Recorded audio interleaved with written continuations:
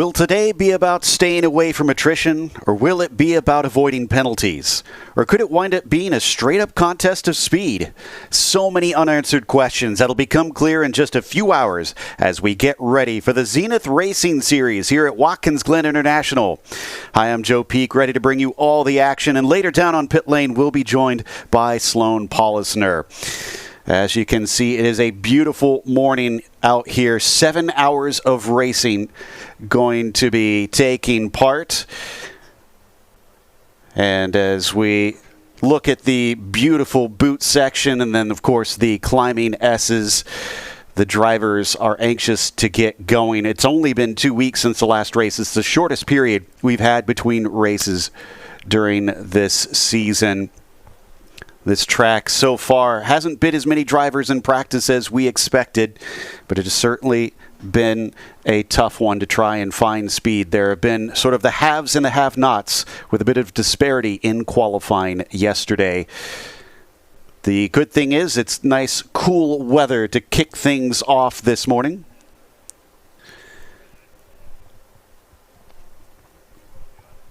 And it was foggy on the way in, but the beautiful thing about Watkins Glen is while the way into here is through the valley, and it is all foggy through there, once you get up on top of the hill that this track is perched on, it is bright and sunny. There you can see Victory Lane ready and waiting for whoever will take each of the wins in the four classes. The ZR4s will return this time around to join us once again after their debut to see what's gonna be going on over here today.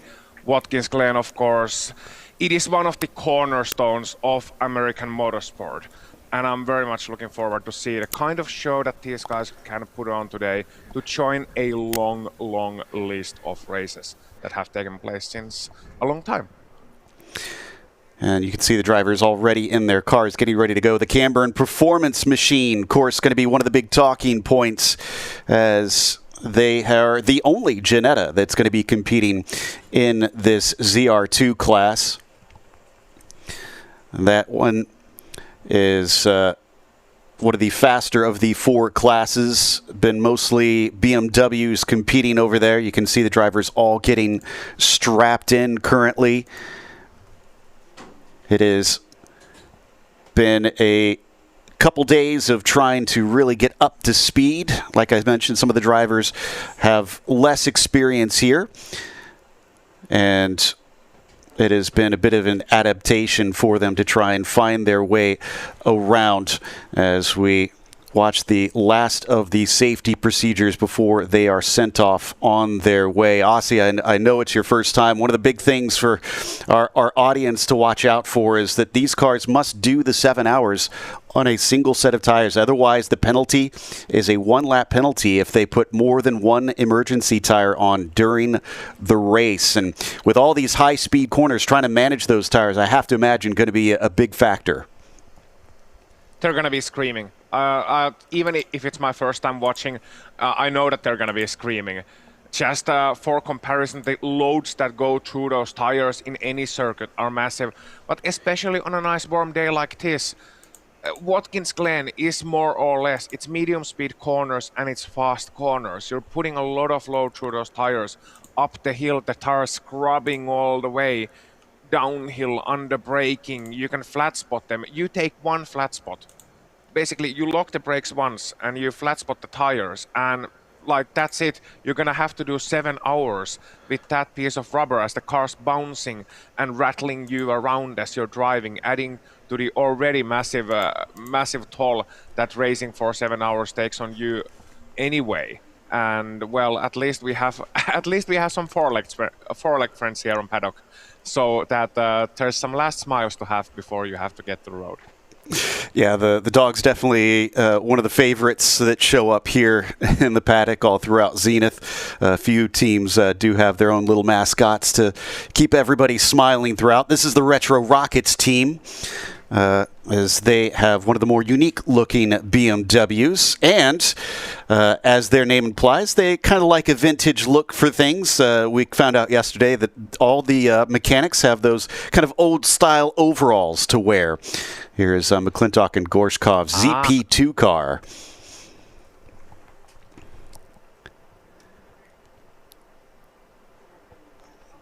The Nimbus team in the number 80 also bringing this new car. Corey going to be among the drivers on that team.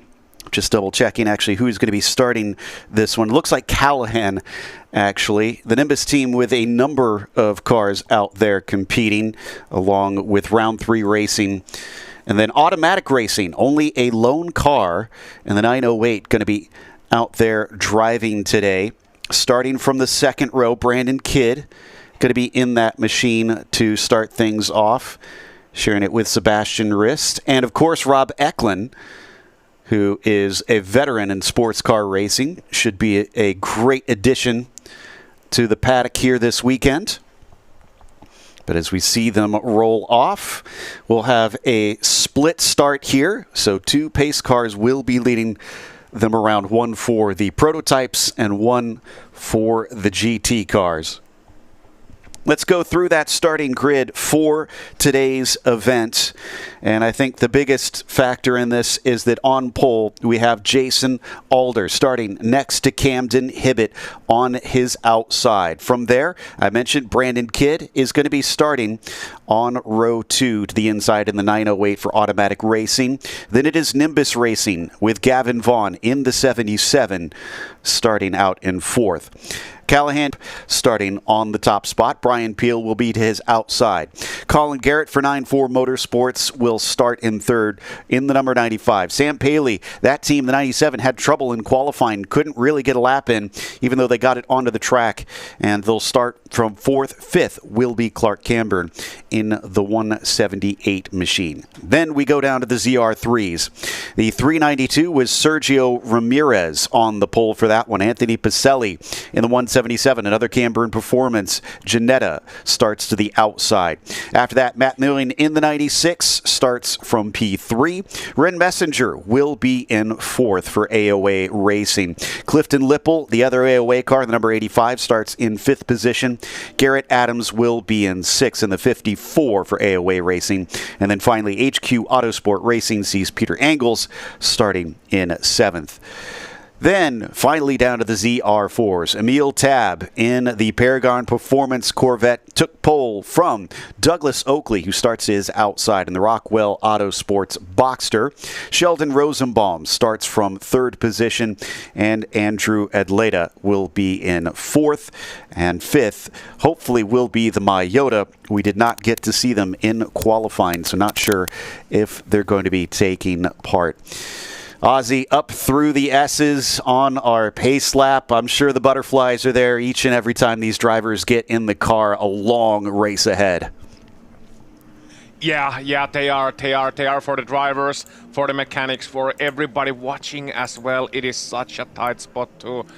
You can see the guardrail still right there to the track. You have really no room for error here, at least not on the first sector. When the track's being widened a lot in places, sure, but when that arm course right next to you, it's gonna be right next to you, and you're gonna be feeling mighty claustrophobic, especially with the cold tires, especially early on in the race. But also, as you mentioned about the tire rule, the very clever tire rule, which I actually quite like, the more that I think about it. Last 2 hours, yeah, it's gonna be perhaps a little bit sketchy too, as we see some of the Beamers making their way on the warm-up lap.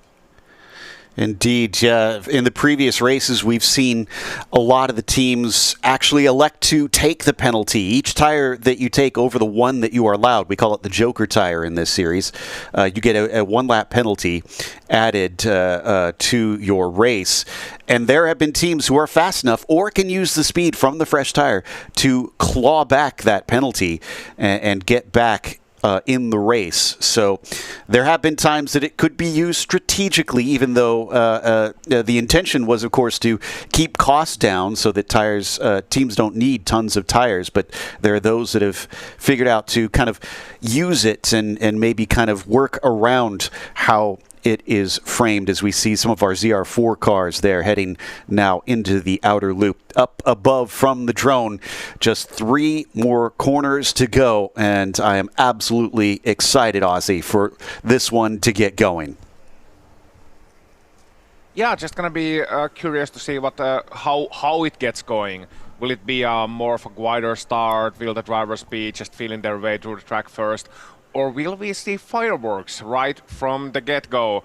That is the question. 7-hour race, but that just means we got 7 hours of opportunities to drive side by side and maybe get it going. And especially here in such a long race, briefly, before we get started, finding your position early on is so important. Certainly, and most of the drivers do know the deal at this point. We're this far into the season. They know they can't win it on that first lap, but they do want to get some decent track position. We'll see who is aggressive down into the 90. It's a no-contact series, so you certainly don't want to clatter into one another, or there will be a penalty waiting for somebody. As 7 of our prototypes have lined up, and it's a good rows for the start. Green flag is out. We are on our way for our first race of the weekend here in the Zenith Racing Series, plunging down into the 90. Round the outside, Hibbett is going to try and challenge for the lead, sees if he could carry the speed. Not quite. Jason Alder is going to fend him off and hold that top spot. But what will the draft look like for these cars? They are not very powerful, but they have a lot of downforce. And as we ride on board one of our round 3 racing cars, what is it going to be as we get up to the inner loop? It's going to be a side-by-side show. I think you'll find that at least. And we come back to the start for our GT classes. And up at the front of them, the ZR2s get going. Look at the start that we had from Alsup in the Retro Rockets machine. He was well ahead by the time they got to the braking here at the 90 as the rest of the cars pile in. Thankfully, they do not pile into one another, and it looked pretty clean from that camera angle. We hop on board with Anthony Pacelli now as we climb up the hill through the S's here in our ZR3 class. Will we also get much of a draft battle? Does look like there's a bit of a fight between second, third, and fourth. We do need to watch out for that 95 car in the bright blue because that is going to be a test car, so it's only here to test the tires. It will not be competing for the whole race, but he slots in to second.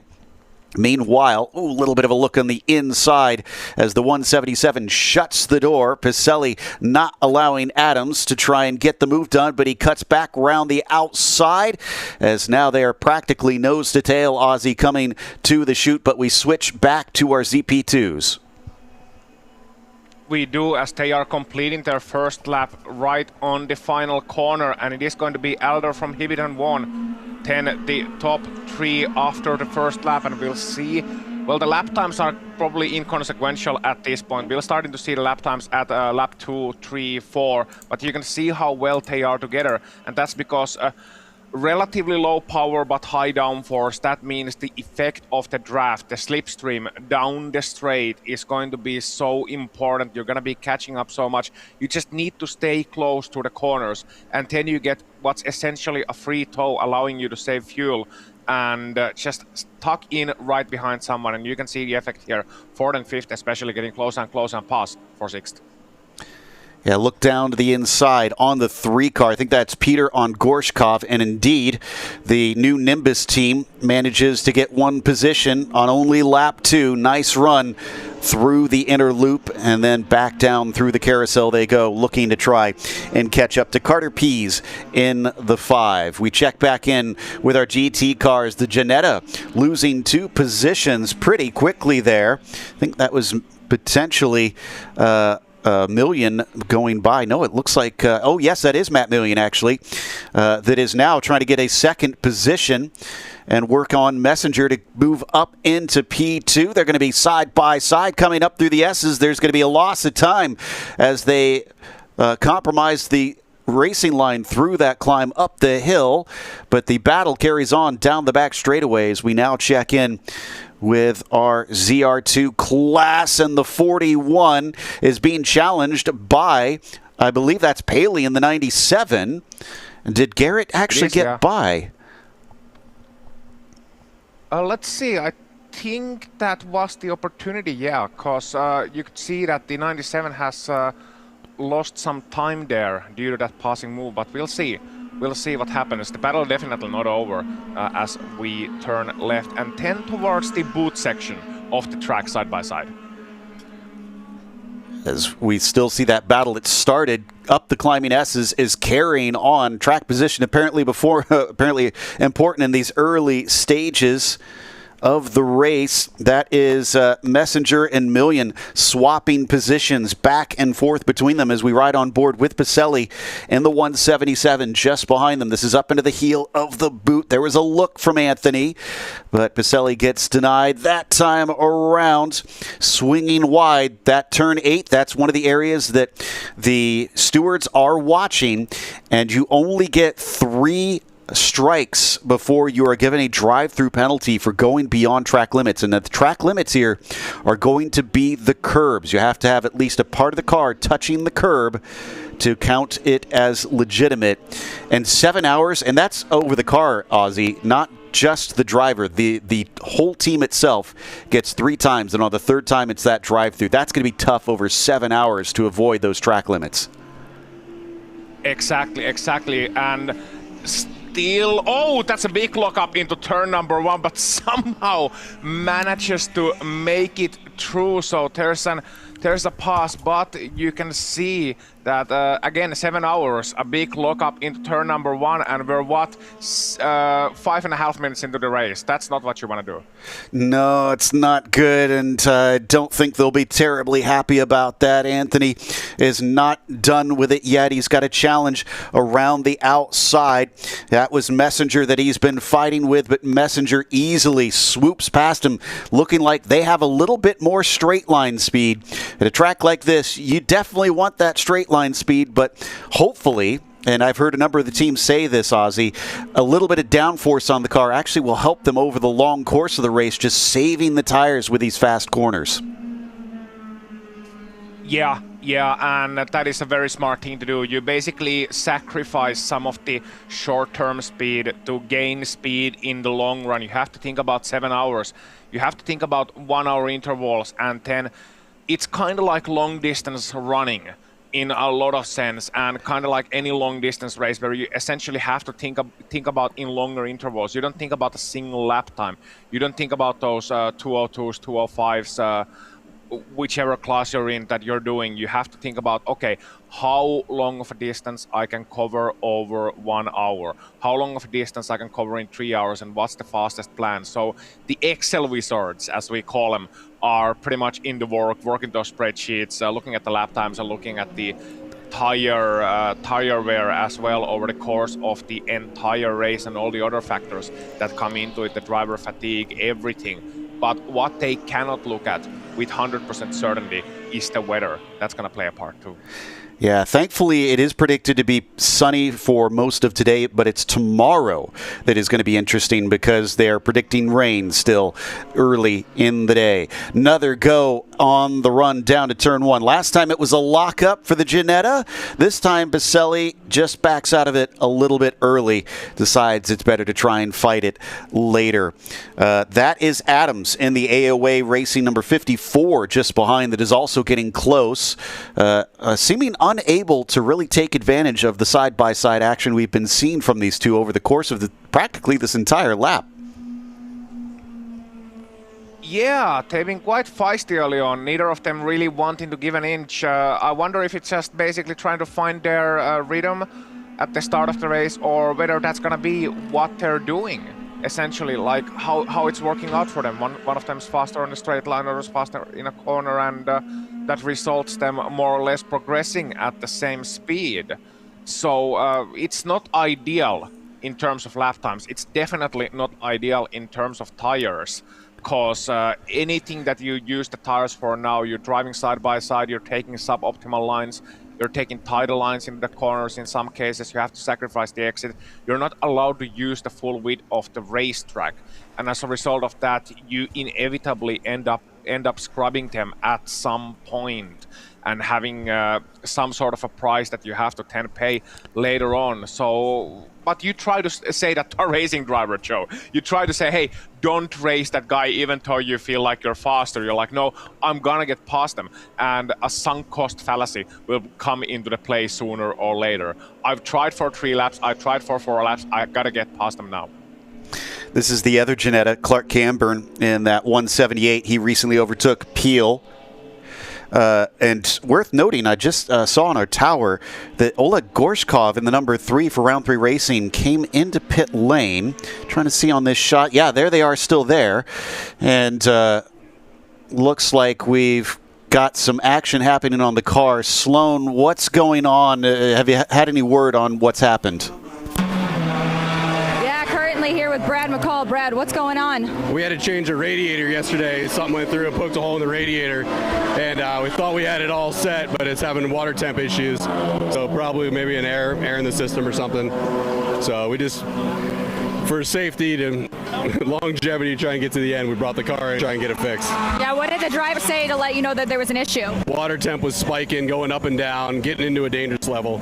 So just decided to bring it in, putting some water in it now, try and burp it, see if that fixes it. I know it's early in the race, but are you worried about how this might affect you, timing-wise? Yeah, it's tough with the code 60. There's just no opportunities to get laps back. So we're probably going to lose this lap. Hopefully not 2, but it's really, really tough in this series to get a lap back. We're just going to have to try and do it on strategy, fuel conservation, stuff like that. But hell, we've been in this position before. We've had good finishes, been on the podium, so it's not over till it's over. Yeah, all right. Well, we're wishing you luck out there. Thank you for the info. Appreciate it. It's my pleasure. Back to you guys.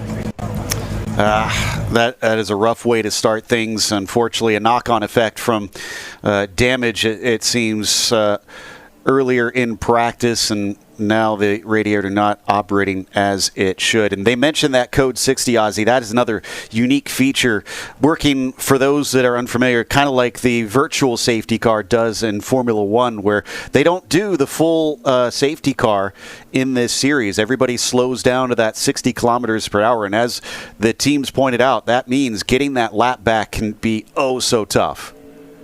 Oh, it can be. It can be indeed. I like that feature, actually. It kind of reminds me of something we do here in Europe in terms of endurance racing as well, but even stricter in terms of the speed limit. Just, of course, the priority number 1, making sure everybody is safe during the safety car period, especially if we do get marshals on track working and giving them the time and space required to work on those cars. We see the 95 on the pit lane as well.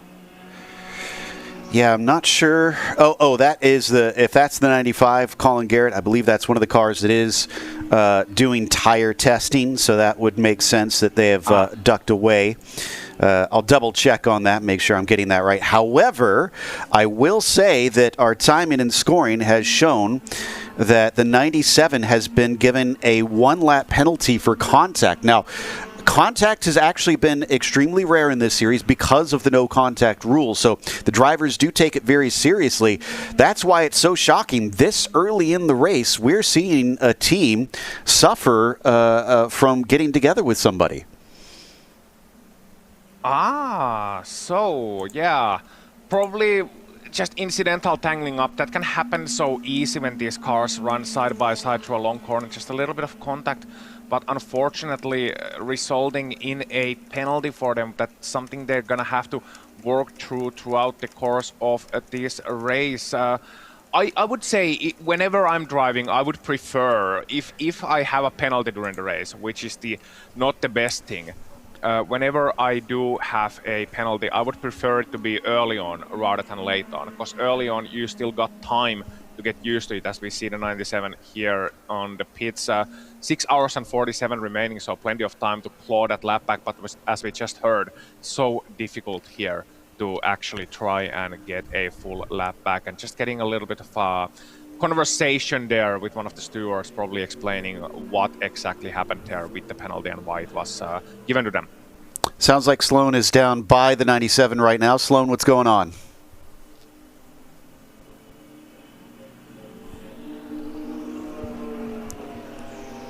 are having some technical difficulties, but they don't know exactly what it is yet. They're heading back to the garage right now. So we just caught up with the 97 team. They don't know what's going on yet. So that's one of the difficult things of this race is when you're first starting out, your car feels really good when it's first getting out there. But I just spoke with their engineer, and they said they're just going back to the garage for right now. They don't know what the issue is. Yesterday they were having an issue with the boost, and they ended up not being able to qualify. But we're hoping that they're able to head back to the garage, figure it out, and we'll see them back on track later. But for right now, they don't know what the issue is. So frustrating. The 95 also heading behind the wall, so that's both Grid Seat and the 97 team, the 94 Motorsports and the 95 probably checking in some information on those tires early on, although that is a bit strangely early for them to also take it behind the wall. Also seeing the 177, a false start drive-through. Wow, so a number of teams having problems, and here we get the battle going. Is this actually the 177 right now that we're watching? I think this is, and yes, so that team is going to be disappearing from this, what has become a three-car battle very shortly. Hopefully somebody will get on the radio with Matt Million in that number 96, let him know, that's Messenger, I think, in the 14 rather, let the AOA car know that they don't have to battle hard because that Ginetta is going to disappear soon.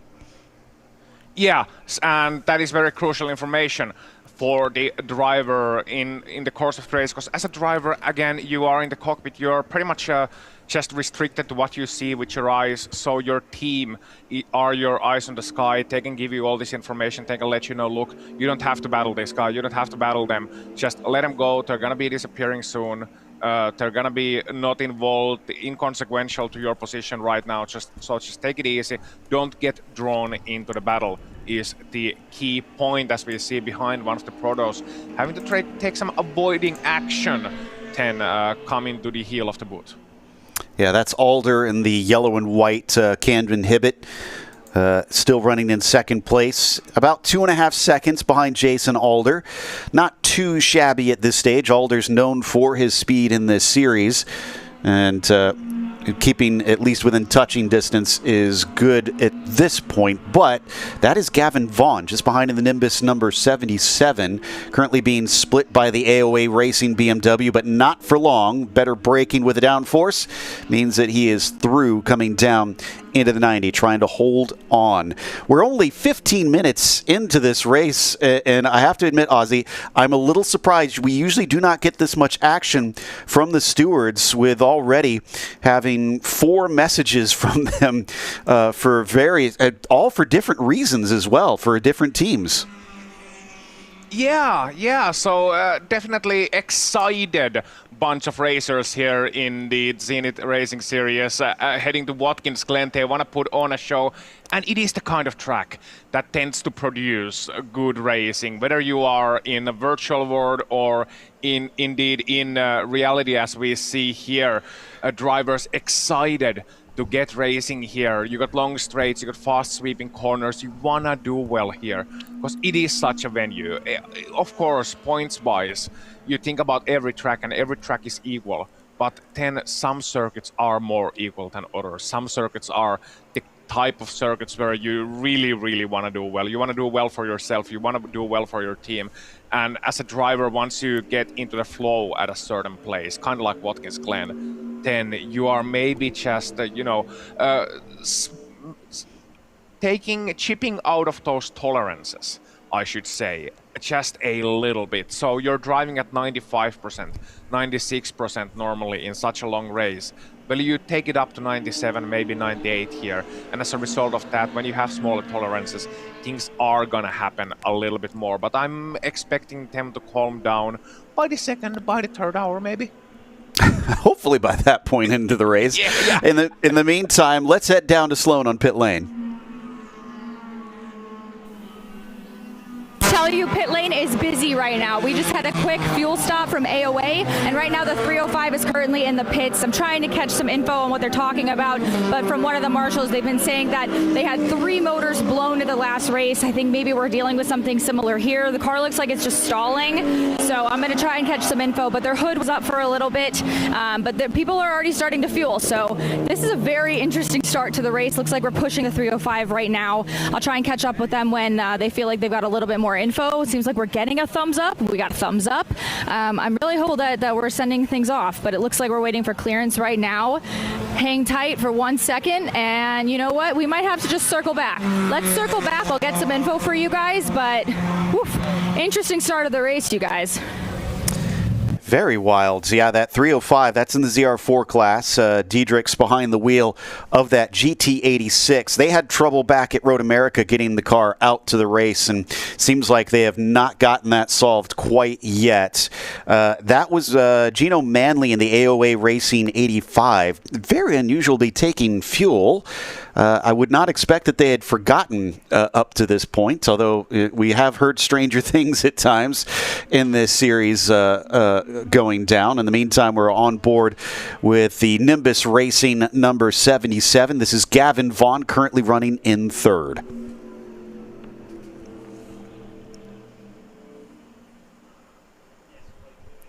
So we watch them out of turn 9. Vaughn still hot on the heels of Camden Hibbett. Nimbus versus round 3. That's been a common sight so far this season.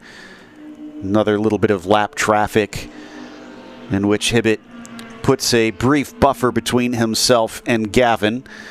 But once again, the 77 easily carrying the speed and managing to get ahead of the BMW. Matt Millian in that number 96, currently running second for 9-4 Motorsports. But looks like Camden Hibbett trying his best to play a bit of a rear guard at this stage. I was looking at that best lap on the left-hand side, Ozzy, and look at the difference, about half a second quicker than Camden Hibbett's fastest time. Alder's really stretching away. Yeah, he is so really just putting on those great lap times. You can see the fastest lap there, 158.731. That is half a second faster than Hibbett, than Vaughn, than anybody else. Interestingly enough, it is the automatic racing entry, the 908, with Kid behind the wheel of 159.466. That is actually the third fastest lap of the race. So we're going to have to wait and see how that gap will develop. They are currently 4 seconds behind the podium, but as said, early goings in this race, different drivers taking on different strategies, taking on different approaches. We might see them rise up the leaderboard later on as the race will progress. Ooh, look at the frustration starting to show itself from Hibbett. Camden flashes the headlights at one of our GT cars. I already mentioned earlier how they don't really seem to have much in the way of grunt underneath them. All of the speed tends to come from the downforce of these cars, and that means we get the awkward situation sometimes where you can seize almost at the same speed as these GT cars on the straightaway, and then it's down into the braking where they have to dive in and make sure and use that extra grip to try and get by them. But for now, he at least gets a clearing until he reaches our leader in the ZR3s, the 392 of Harrison Motorsports. Sergio Ramirez pulls off, lets him go. But look at what this has done in the battle for second. Gavin Vaughn only now just getting by Clark Camburn and now has to work past Ramirez. Yeah, so things developing, things progressing here. One thing that I am taking a note at, again, watching the development of those lap times, drivers just slowing down ever so slightly here, especially with Alder, 158.7 being the fastest lap around, but not quite at that speed at the moment. Of course, traffic does play its part, but also people just getting into their rhythm, and it's so difficult to try to gauge in the outer loop in that long corner when you pass around the outside, just like that, where you can see pass around the outside, trying to gauge the exit, because the exit in that corner, it comes at you in a hurry, and the track kind of runs away from you, dips away from you. It's anti-camber on the outside on the runoff zone, whereas the corner is camber, it's banked a little bit. So if you run just a little bit wide, you dip your wheels outside of the white line, then it can lead into a very difficult situation. So it's a brave move trying to work your way around the outside, even if that is the fastest way to do it. When you're working through a traffic, of course, the GD car gonna want to take the inside line, so you have to work the other way around. Yeah, this is much easier.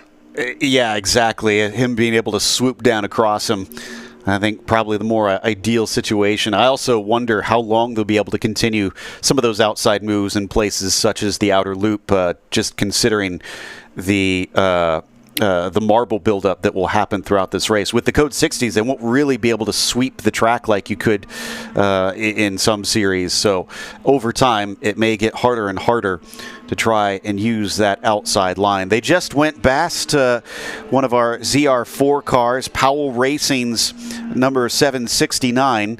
That has become a fan favorite. It's gotten a plethora of nicknames, one of which the team has dubbed the Snot Rocket, with its bright green Miata. And I love that. Yeah, it's been fun. But right now they're only running in 4th in class, so they're outside of the podium. But we saw last time at Road America, they were very good at keeping the consistency up, and they came away with the win in the second race just by avoiding penalties and then keeping the lap times chugging along. We're watching the 77 once again of Gavin Vaughn. What is that gap now between the pair of them? Looks like that's gotten up to 4 seconds to Camden Hibbett. So I don't know if that's traffic, Ozzy, or if this is just outright pace, but it seems like the 4 cars really, really pulled this out now. Yeah, so last time around with those lapped cars, a 202.1 for Vaughn, and comparing that to the 159.4 for Hibbett. So last time around, actually losing almost 3 seconds over the course of a single lap, and needless to say, that's a lot. We had, I believe, 24 cars start this race, but we only have 21 still running with the early attrition. But speaking of cars being stuck on pit lane, we have our own Sloan Polisner down there once again. Sloan, what you got? Little windy as my hair is blowing in front of my face, but I'm here with John McClintock. We just saw the car, 3-car rolling by us. Can you give us a little update? Yeah, we were seeing really wild temperature swings just on the first couple of laps, and so we brought it in, and it looks like it's a blown head gasket. So back in the garage, we're going to try and swap the engine out and see if we can get ready for tomorrow. So you have an engine with you to swap? Yeah, yep. It's just going to be a lot of work for the crew for the next few hours. All right, so a few hours is what you're expecting? We'll see. We'll try and get it out for the afternoon just to make sure everything's working for tomorrow, and then see what we can do. Okay, all right. Well, we're wishing you guys the best of luck, and hopefully we'll see you back on track in a little bit. Thank you. Yeah, back to you guys. But that is a credit to the team's grit out there, Ozzy. They're going to try and replace the whole engine. They know there's a long race left to go. And as we've seen, and as I've said, attrition is a bit of a factor at this track typically. So, I mean, I guess there is precedent for them to try and stay out there and get laps in if they can. Yeah, and just a message, a quick hello to Sloan. We wouldn't have that problem with Joe in the pit lane with the hair blowing to our face. With neither of us, honestly. So, yeah, exactly. Glad to have a fellow Baldy with me. Yes, the final hair blowing out somewhere in the wind, ending up on the track in Watkins Glen. Not even enough to give you a debris caution. But we come back to that 77 who continues to try and get their pace up. And they actually set their personal best this last lap, 59.6. Unfortunately for them, Hibbett did the same with a 59.1. So they have put another half second over that 77 car. It was close racing early on, but now it is starting to stretch apart, which is definitely a bit of a feature in this series. Most of the teams were not really as worried about track position as we have a slowing car on the front straight. That is the 778, I think, or 178 rather. That's Clark Camburn with an issue. And I really hope that that's not something terminal, because I know they were working hard on that car yesterday when I was talking to Clark. So 209.8 last time around, so if it's something big of an issue, then yeah, it must have happened during the later portion of the lap, because they were within 1 second of the good lap times, so to speak. 1.5 seconds of the good lap times, and might have been just a bad exit from the last corner, you know, maybe trying to give room to the Proto, trying to pass, then the Proto decides not to pass, and getting a bad exit to the main straight. Could also be that. I'm looking at the car right now, and it looks to be going all right-ish. So as we watch the 41 carry on with the lead, that's something they're also used to in this series. That Retro Rockets team has been pretty fast, but unfortunately lost their engine at the end of race 1 back at the last round.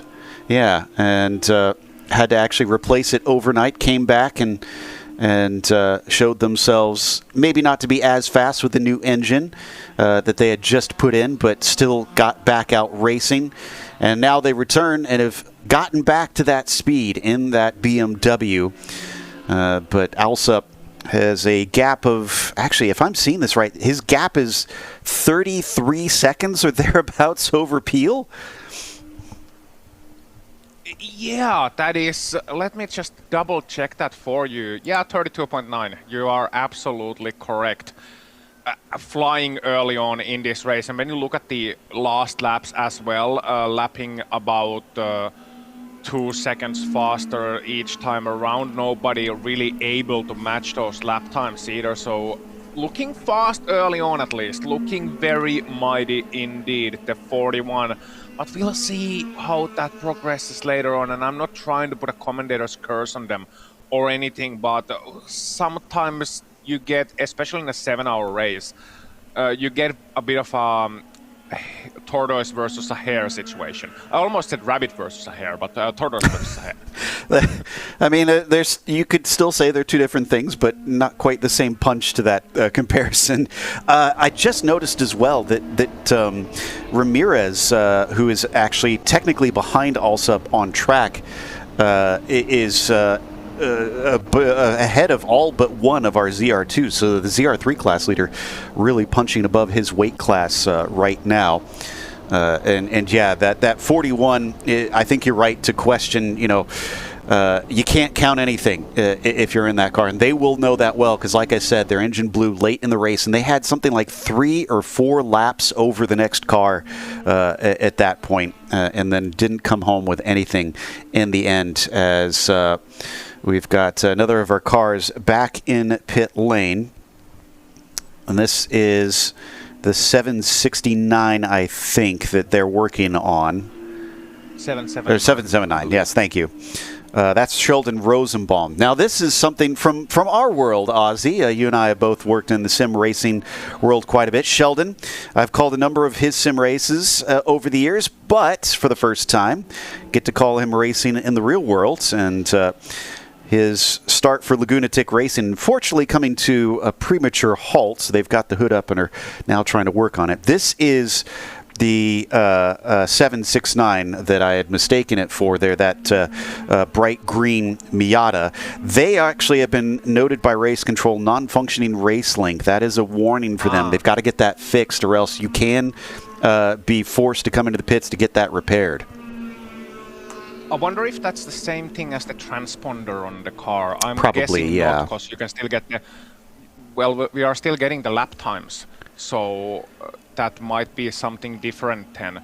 But yeah, it's gonna be a difficult fix to do when you're driving out there. So we'll have to see if they can indeed work that, and if so, whether it's something that has to be done during a pit stop, or whether it's something that they are monitoring the progress of. It might be as simple as, you know, turn it off and then back on again. Might be a simple reset or might be something more. But yeah, if it was the transponder, I don't think we'd be getting the lap times. That's a good point. Yeah, thinking on it, I believe the race link is how they give them information on flags and various race control situations. So, which is also extremely important. So yeah, they probably won't want to let them run out there for very long if they aren't able to get that up and going, which would bring them in for an early pit stop. Speaking of those pit stops, expected to be about once every hour for each of the classes. So we won't be seeing pit stops for fuel anytime soon. We will be seeing Sloan soon because she's got more information down on pit lane. Just caught up with 779 Lagunatic Racing. They said that they have a sensor that might be saying that the water cooler it's overheating, but the car is actually not overheating, which is forcing the car to go into limp mode. So they're not sure what's actually causing it right now. It seems like all their levels are fine, but the car is acting as if it's not. So when we get some more info on how they're going to fix it, if they're going back to the garage, I'll let you guys know. But for right now, driver's safe. The car is in good condition, but it seems like it's just electro for right now. A lot of little gremlins that have been popping up early on in today's race. I did notice, getting to talk to the teams a lot this weekend, Ozzy, many of them were saying that they were not going out for much of the practice sessions just because they wanted to save on wear and tear on the cars. If they have experience at the track, they figured they would just try and hold on to the cars because it's 14 hours of racing this weekend. We have to remember it's today's 7-hour race and then another one tomorrow.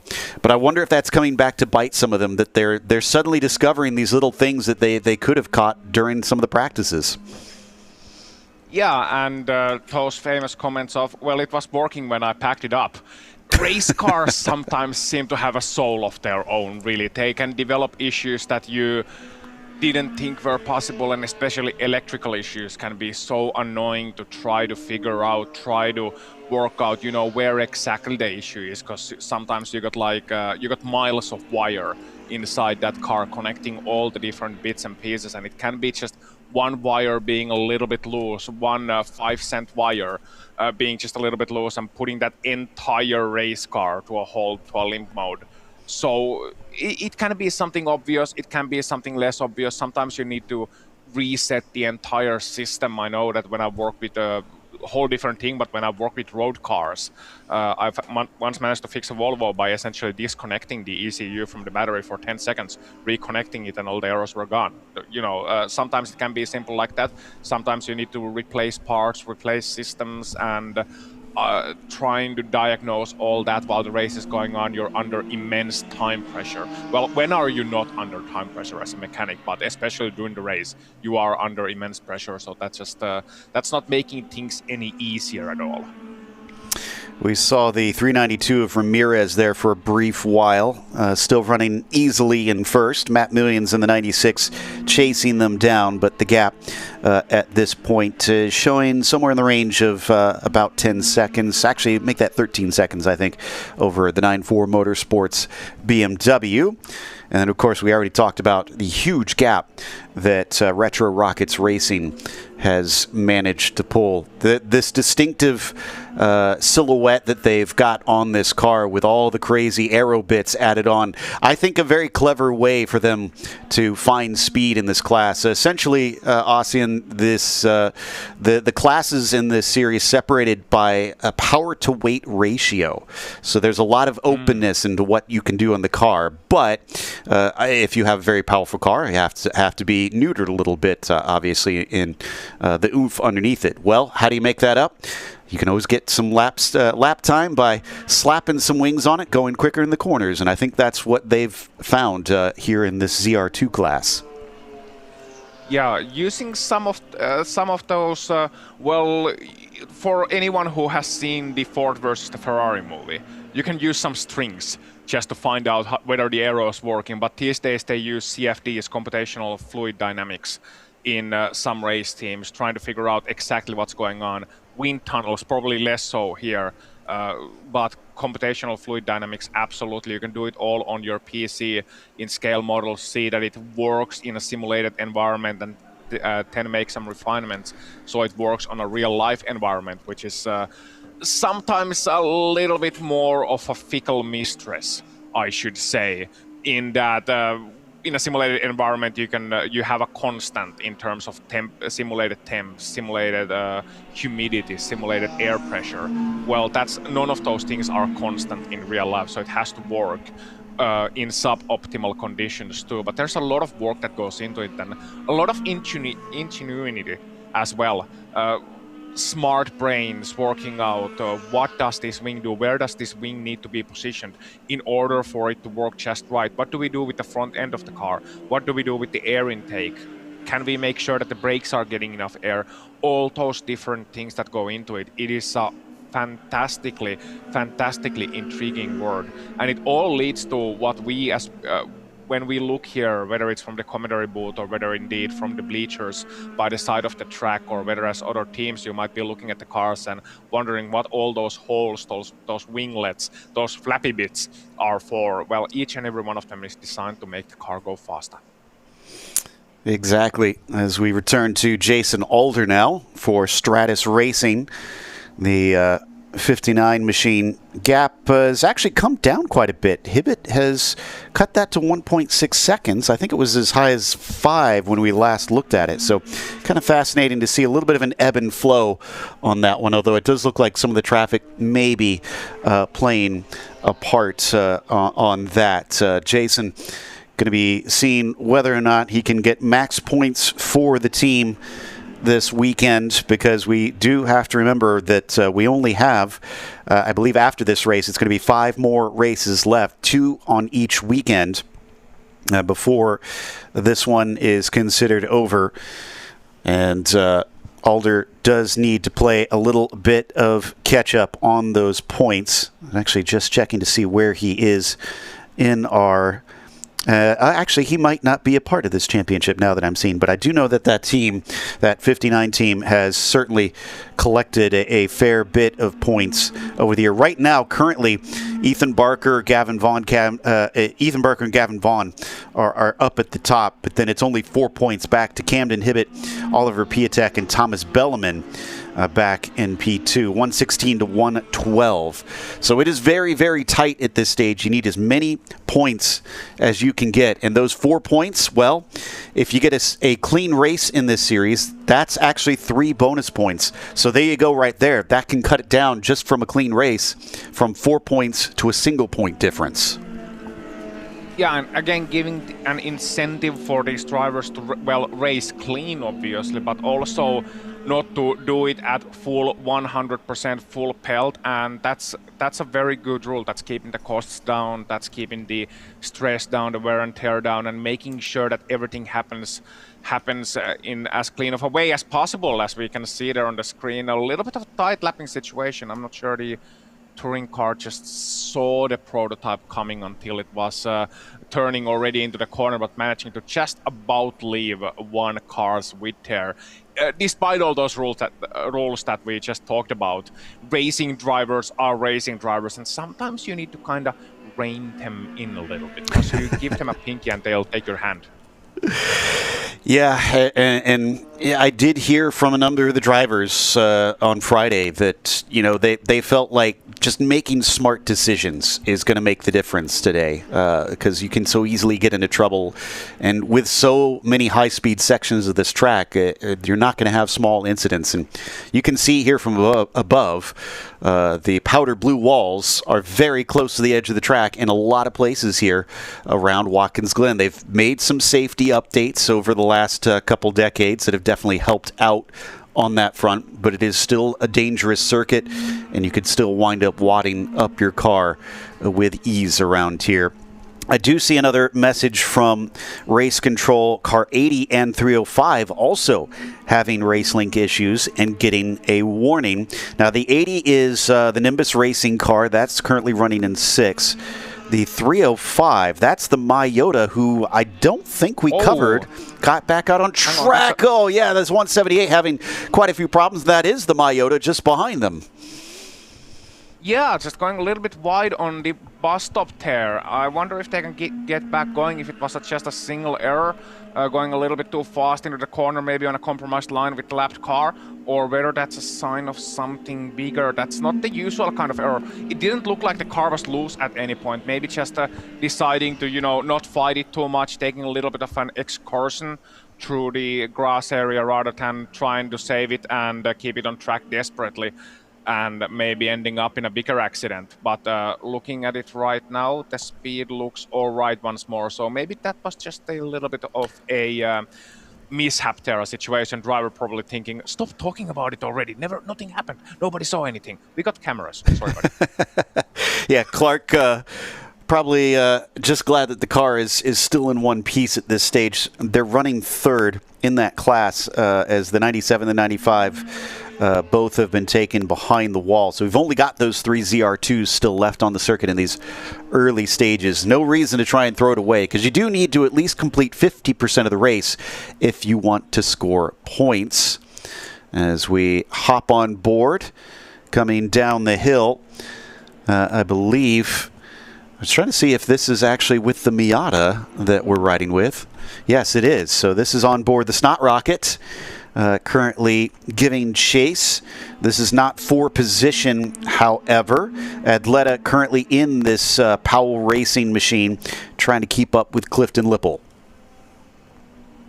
Yeah, on board here with the, as you said, fantastically named Snot Rocket. I think they've tried to match the color to the green flag overlay on our graphics, Just a little bit. At least under what have become somewhat cloudy, hazy conditions. It was supposed to be sunny today from what I saw in the weather report, and if I look out my window, it does look like we might have some blue at some other point. Yeah, there we can see little pokes of it through the clouds, but I don't think they'll be too worried about any sort of weather at this stage, thankfully.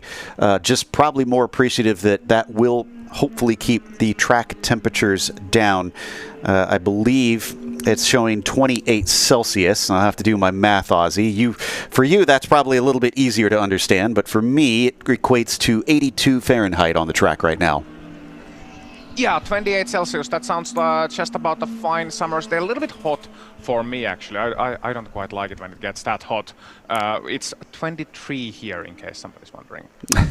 Just giving away the information that I'm not exactly on trackside, but bright and sunny here in Finland, where I'm watching this race from. So, 85 there on your screen. Something I'm going to mention when we were talking about experiences and the trouble of going through 7-hour race earlier on, and the smart decision making, is that a lot of these drivers are coming from whole different backgrounds. Like Camden Hibbett, for example, in that number 4, driving right now, 17 years old, a sim racer, and raced quarter mid.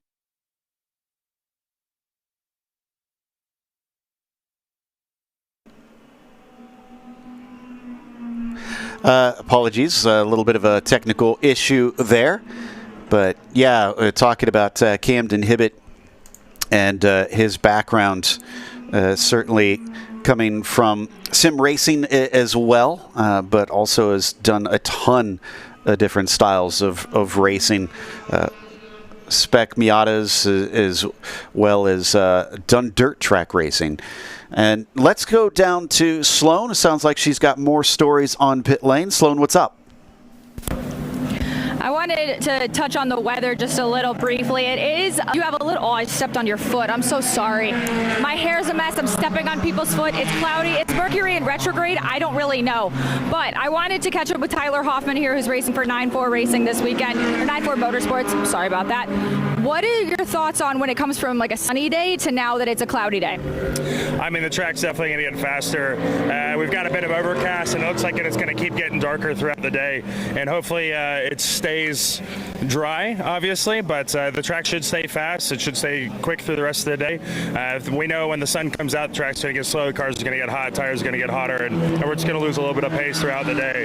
But, it's going to be the wind, the breeze is nice. We're down in Atlanta. My wife's in Atlanta. She said it's a kind of a dreary day down there. So it's great to be here, and it's taken taking a toll on your hair, it looks like, but still looks great. So it should be a good day for racing. That was like such a backhanded compliment. Thank you so much. Okay, well, we're happy to have you racing with us this race, and we're hoping to see you in the car a little later today. Yeah, looking forward to it. Thank you. I don't want to hear any comments about my hair. I'm already upset enough about it. Back to you guys in the booth. I wasn't going to say a thing. Since we watch Matt Million, I believe, come down through the inner loop. Definitely really chucking that car into there. Matt's one of those drivers that absolutely has experience here. And that's, that is Angles. That is Patrick Angles in the HQ Autosports Racing. Apologies to the 330 team. They're currently running in 6th in their class. Ooh, I just saw that Clark Camburn has hit pit lane in the 178. And they must be having more problems. I see them now coming down towards their pit box. Hopefully that excursion that Ozzy saw through the inner loop did not cause them any sort of damage, but it does look like they're refueling the car currently from what I can see.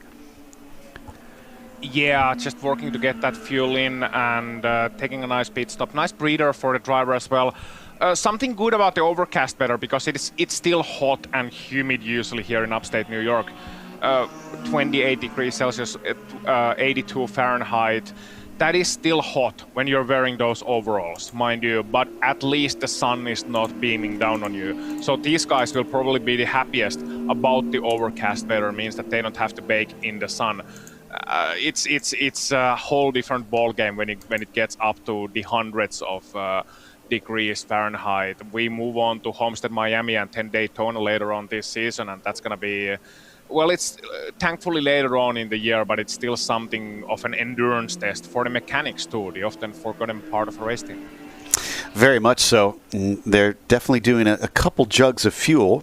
And again, this is a bit early, not outrageously so, but did not anticipate the cars being that thirsty for fuel. We haven't seen others come in around this time yet, so I'm hoping this is not a sign that the 178 team is just maybe a little bit too greedy with the gas in the car. By the way, that 83 Fahrenheit, that's the track surface. It is 73, so it is a little bit nicer out here currently. Yeah, it's not too hot right now, but it will get up to about that 81 to 83 temperature. At least predictions say that for later today.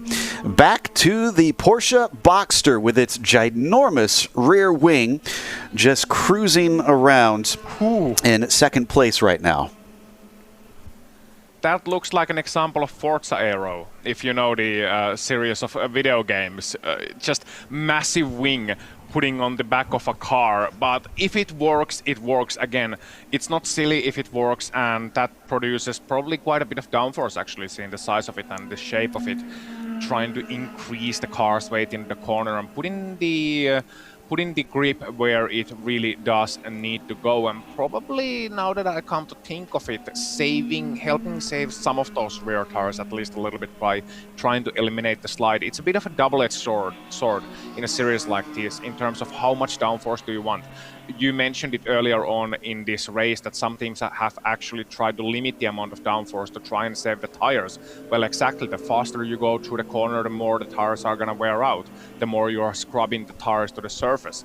On the other hand, you want that downforce to try and keep the car nice and planted throughout the corners to avoid the unnecessary slides, and also to increase cornering performance and therefore decrease your lap time, all of which are nice things from a race car driver's perspective, as we see the 66 there on the pit lane. Yeah, so that's our leader in the ZR4s, and they are refueling currently. Now, this was a big talking point for them because they failed to win race 2 after a huge pace advantage over the rest of the field. And it was because they ran out of fuel at one point at Road America, and they said that was kind of their own fault. Well, it really was their own fault because they were not under any pressure. They didn't need to try and push the fuel limit, and just did not anticipate what they were being fed from the information inside the car to be just slightly off. And they planned to pit in the next time by, but next time by didn't come, and they wound up grinding to a halt out on the track. That then caused some technical problems inside the car with various sensors, and then they lost many laps trying to get that worked out. This time, I don't think they're playing games, as it is a bit of an earlier stop, less than an hour in. And as the various jugs get emptied into the car, they should eventually find their way back out onto the track. This team is a fun one, Ozzy. It is made up of all three drivers who are daily mechanics for their day job, but they're kind of moonlighting as race car drivers and doing a pretty good darn job, I'd say, at this point.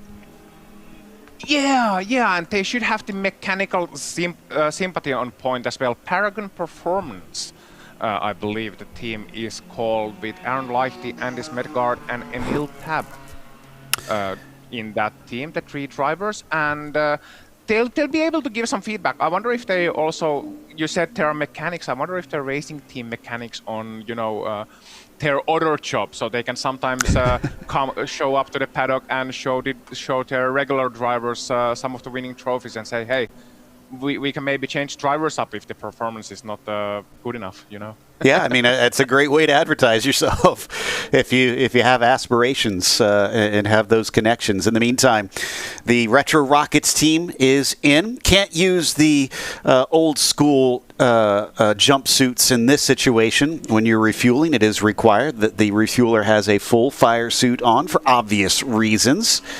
And yes. As they continue to refill the car, since they're not supposed to change tires unless it is an emergency, you can see it is basically down to just how fast you can refill it. Let's head down to Sloan, who is on the scene. Good clean stop for right now, just fueling. Again, this team has had a lot of history with this series so far. They had a rough time at Sonoma, but they've been climbing the charts ever since. Definitely a retro car, I will tell you that. But it looks like we're good to go. Oh, we should be good to go. Actually, I think we're good to go. I'm going to ask about that, if the fuel coming out the back is a bad thing, but it doesn't look like it is. But from my perspective, good clean stop. Yeah, Alsup takes the car back out. No driver swap on this one. He shares it with Reed Garton, and we anticipate let's Reed. Look at the situation. Very, very slow exit in the pit lane. The fuel leaking. Just briefly. Okay, looks to be good. Sorry, just interrupted you there. That's okay. Yeah, I was going to say they're currently second in the points, this team. Obviously, having had their issues back last time out that put them behind Brian Peel and Ian Barbary, who lead by about 6 points currently. So they're going to try and claw their way back. And Barbary and Peel currently sees Brian out there on the circuit in the 94, which now leads since they inherited it from this 41, but we anticipate they will be in soon. I do find it fascinating that we're seeing such a difference on who is pitting when this early in the race. Even though we have a wide variety of cars, they do limit the fuel cells in these machines. And so in the past, it's been relatively similar throughout the field as to who is pitting when. Here, I don't think we've seen too many cars pitting on the same lap. Yeah, and it makes me wonder, because again, sometimes you get drastic differences between how fast the certain cars go through their fuel, how thirsty they are. Some are a little bit more thirsty, some are a little bit less. And as you mentioned here in this series, it's apparently been pretty close between various teams, various machines. But here, not so much now. Two things that might play a part into it. One, Watkins Glen does allow for quite a bit of fuel saving, and it allows you to do that relatively easy, in that what you do effectively is that you lift and coast, and it's a similar technique across a wide variety of motorsport series, even in the virtual world, as much as in real life. So you lift and coast maybe 100, 150 feet before the meters before the corner, and just lifting a little bit, not feeding any more fuel into the car, just going off the throttle and then braking a little bit later. And at that way, you lose minimal lap time. Sure, you may be losing 1/10 or 2/10 of a second per lap, but more to the point, you are saving fuel to make up for the difference, to try and get yourself into your fuel target. And another thing here is just how hot you are going to the bends effectively. So in the corners as well, are you kind of like dabbing the throttle, or are you more so coasting nice and cleanly to these long corners? That makes a difference as well. How patient you are off the throttle. Are you patient enough waiting to the entirety of the corner, or are you perhaps trying the grip a little bit early on, feeding the throttle, then having to get off the throttle and feed in the throttle once again? Those may be small increments of gallons or of liters, whichever you prefer, but they all add up throughout the course of a stint as we see our overall leader heading to the pit lane. That's the 59 with Elder. Okay. So Jason now hands it over to Camden Hibbett, since they had caught back up and we're not that far behind. There we see the Stratus Racing Machine. Let's watch to see how this pit stop goes for the team as they get the catch tray out. Having a little trouble there, it seems, getting the jug off the table. Oh, and we have a car stopped. The 305, that's at turn 7. That's down at the toe of the boot. This could be a code 60, and the 59 team is probably hoping that it's going to be a code 60. There we can see the halted car, because one of the big things that the teams quickly learned from the first race, Ozzy, is that, yes, it's not a safety car per se, but there is still a ton of time to be saved if you wait to pit until the code 60. Yeah, and thing is that it's coming pretty close to an even hour.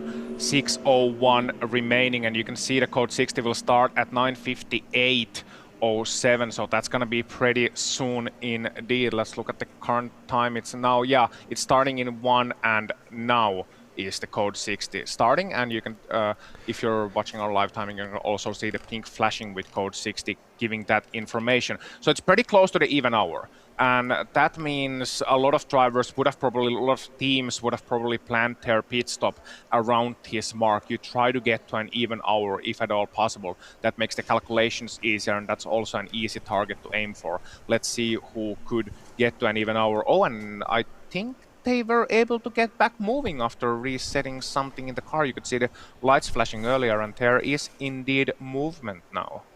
Okay, so you're right, that is the 305 on its way. Now, will they remove the code 60 immediately? Because in the recent race at Road America, they had started a trend towards leaving the code 60 out so that all the teams get a chance to pit if they want to. Sounds like Sloan is down on pit lane with some that are taking the opportunity. Sloan? Yeah, talking to some teams, I keep asking about strategy if I can get a little bit of it, and they say anytime there's a yellow, they're going to take it. So we just had the 59 of Stratus come in. Looks like we've got Camburn Performance in as well, and the 14 of AOA. Looks like 3 jugs all across pit lane. So we saw some early splashes earlier in the race, and I kind of asked him, like, is this just something that you guys are doing strategy-wise, or is it whenever a yellow comes out? I've heard yellow, so not to give away anybody's strategy, but that is something that I'm looking out for here. Haven't seen any tire changes yet. You can hear some of the team also. Visors down is the biggest thing when you're doing a pit stop. You don't want any penalties here in any capacity. So if your visor's not down, you're going to get docked for that. Looks like we have another AOA car coming in. Pit lane is busy, you guys. I might be a little bit out of breath, but it's okay. It feels like Sonoma all over again.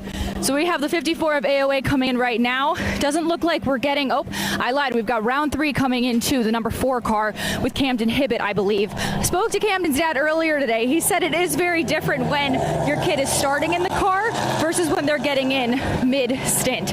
So he said that he was very focused. He was ready. He had his headphones on. Also, we're getting the 77 and the 80 in right now. It is very, very busy on pit lane. Looks like we have really good clean stops, though. This one of the 14 was taking a little bit more fuel than I thought they would, so that's kind of interesting. I'd love to see how long they end up staying out on track versus when they're going to pit again. So same thing with the 54. Looks like we do have a driver change going on.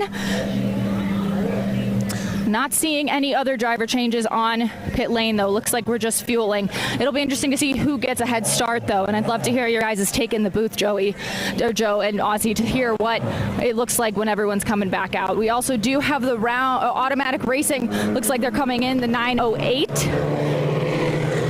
It's busy. It's busy. Oh gosh, we have another one coming in. Seems like we have Harrison Motorsports coming in too of the 392. Wow, lots of stuff going on. And the Daryl, green, my camera guy's going overtime here. We're getting a lot of work. 54 is taking a lot of fuel. So again, would love to see how long these stints are and checking in with the team, seeing, you know, what really their strategy is. If they're going to come in when there is another yellow, or if they're going to run as long as they can. Looks like the 77 completed their pit stop, and same with the 80. Looks like our automatic racing 908 is still fueling right now. 54 has been released. And we also have the 96 of 94 Motorsports coming as well. I did see Tyler Hoffman suiting up, so I'm wondering if there will be a driver change for them too. We also have the 5 round 3 racing car coming in as well.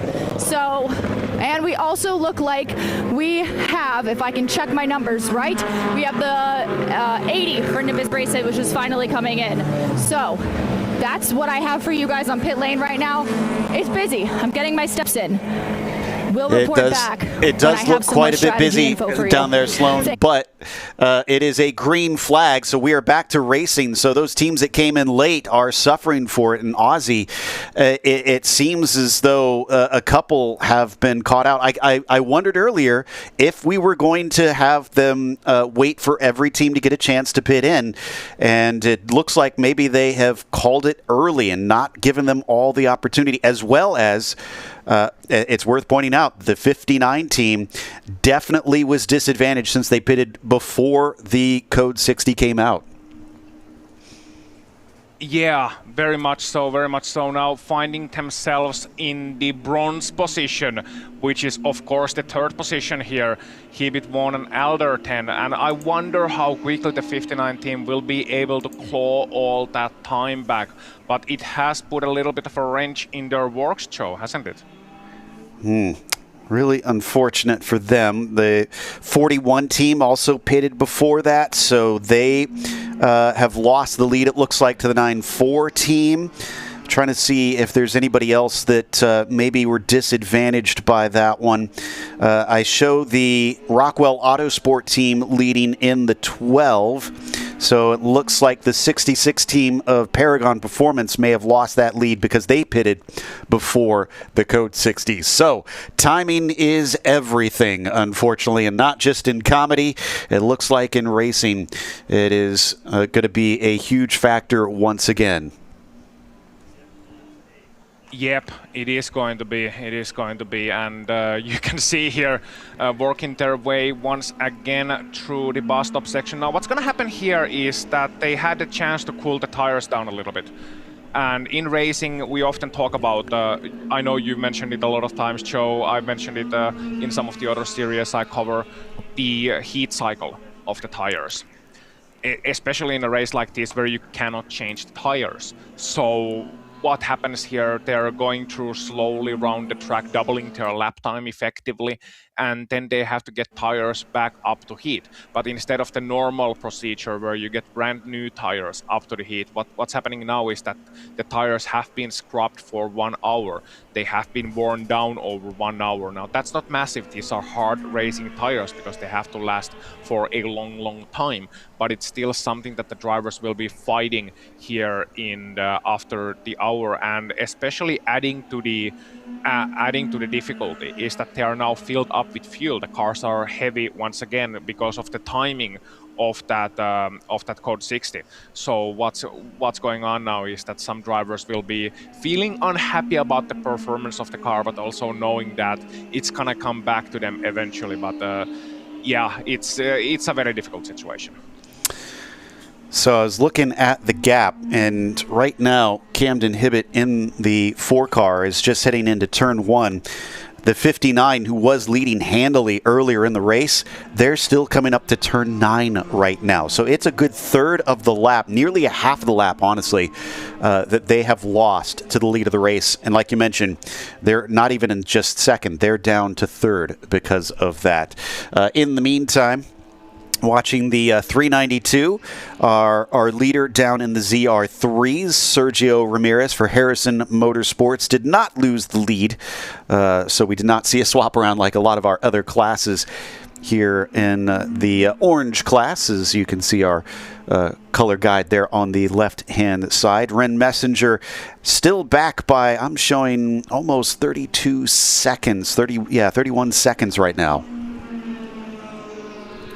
Yeah, it's not the kind of gap that you can make up easily, not under normal circumstances. You're right, 31.3 seconds, and as the lap times start to normalize and trickle in once we get back up to racing speed 4 full laps, 10, we'll be able to see if there is anything in that number 14 that can possibly start to claw into the lead.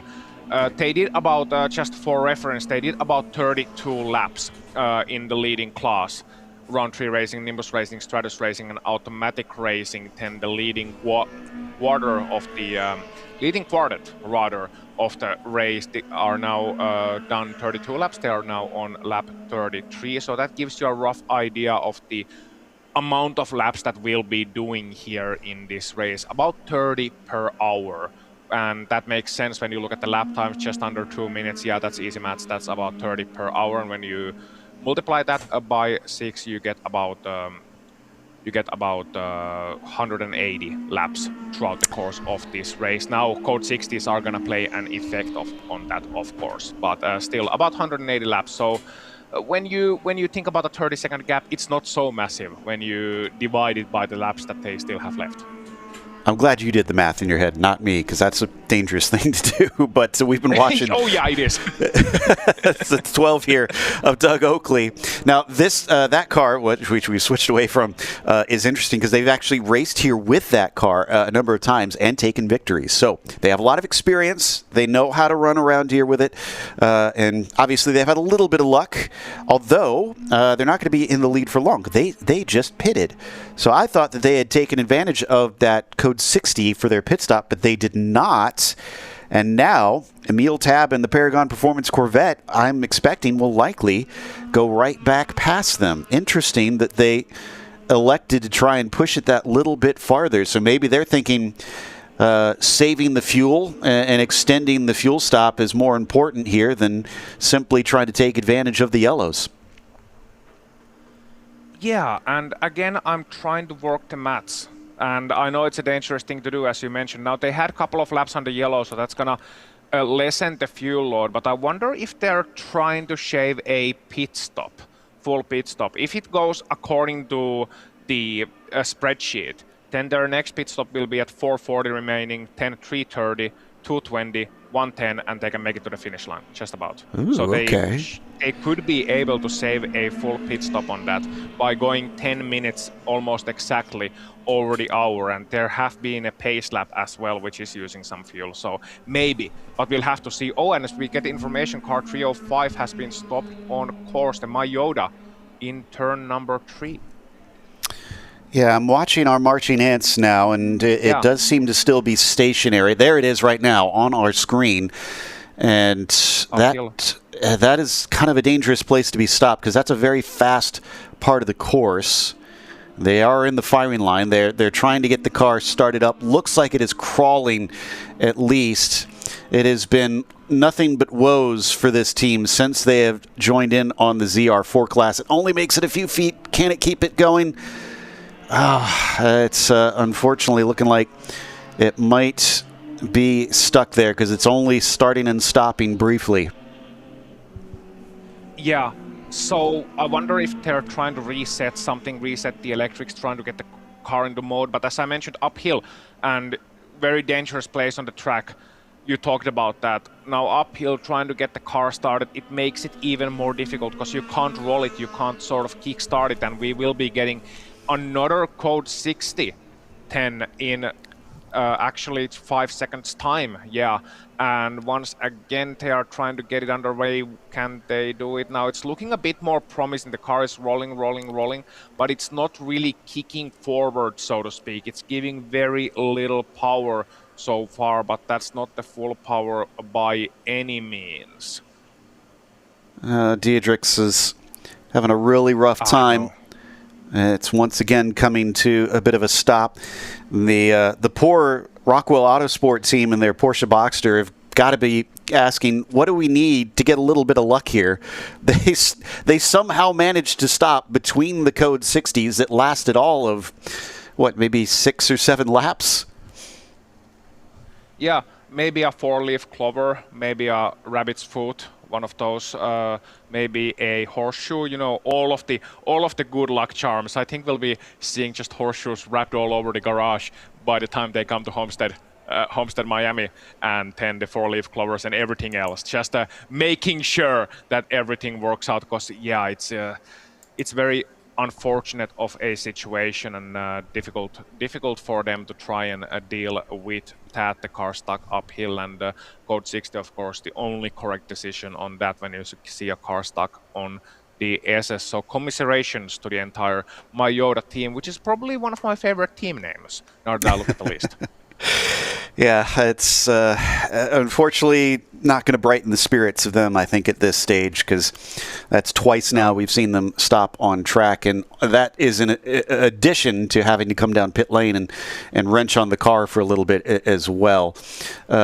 This is our fastest class just behind our slowest class. The ZR4 with the Porsche Boxster just in front of us, with the 908 of Automatic Racing currently behind them. Brandon Kidd has managed to bring that car up to 4th place. I think some of that was because of the pit stop under Code 60 that they gained a couple positions. Speaking of which, just saw that the 5 team is showing as in pit lane. Now I'm wondering if that is them trying to top up. Oh, and the 4 team as well. So, 2 of the Round 3 racing cars are taking the opportunity to pit, even though they have just been in to top up on fuel. That tells you how valuable these Code 60s are to saving time. And I was just thinking about that very situation. Let's go down to Sloan in the meantime. She's on pit lane.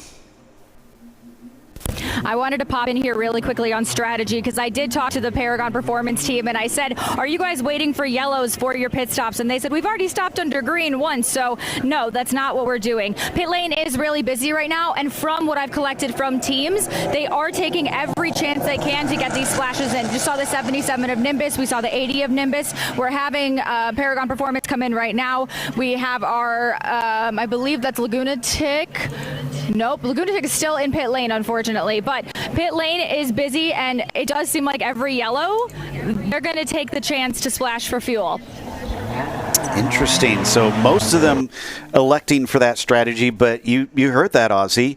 Paragon, the 66, saying that no, they're not going to go for it, but maybe they've changed their mind now that we see them in, although slightly cockeyed in the box. Hopefully that's completely within the boundaries. Yeah. So deciding that, okay, it makes sense. I mean, and again, it is a very, very cheap pit stop.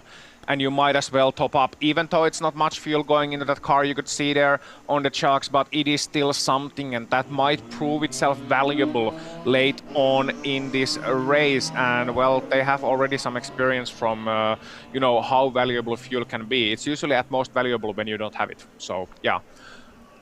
I want to correct myself saying it was cockeyed in the box. That was just because they had angled the wheel over. I looked out the window and it looked like they were pretty straight and they were well within the boundaries. So there's no worries on that front. They do have a bit of a rough time because the team behind them, one of our ZR4s, is still working on the car. That's why they had to kind of like angle the car in. And then I do see Powell Racing also on pit lane as we come back to a little bit of action on track. The Ginetta getting overtaken as the 177 of Tom O'Gorman being passed by, I think that was Matt Million sneaking through. Yeah, the 96, so you would be correct, Matt Million of the 94 Motorsports. So that was for 3rd place in that ZR3 class.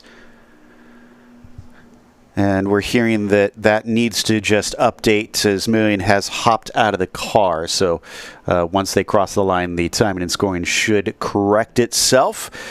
Tom O'Gorman man from my hometown of Cincinnati, Ohio, and also a very hot shoe, should try and take this car forward as long as he can keep the speed up with some of these BMWs. Hibbett is back out on track. Vaughn is back out on track, and so is Callahan Peter in the number 80. So we've had our splash and dash. The code 60 has been lifted. We are back to green flag racing.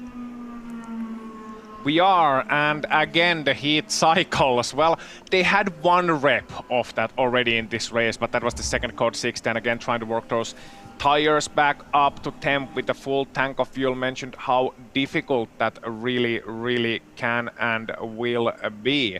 Good racing here on the main straight, and these are the opportunities if you can and when you can work your car quickly up to temp. You can see the 9.4 and the Camburn still involved in a bit of a battle here, and that is, I believe, that is for the third place. Yeah. And they're going to get interrupted by Jason Alder, who's trying to catch back up to the lead in his class. Unfortunately, looks like maybe he's held up, or this could help him. One thing about these prototypes, look at how much lower slung they are, Ozzy. So at times, if they can catch a slipstream from the taller GT cars, it might not be the worst thing in the world. No, not at all, because that GD car effectively is blocking the entire air for you. You're just getting into this massive pocket of less air, this massive draft pocket, and when you pull out of it, you can physically probably feel as the acceleration slows down as you get the full brunt of the weight of the air effectively, which is quite a lot at these speeds that the cars are traveling in. So yeah, it's a massive boon when you can get at least some of that slipstream in, even for part of the straight. Then you have to do the overtake at some point, but Forterre pretty much working out perfectly, being able to get the pass done cleanly before they come into the corner, not having to jostle for position, not having to go offline or anything. So just able to stay online and getting the maximum benefit here received. That works out similarly for the 77. Maybe having to lift just a tiny bit on the exit of the corner coming into the main straight, but working itself still out beautifully on board the Nimbus Racing with Vaughn 10. Currently second place overall, showing 15.8 seconds behind our race leader.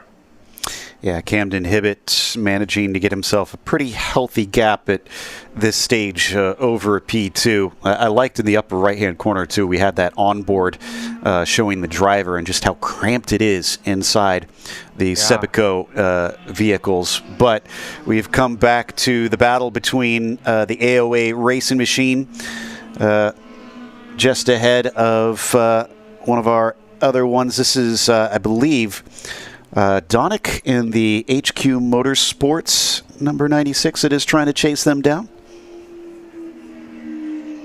Yeah, I or think 330. you would be sorry. correct on that one.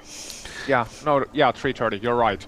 You're right. I was about to just say, yeah, you're correct, Joe. I trust your expertise, and then it turns out you led me straight down the cliff. Not my first time doing that to you, but interesting. Look at our fastest lap marker. When did Brandon Kidd suddenly get some speed? The 908, fastest of anybody this entire race so far. And that is very surprising, because I mentioned they've been just going through the heat cycle, and they're on full tank of fuel as well. I do believe they did pit just last time around, and well, on that last code 60. So let's see if that speed can keep up. But yeah, 158.9698 as I get my words out of my mouth in the correct order. 0.7 effectively, and that is the best lap of the race, and that is the best lap of the race by almost 4/100ths of a second. A massive difference. So we have come back to a bit of a battle now. And another BMW versus Ginetta. I think this is the one that I was watching or mentioning before, Million versus Gorman. And this is honestly the closest fight I think we've got all around the track currently. And Tom is just kind of riding behind. I almost wonder, does he actually want to pass? Because he might not have the top-end speed we've seen before. Well, that body language to me said that he wanted to pass Ozzy, but I would think at this stage of the race, if he's close on pace, we talked about that fuel saving, that might be the smart move to just sit behind. Yeah, let's see if Hoffman in that 96 can get the pass done indeed.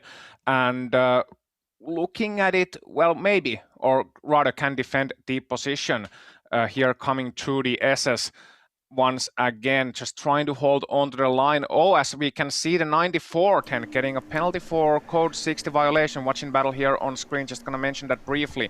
So the 94 Motorsports, car number 94, currently second place in class, is going to get a one-lap penalty. Frustration for them without a doubt, but I am pleased to see that it took a bit before we got our first penalty, because in the past that's kind of been the bugbear of a lot of the teams. We saw tons of penalties over the last many races for drivers not being as diligent about getting on the button and getting down to 60 kilometers per hour. But only one in the first hour and a half of this race is a good sign.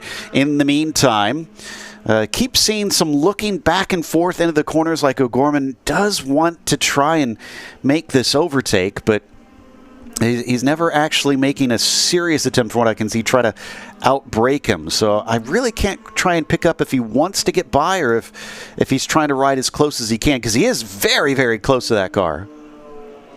Yeah, he is, and he's looking to the inside right now, actually, but still not wanting to make that move. And again, tires coming into play here, I think. Each time you try and outbrake somebody going into the corner, it is a risk on your tires. You risk flat spotting those tires. So Tom O'Gorman being very smart with it right now, just applying the pressure, putting the pressure on. And 10, as they come to the last sector of the track, going for that slam dunk opportunity rather than the slight risk of an opportunity. Talking about percentages once again. But what he's doing here is very smart. He is essentially forcing the 94 Motorsport, the 9610 constantly off the line. Constantly, just, you can see once again, coming to the middle of the road, into the corners and looking to the outside here. Will he actually get this one done? Because this looks like a legitimate attempt, and he carries the speed. Oh. He is ahead. It was close on the outside. I think it was within the track limits, but now they're going to be side by side. We'll head down to the pits in a moment. For the time being, we got to watch this battle to see how this plays out. This is for position, and once again, the top end speed is in favor of the BMW, easily pulling back ahead. Now, as we watch him try and fight back. Oh, once again, coming to the end of the straight for a brief moment from that angle. Thought he had managed to get side by side. Doesn't look like he is quite there. And he backs off once again. Bit of a slide there throughout the bus stop for the 177. I saw just a tiny bit. It wasn't like a full-on drift. It was a tiny bit of a slide, those tires showing signs of wear and tear, which is of course something that easily happens when you are driving close behind somebody. All right, now I think we finally got time. Our pit reporter Sloan is with Round 3 Racing on pit lane.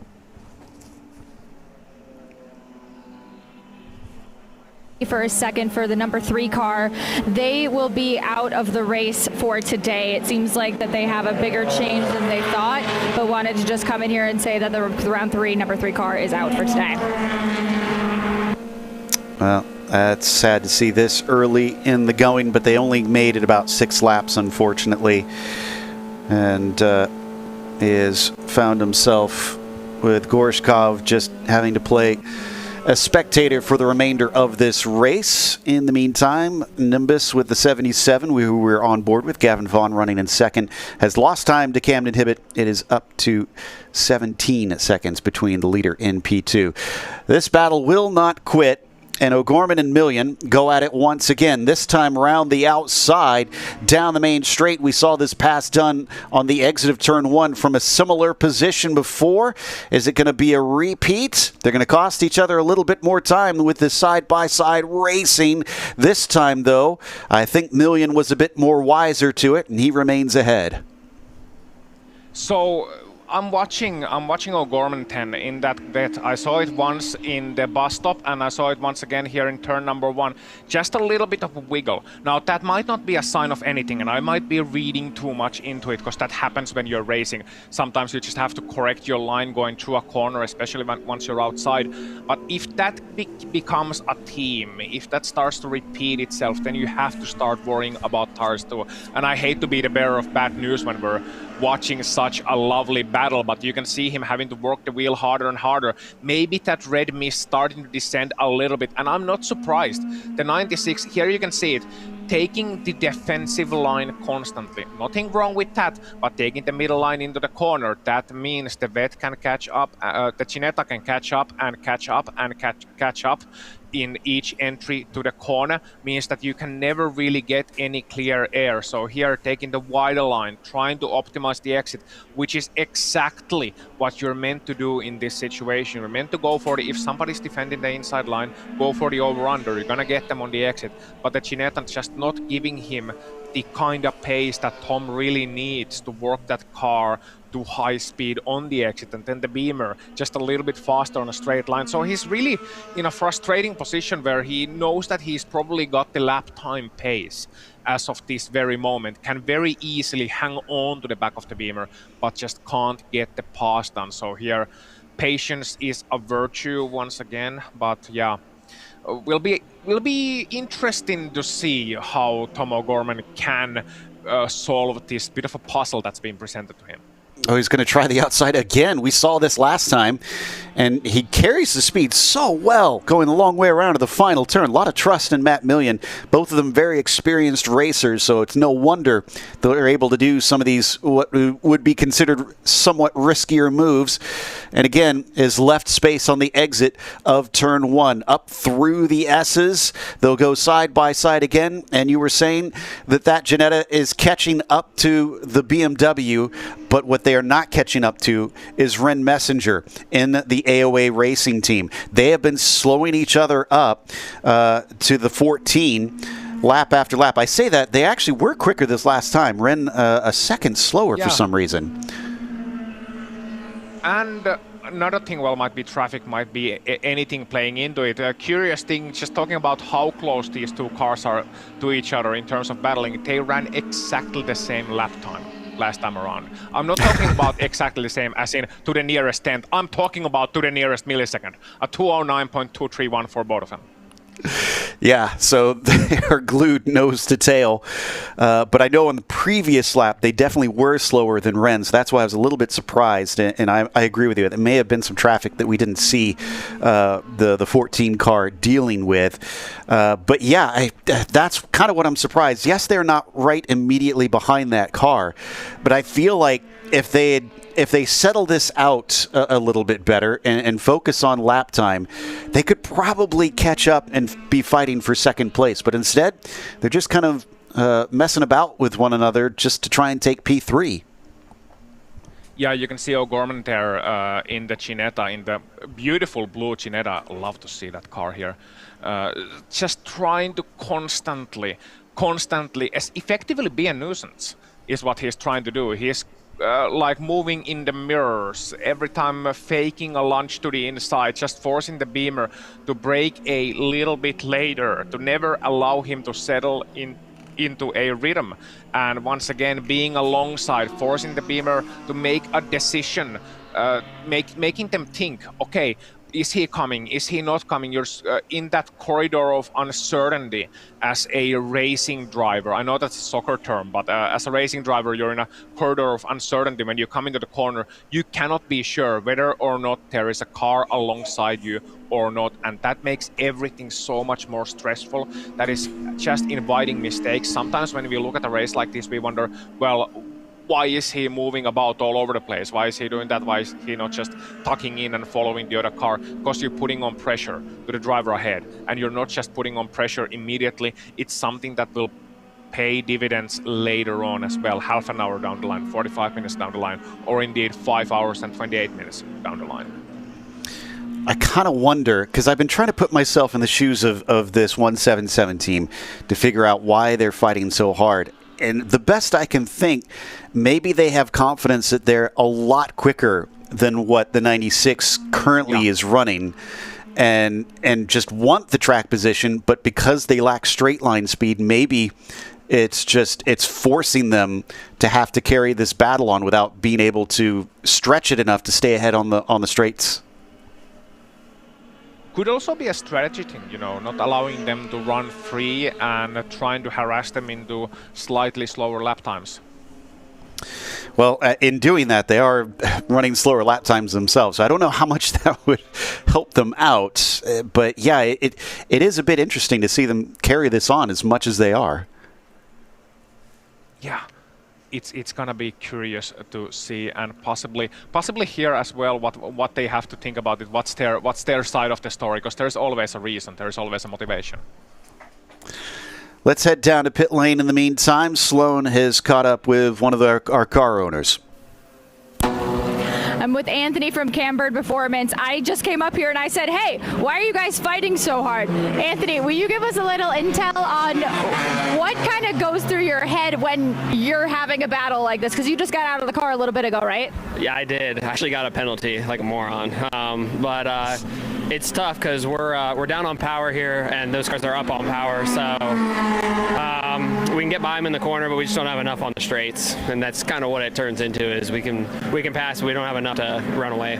Okay, so it's not like a real-on battle. You're just trying to utilize what you have. Yeah, exactly. Just trying to be consistent, not get penalties. Okay. All right. How did it feel out there? This is good. The brakes are kind of terrible. It's real humid today and hot, so just doing what I got to do. All right, love that. Just doing what you got to do. I came to talk to the crew, and they were like, well, we want to pass. We want to do it. We want to win, obviously. And then you hear from the driver who's like, I'm just doing what I can do. Two very different types of personalities. But it's been a really entertaining battle so far, and we're wishing you a great rest of the race. All right, thank you. Back to you guys. Well, even a blind squirrel, Ozzy, I managed to be right for once. So it was indeed the fact that they just don't have the straight line speed in comparison. Yeah. And you say that. Well, have they managed to get by? We got a third car involved in it here now, and this is going to complicate things. Very much so, but I think the battle is still on here.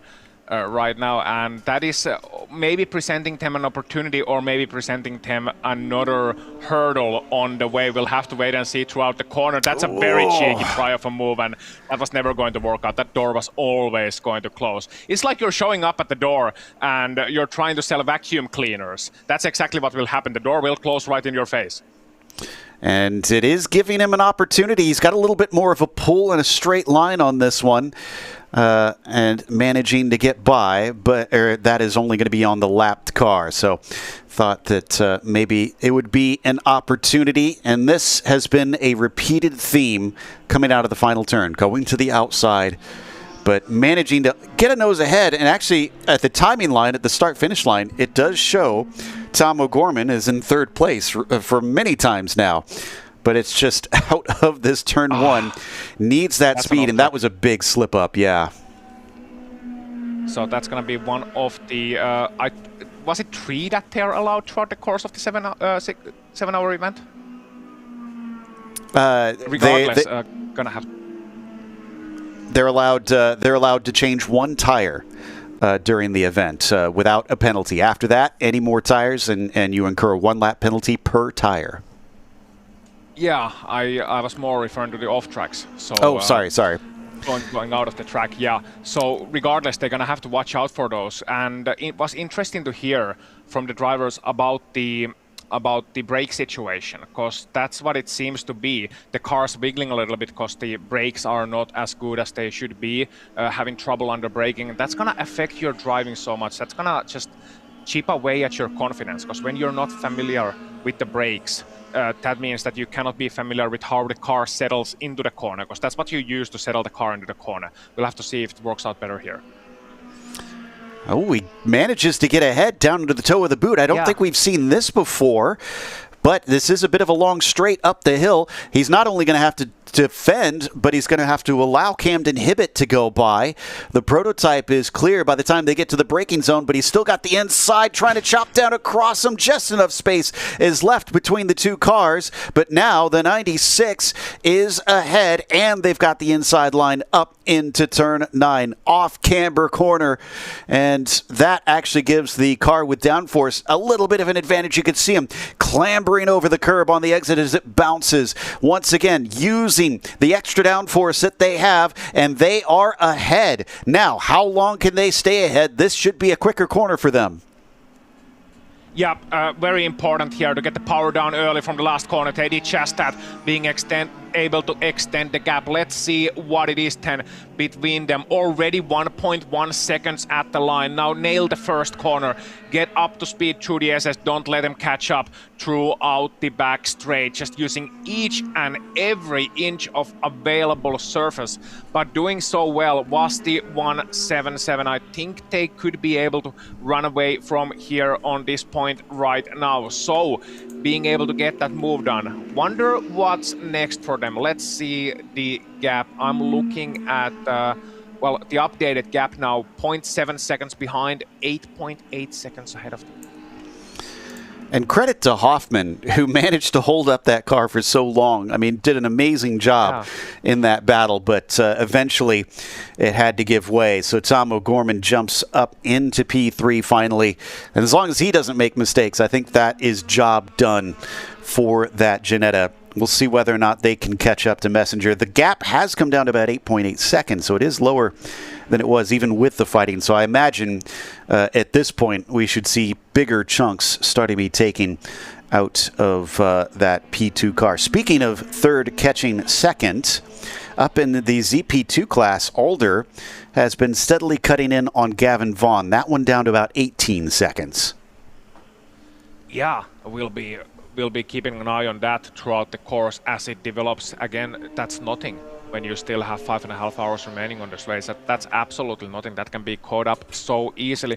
I want to go back to that battle briefly, if I may, between the 177 and the 96, because last time around we got caught up into it with all the passing and the 177 finally getting the move done. But did you see how little room was left down the inside as they came up the hill, and especially as they turned left towards the penultimate corner? How little room the Ginetta was left, how tightly he was squeezed on the inside and still able to keep it away from contact. That was impressive. It was impressive, and you know what else is impressive? Now that this car has been unleashed, look at the last lap time. Personal best for O'Gorman at a 2:06.9. They have blitzed it. That's how much they were being held up. It was 1.5 seconds, a little more than 1.5 seconds quicker than Hoffman. Look at the gap ahead too. AOA Racing, the number 14, a 2:10.2 roughly. That's a 2:07 point flat roughly. The gap went down, and it went down by 3 seconds. We're looking at 5.5 now at the last intermediate gap ahead. So we'll be not only seeing that great battle between O'Gorman and Hoffman, we might be seeing now Messenger and O'Gorman battling soon enough. We ride on board with the Anthony Pacelli racing car. Of course, Camber Performance, the official team name for this machine, but Pacelli was in there before. Ooh, that was a bit of a late move. You could see a bobble from that prototype. Yeah. I think that was the 5 of P's. Yeah, double wobble actually on the entry of the corner. Once just turning it in a tighter line than you expect, then another wobble, trying to transition between the off-throttle and the on-throttle phases of the corner. And as you start to accelerate out, you get that sort of sense, okay, can I accelerate now on this tight line? Nope, not giving me the grip. You wait a little and then go once again. It looks very calm from our perspective, but from a driver's perspective, that's when your mind is working. You're not really thinking about those decisions at this point of the race. You just feel the grip and try to work it. But again, having to keep the tires in mind too. Having to remind yourself that even when you're trying to get the fastest lap in, trying to catch up to somebody, trying to run away from somebody, you still have to think about the long game. And it's such a difficult thing to do because you just want to go fast, man. You just want to go fast. And, Tom O'Gorman definitely wanted to go fast. We saw a little bit of a slip there coming through turn 9 as we rode on board. As we look ahead to the AOA racing machine, Ren, let's see what the gap is as they come across the line. 0.7 of a second already. There they are in the same shot. I mean, with the pace advantage he's got, I wouldn't be surprised if he manages to overtake on this lap. Coming to the back straightaway here and heading towards the bus stop 10. You can see the pictures just ahead and tell you that is an absolute flyer that Tom O'Gorman is putting on right now, trying to catch this driver, trying to catch the number 14. That's Messenger then behind the wheel of another BMW, and I wonder if O'Gorman is tired of seeing Beamers ahead of him, as we see a flat tire situation, I do believe. Are we sure this is a flat tire? This is the other Camberton Performance car. Oh, yeah. And it is an unusual time for a pit stop. Oh, in the meantime, let's go down to Sloan. It is a flat tire. Sloan? Left rear. Yeah, it's caught up with them. They blew the left rear. So not coming in for a usual change, but it does look like they are going to take advantage of this and do a driver change as well. And this is just another thing to note about the series. You can only have a certain amount of crew over the wall. So while their driver change is happening, they're also fueling, taking that advantage, and then they'll also be switching out the left rear. Obviously not ideal, but that's what's happening over here for right now. Thanks for that, Sloan. Apologies had missed that information there. And, man, frustration. But also, not the first time that we've seen the Ginettas have trouble with their tires. So hopefully that isn't something that's going to be repeated time and again, because we're only an hour and 45 minutes into this race. They've got to figure out what is causing that, because if it's done it once, it could easily do it again. And in our excitement of watching that pit stop, we missed the pass for, well, what was going to be second.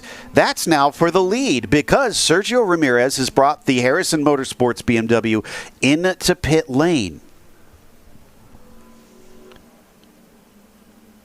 Say, come up the hill once again. That is now a Ginetta in the lead of this race. They finally saw someone manage to take these Ginettas to victory lane back at Road America. It had been a while of waiting and watching for one of those teams to go to the top. Granted, this is due to pit stops right now, but this could still be a great opportunity with clear air in front of them for the Ginetta. Oh, and they lost it. How did the 14 get back by? Suddenly the 177 is behind them. I was looking at my time and in scoring, and now we see the BMW back to the front. Wonder if it once again is that straight line speed that the BMW seem to have. The Ginetta faster through the corners and somehow is just in front. Now, can they use this track position? Looks like they can, and just look at the way that Ginetta powers through the corner 10. At the toe of the boot, just coming up the hill, using every inch of the available racetrack, as you're supposed to do as a racing driver, but you can really see the difference mid-corner and at the exit of the corner. Maybe losing on a straight line performance, maybe the brakes not working quite as they want them to, but the cornering performance, well, that's still there. And you can just see how the gap is widening 10 towards the apex and towards the exit. And now, what can they do? Can they do anything about retro rockets, I wonder? Maybe not, at least quite yet, but the lap times have been good. If a ZR3 beats a ZR2, that'll be a definite feather in their cap. That said, O'Gorman was a 209.4 last time, and the Retro Rockets was a 207.8. And I believe Tom's fastest lap so far is the 206s. So it could be possible, but we'll have to wait and see. There might be more in the 41. Granted, I don't think they'll be fighting that 177 too much if they do catch them, since they're a different class. Yeah, it's sometimes you see drivers hearing about, okay, what's the gap ahead? Now, you're leading your class. No, what's the gap ahead? Well, that's a car from a different class. Did I ask you that, or did I ask you for the gap? When you're on it, you're on it. Can't help it. As we watch our leader in the ZR3 slide it through the inner loop, he is definitely hustling the car, so he is not resting on his laurels. And Ramirez returns in about 5th place, it looks like. So that pit stop definitely was costly under green flag racing. We're expecting, if the teams can, they'll probably want to try and hold out, stay out as long as they can to catch a Code 60.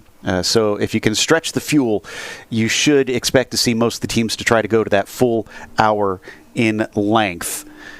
Which we're getting to about that hour mark. But obviously, with the couple of Code 60s that we had before, that almost immediately kind of switches up the timing a little bit here. So we find ourselves with maybe things slightly off canter in terms of pit strategy. Not too far, but we'll have to track maybe according to that first Code 60 where most of the teams did come in and watch for an hour from that last mark. Yeah, definitely keep an eye on that, having the spreadsheets and the pen and paper ready to do the one thing that a broadcast commentator should never do, which is mathematics. And they taught us in the commentary school, which I never went to, you're not allowed to do two things in the commentary booth. You're not allowed to swear and you're not allowed to do maths. And I've broken one of those rules already. I will not break the other one. Don't worry about that one. You're going to breathe easy in the producing booth. Now, I want to say that the 14 and 96 are now very close to each other for the second place in the class. So not only has the AOA Racing Messenger lost the lead of the class, they might be losing the second place soon enough too. Yeah, that's a good point. Hoffman's been on pretty good pace. We were so focused on whether Tom could catch Ren that we failed to see that 9-4 Motorsports machine has plenty of pace.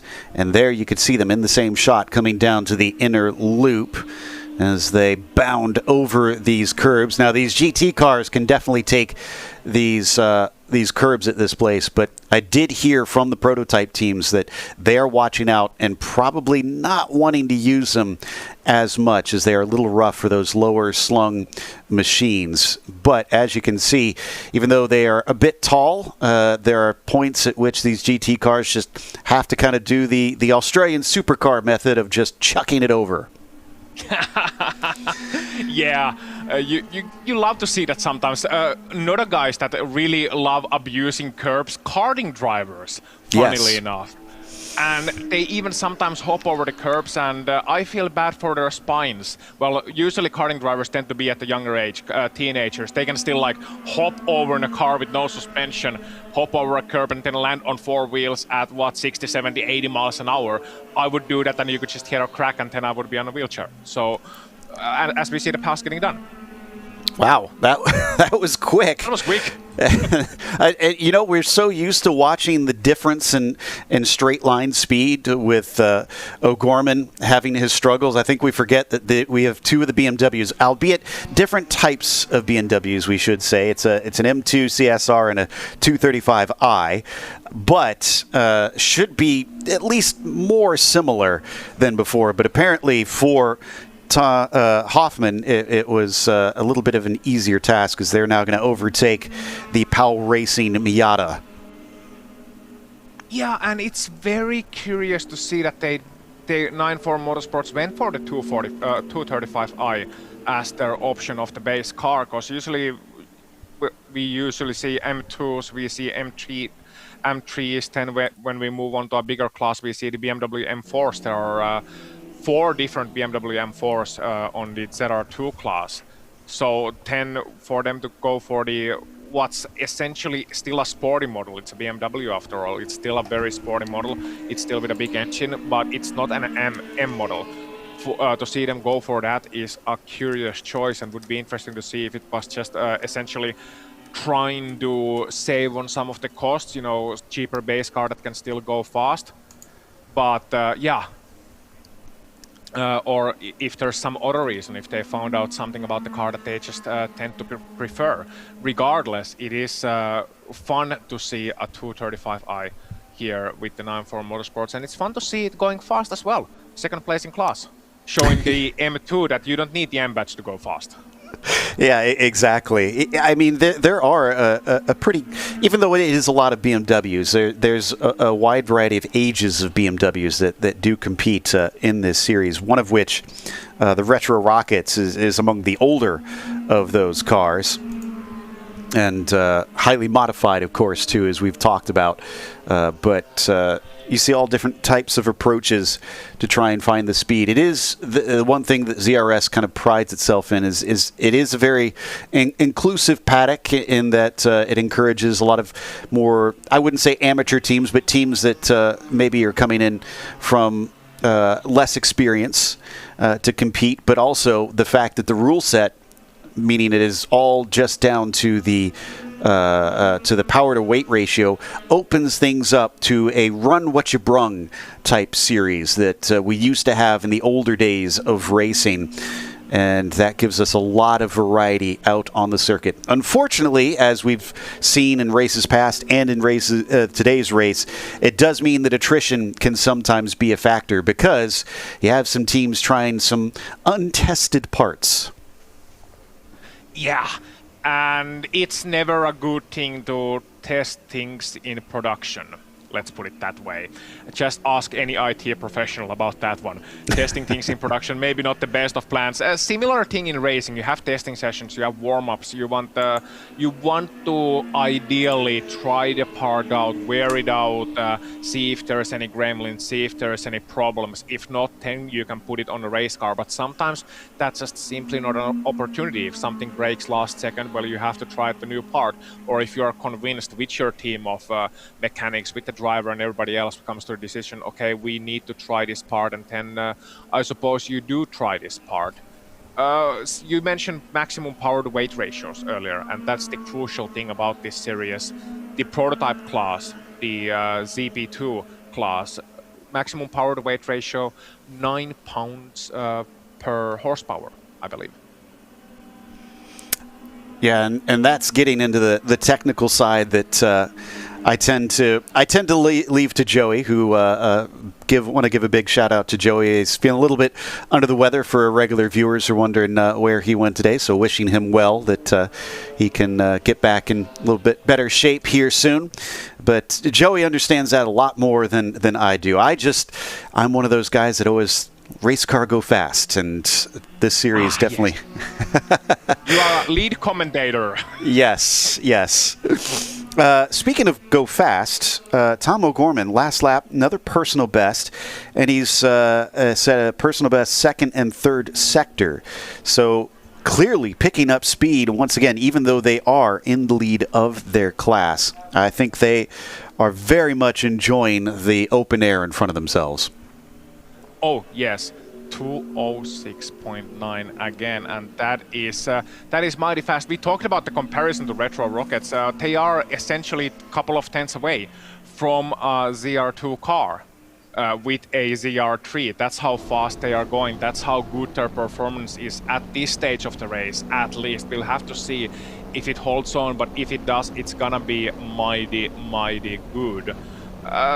Also, something that we should mention, maybe something that's not up to yet. Actually, it's happening right now. Yeah, pit stops. And I think that is the 66. Yeah, that is the 66 stopping, which makes sense because they were among the first last time out that had a stop. And I wonder if this is somewhat down to them being a little bit gun shy from last time, where they ran out of fuel and cost themselves a race win. So maybe they're just going a little bit early. But this is, again, under green flag conditions. So they are going to lose time if we have another code 60 and others are able to utilize that. In the meantime, they are swapping drivers. So Emil Tab gets out. We'll see who is hopping in. Yeah, so driver change as well, and that's probably planned. It's around the 2-hour mark. and that is roughly where most of the drivers want to limit their stints to 2 hours and make sure you're fresh, make sure that you can get some resting period. New driver hops in at a situation which is relatively calm, because even if you're an experienced driver, and these guys are, even if you have the experience, you usually need about half a lap, a full lap, couple of laps to really get yourself in a groove. And it's not ideal when you get thrown into the car in the middle of a battle. That's not what you want to do. So it is a good thing to see that that is a bit of a calmer situation, so to speak, for the 59. And the 59 actually, yeah, also in the pit lane. Yep. So that is Jason Alder, also bringing the car in for pit stops, but they're starting to unhook the rear bodywork. This is not a good sign. They don't want to have to be doing this extra work during the stop, especially as this will cost them more. They started in the lead of this race, lost it due to the code 60s. There does seem to be a bit of scrambling happening down there as some cables being handed about. So the electrics issue, this is not looking good. Let's go down to Sloan, who is on pit lane with them. I was hearing that the alternator wasn't working. I saw them grab some tape earlier, probably like 7 minutes earlier. So right now they're looking like they're still trying to diagnose it, but alternator is the biggest thing that I've just heard. So when I get a better diagnosis, I'll let you guys know. Thanks, Sloan. This has been a real trend early in the stages, with many teams just having some issues. I said that this track tends to cause attrition. Usually I think of that in terms of the closeness of the walls, making mistakes, wrecking the car. But it is a power circuit, Ozzy, and there's wear and tear on the innards. So is an alternator, for that matter. So when an alternator fails completely, eventually you're gonna run out of juice because that's what they use to charge the electrics of the car. So that's gonna be a terminal situation if the alternator fails completely and you have to be left out there for long enough. So they do need to fix that. They do need to fix that in order to keep the race going. Sometimes it can be a simple fix, sometimes it can be a faulty cable, which is what they tried to do early on during this repair. And now you can see that obviously hasn't helped. It's still not charging, so they have to try and further repairs, maybe swap it out entirely, and it's usually embedded quite deep in that engine. So it's I'm afraid it's not gonna be a short stop for the 59 team. Let's hope they can get back going. It started as such a promising day for them too, so I don't think they're terribly happy about what was looking like the pace for fighting for the win suddenly slipping to, well, maybe we can get back into the top 5 before this is over. The 41 team also is now in the pit, so that's our leader in the ZR2 class Retro Rockets, who are taking their service. Leader in the ZP2s, Camden Hibbett, still inside the car, has been since the start of the race. Round 3 racing, chugging along. And the 77, where are they now in terms? Looks like they're just coming across the line, so we'll get an update on that difference at about 14 to 15 seconds, it seems, between P1 and P2. Very similar lap times to 59.7, 59.6 for round 3 versus Nimbus. So yeah, as you mentioned, 14 to 15 seconds the gap as of this very moment, and then we'll see if that gap starts to eventually come down. You can see then still working on that car, trying to get the alternator repaired. Wonder if there's other issues too with the car that they are trying to diagnose, but all hands on deck at this moment, and it is a true shame. A true shame whenever you see a car on the pit lane instead of doing what it does best for the car and team and driver, which is out there on the track putting in the blitzering lap times. And I've mentioned it before, but the personal best for the 177 continues to cut down. It's down to a 206.6 now. So not sure where that Tom is continuing to find this, or if maybe the team is just easing him in and allowing him to run slightly quicker pace. We talked about the wear and tear on the cars. That does mean that some of the teams do try and run to a certain pace rather than being flat out in a sprint. And that could be what we're seeing, that as they're getting more comfortable with what the car can handle, they're allowing him to go a little bit quicker to extend the gap. 59 car is now officially going behind the wall to the garages, where they can probably have a lot more equipment to try and get those repairs done. So it's too serious to try and get that done on pit lane, unfortunately. Yeah, thankfully for them, they do have those 4 drop rounds, I believe, throughout the course of the season that they can utilize. And there's still a new race tomorrow, so I think their main focus will be now on that. But it's still important to get the car back underway if they can do it, if they can still get some laps done to try and make sure the issue is diagnosed and it's fixed and everything is ready for the race tomorrow, because that's where the focus is gonna be on now. A true shame to see. Brian Peel, who we were watching in the 94 car, currently running second, but that is our championship leader, we have to remember. Going to be losing a bit of points over to the 41 if things stay as they are. And it is only slight differences between P1 and P2. It's 2 points difference, but if it comes down to the safe race, the clean race bonus, then that could be a whole different story there as well. So the teams will have to work hard to try and keep it clean, because that could be the difference, since it is so tight in that battle for the championship in this ZR2 class. Let's see if they're coming into pit lane. No, they're going to stay out for one more lap. At least one more for them, with 4 hours 57 minutes now remaining and 10 some seconds of the race time. The reason I mentioned that just now is, again, the even hours. That's going to be so important. That's what you're always aiming for, the even hours. 6 hours remaining, 5 hours remaining, 4 hours, etc. Once you get to that, you know that mathematically you should be able to make it to the end. But if you fall short, then you might have to make a splash and dash early on, or even work it out so you maybe abandon fuel saving altogether and just take shorter stints, try to even it out throughout the course of the race. And that's all the strategy.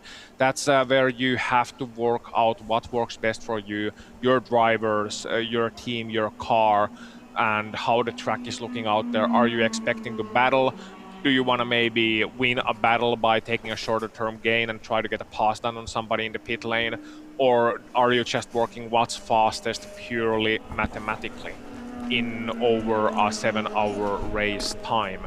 So a lot of thought goes into it. And the most important thing, if there's anyone aspiring to be a race strategist, if somebody's looking at the strategy department, besides that, you know, the best thing that you can do on a racetrack is look at the spreadsheet, then more power to you. And if you are actually interested in that, the first and the most important lesson that I've heard myself being told many times, be realistic. Don't try to be optimistic with a race strategy. Be realistic, realize what you got to do. Don't overpromise and underdeliver, rather, and don't underdeliver and overpromise either, because that means that there's still something left on the table. Be realistic, look at the maths, look at the numbers, and make your decision based purely off that. And situations, they always change, but there is always an option which is mathematically and in theory, look numbers-wise, the fastest one. There's always the correct solution out there. Yeah, it just takes me back to one of my favorite quotes in racing. Eddie Cheever once said, "Luck is a bad strategy." And I always remember that one. And I think that is really what it comes down to. As we are, I mean, you talked about 5 hours left. I was looking at our timing and scoring with the 59 going behind the wall. We are down to 17 cars out of 24 starters that are still circulating.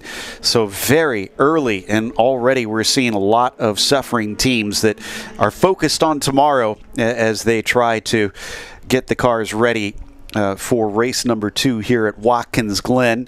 Our leader down in the ZR3 class is actually ahead of the ZR2s now that we had the pit stop from the 41 team. You talked about that a little bit earlier, catching them. O'Gorman doesn't have to pass him on track, but then he'll also owe us a pit stop probably somewhere in the near future. Yeah, so it will be interesting to see, because racing drivers always have excuses, right? I mean, talking about, well, I'm not saying it's an excuse. It could be a very real thing, and from what I've seen eye test from here on this camera view, which is nowhere near the same thing as when you're actually sitting behind the wheel of that car, feeling everything. But it looked like they didn't maybe have the best of brakes. Obviously, don't have the best of straight line performances, but will be interesting to hear what else is possibly wrong with that car, and if it could have been even better, then they would have been able to go in even faster, because I don't think you can ask for much more out of your car and out of your drivers and mechanics and everything. The whole package can not only leading your class, but also currently essentially leading the class ahead of you as well, the one class higher. Yeah, I mean, overperforming without a doubt. Just amazing what they've been able to do so far. And they started from second place, we have to remember. It was the 392 in that ZR3 class. It was the quickest over one lap. And, yep, you're right. So they're going to at least hand it back to the 41 probably momentarily. Yeah, already opening the door halfway through the pit lane, trying to get that cool air in and everything prepared. I'm gonna expect a driver's change, if that's the case. Curious to see if everything goes all right. Looks like a routine one. Okay, yeah. I was kind of on the same page as you. I figured maybe he's just getting ready and preparing himself. But look, they've got the leaf blowers and everything. So it must be awful inside that car. Sometimes cool suits also fail. There's all kinds of things that can make things pretty miserable in hot conditions. And it's not even the hottest day that we've seen. It's from what the drivers are saying, it's just simply muggy out here, which doesn't surprise me with how misty it was this morning. Yeah, yesterday it was supposed to be thunderstorms here, not there in upstate New York, here in Finland, and they never came, so I know exactly what you mean. It's downright swampy here with how hot and humid it is all the time, and the heat is not that much, but the humidity, it just makes everything. It's the kind of weather where if everybody's listening to this track side or watching their mechanics, remember to drink your water. Don't get dehydrated, because it can happen so easily in these conditions. You don't even feel thirsty, but you're sweating out so much. You need to get the water in, and you need to get the salts in, electrolytes in, and replace that hydration that you're losing, because you're losing it fast, and it can happen to you very quickly. Now, we saw the 4 car in, and Camden Hibbett, after a couple of incredible stints, has handed it over to Piatek now. Oliver is taking over the round 3 racing car, but returns in second as Gavin Vaughan has not pitted yet, so 77 car is now in the lead.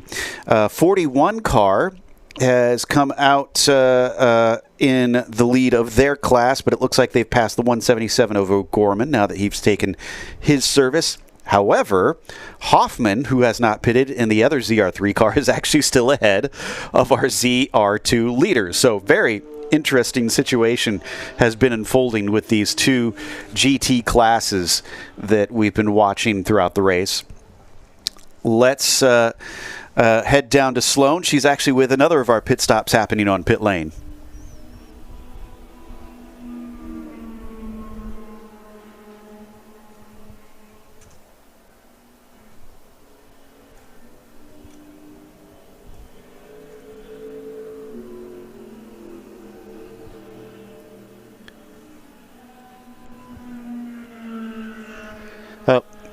Apologies, we'll get back to Sloan in just a little bit. But I did notice... Oh, and now we've got her. Go ahead, Sloan. We're back here now with our 908 car, automatic racing. We just had a driver change that just happened. I wanted to give a fun fact while we were fueling. I learned that while they don't take the entire jug, it's because the fuel stops flowing as fast when you get towards the end. So when you see them put the jugs back over the wall and you have a little bit of like less than a third left, it's because that's harder to get out into the fuel cell. So that's just a little fun fact for the viewers at home. Looks like it was a good pit stop though, and clean so far, and Brandon Kidd had just gotten out of the car. Yeah, I'm waiting for that timing and scoring to update to see who got into the machine. But automatic racing returns in 5th place. Only 5 of our ZP2 cars are still running. So Nimbus Racing jumps up to 4th in that number 80. If you're just joining us, this is the first time the 80 has been competing as Nimbus adds another to its lineup here at Watkins Glen. We're currently on screen watching the 41, our leader in the ZR2 class, circulate around, as I believe that is Carter Pease in the 5 that just put another lap on that BMW. Yeah, so 449 still remaining. Speaking of BMWs, I'm noticing a lot of BMWs here in this race. It is a good platform, naturally they come front engine, rear wheel drive, very sporty cars. They have a lot of heritage, a lot of experience with racing. So naturally, it's something that when it comes to rear-wheel drive platforms, it is very popular, both overseas as well as their home continent of Europe. Very much so in Germany, where it's a German brand from Bavaria, Germany, but now very popular in Europe.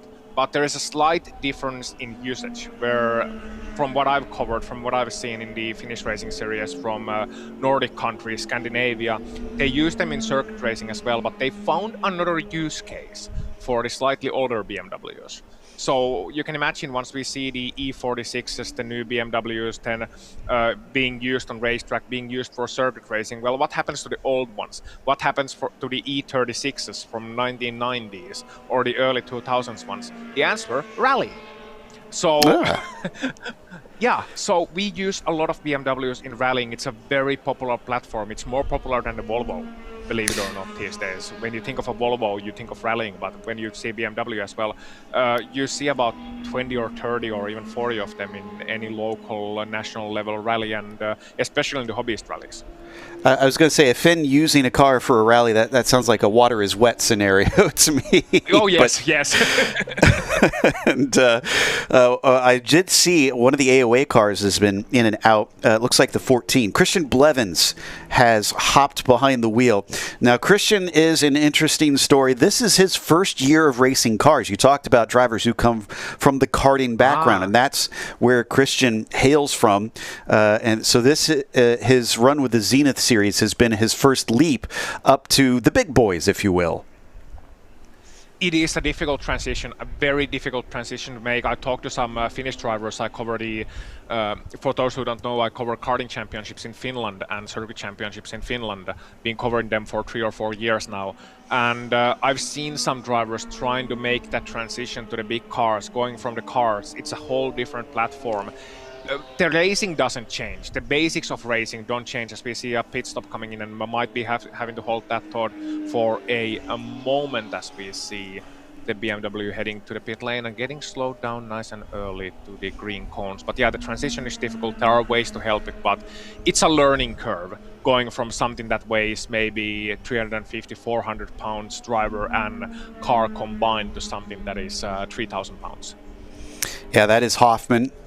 Who was our leader in the ZR3s, should see O'Gorman take that one back since this is another pit stop under green. Looks like they are doing a driver change, although the car is wanting to coast downhill. Hopefully that'll get to a nice halt here. Somebody forgot the handbrake, as now they get them suited up. Yeah, and that can be a deceiving situation. Somebody just running too quickly into the car with the fuel check or giving it a little bit of push, and the car starts to escape from you. And that's not what you want in the pit lane. You got your mechanics ready, you got your driver ready. That's just something crucial is missing when the car is heading down in turn number 1. It is a feature that we should point out that this track has, is the front straight is downhill, especially the closer you get to the front. Now, that said, all the teams are pretty much set up towards the beginning of the pit lane and not at the very end of it, end being where they exit, I mean. So they're on the part that is more flat, and thankfully shouldn't have to worry about that car creeping south as much, but clearly still a little bit of elevation change. In the meantime, let's head down to Sloan. She's talking to one of our drivers from the ZP2 teams. Here with Brandon Kidd, driver of the 908 Automatic Racing, who just got out of the car and has set the fastest lap of the race at a 1:58.69. Can you tell me, where did you find that pace? I think I found a lot of it in the bus stop. That's the part we had to work on this week. And Jackson Lee, my co-driver, he's been helping me out a lot through there. And I just followed what he said. We found some time through there, and I just sent it, and it worked out. So, and it was with a clean lap too, and there was no traffic, so no tow. So it was. Yeah, I can imagine the clean air probably helps you a lot. I heard that, I haven't driven this track, but I know that it is a very vast track, so especially the bus stop is a crucial area where you don't want to lock up, you don't want to get nervous. When you were first driving this track, were you nervous during those parts, or did you feel like it kind of came to you? Yeah, I mean, this is my home track, so I'm fortunate I've had a lot of laps here. So when I originally drove here, yes, it was very nerve-wracking because the walls are so close and you're going so fast.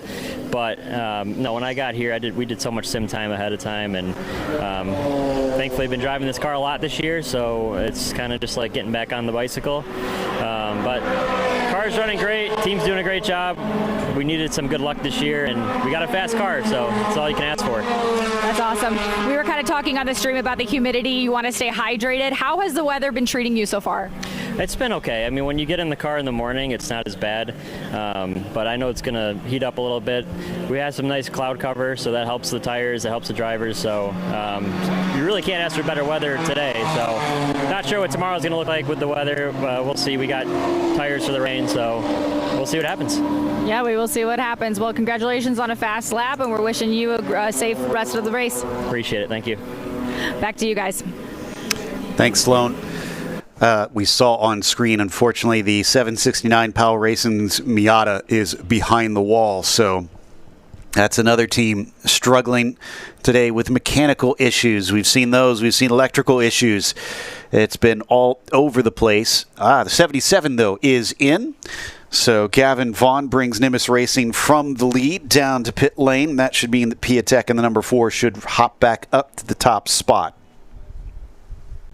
Yeah, love seeing that livery too. It's a very good combination, black and pink on a race car. I love it, and with the accent white as well. You know me, Joe. I talk about car liveries whenever I get the chance. To the point of boredom, I'm sure, but I know I appreciate a good one, and this is a simple but a very good one. Certainly very recognizable out on track, but it is always a bit of a risk going for a mostly black livery, because whenever it works, as long as there isn't another one like it. Yeah, well, which we have this weekend in the 80 car, so I do have to kind of watch carefully. Both of them Nimbus cars, so they go for a theme out here. This one, though, with the accents, like you mentioned, the other one, I believe, is pretty much all black, as they have wrapped it up. And once everybody is over the wall, they can lift the lollipop, and off they go. You will see that once the team is done, the members will hustle back over. I saw one of them actually leaping across that. You got to be careful. Make sure you clear that low concrete wall. And thankfully, everybody is in and out with ease. Now Gavin Vaughn back onto the track, but there is the 4 of Oliver Piatek. He is your leader once again. Yep, the number 4, then Piatek driving around, and in case somebody's wondering about the car types, almost every single one of these cars are Sebeco and P01 Evos in terms of the car brand and car type. So pretty much with essentially prototype racing cars. There are a lot of prototype racing cars all around the world, but especially the rear of these, they do remind me of the early 90s Group C cars. Yeah. When I look at the rear of the car, especially the Peugeot 905. Yeah, I do love how low slung these things are. You really get a sense when you get up to them in person to see how small they are. But I do like how it helps the silhouette of it just look aggressive and sleek and fast. That said, it is effectively kind of a spec class because of that. So we tend to have some very close racing, very good racing in the ZP2s. We are expecting ZP1s at some point in the future in this series, and that'll be fun to see that between the two different classes and how they interact out there. And I'm going to take a risk here, Ozzy. We have had 2 of our Code 60s so far, but not since at least over an hour ago at this stage have we seen another. So it's been pretty clean up to this point. Cross your fingers and knock on wood and do all the various things to hope that I have not cursed it. So, in case you are wondering, Joe Peak is currently in the commentary booth there at Watkins Glen. You can find him in the commentary booth quite easily as well. So if it's your car that blows up the steam and you end up retired from the race because he just instigated a code 60, then you know who to thank. So that won't be on me. Regardless, yeah, it's always a bit of a risk when we talk about something potentially happening, and usually it does. I want to talk about these driver experiences, longer races, because we briefly touched on the subject of Formula 4 and karting and various different series that drivers come from. The junior racing series, as we say. Well, karting is something that you can also race at even at adult age, even advanced age. There are drivers who race with various karting classes in American championships, European championships, world championships that are 25, 26, 27-year-old professional karting drivers. So it's not a stepping stone in a way, but a lot of people treat it as a stepping stone.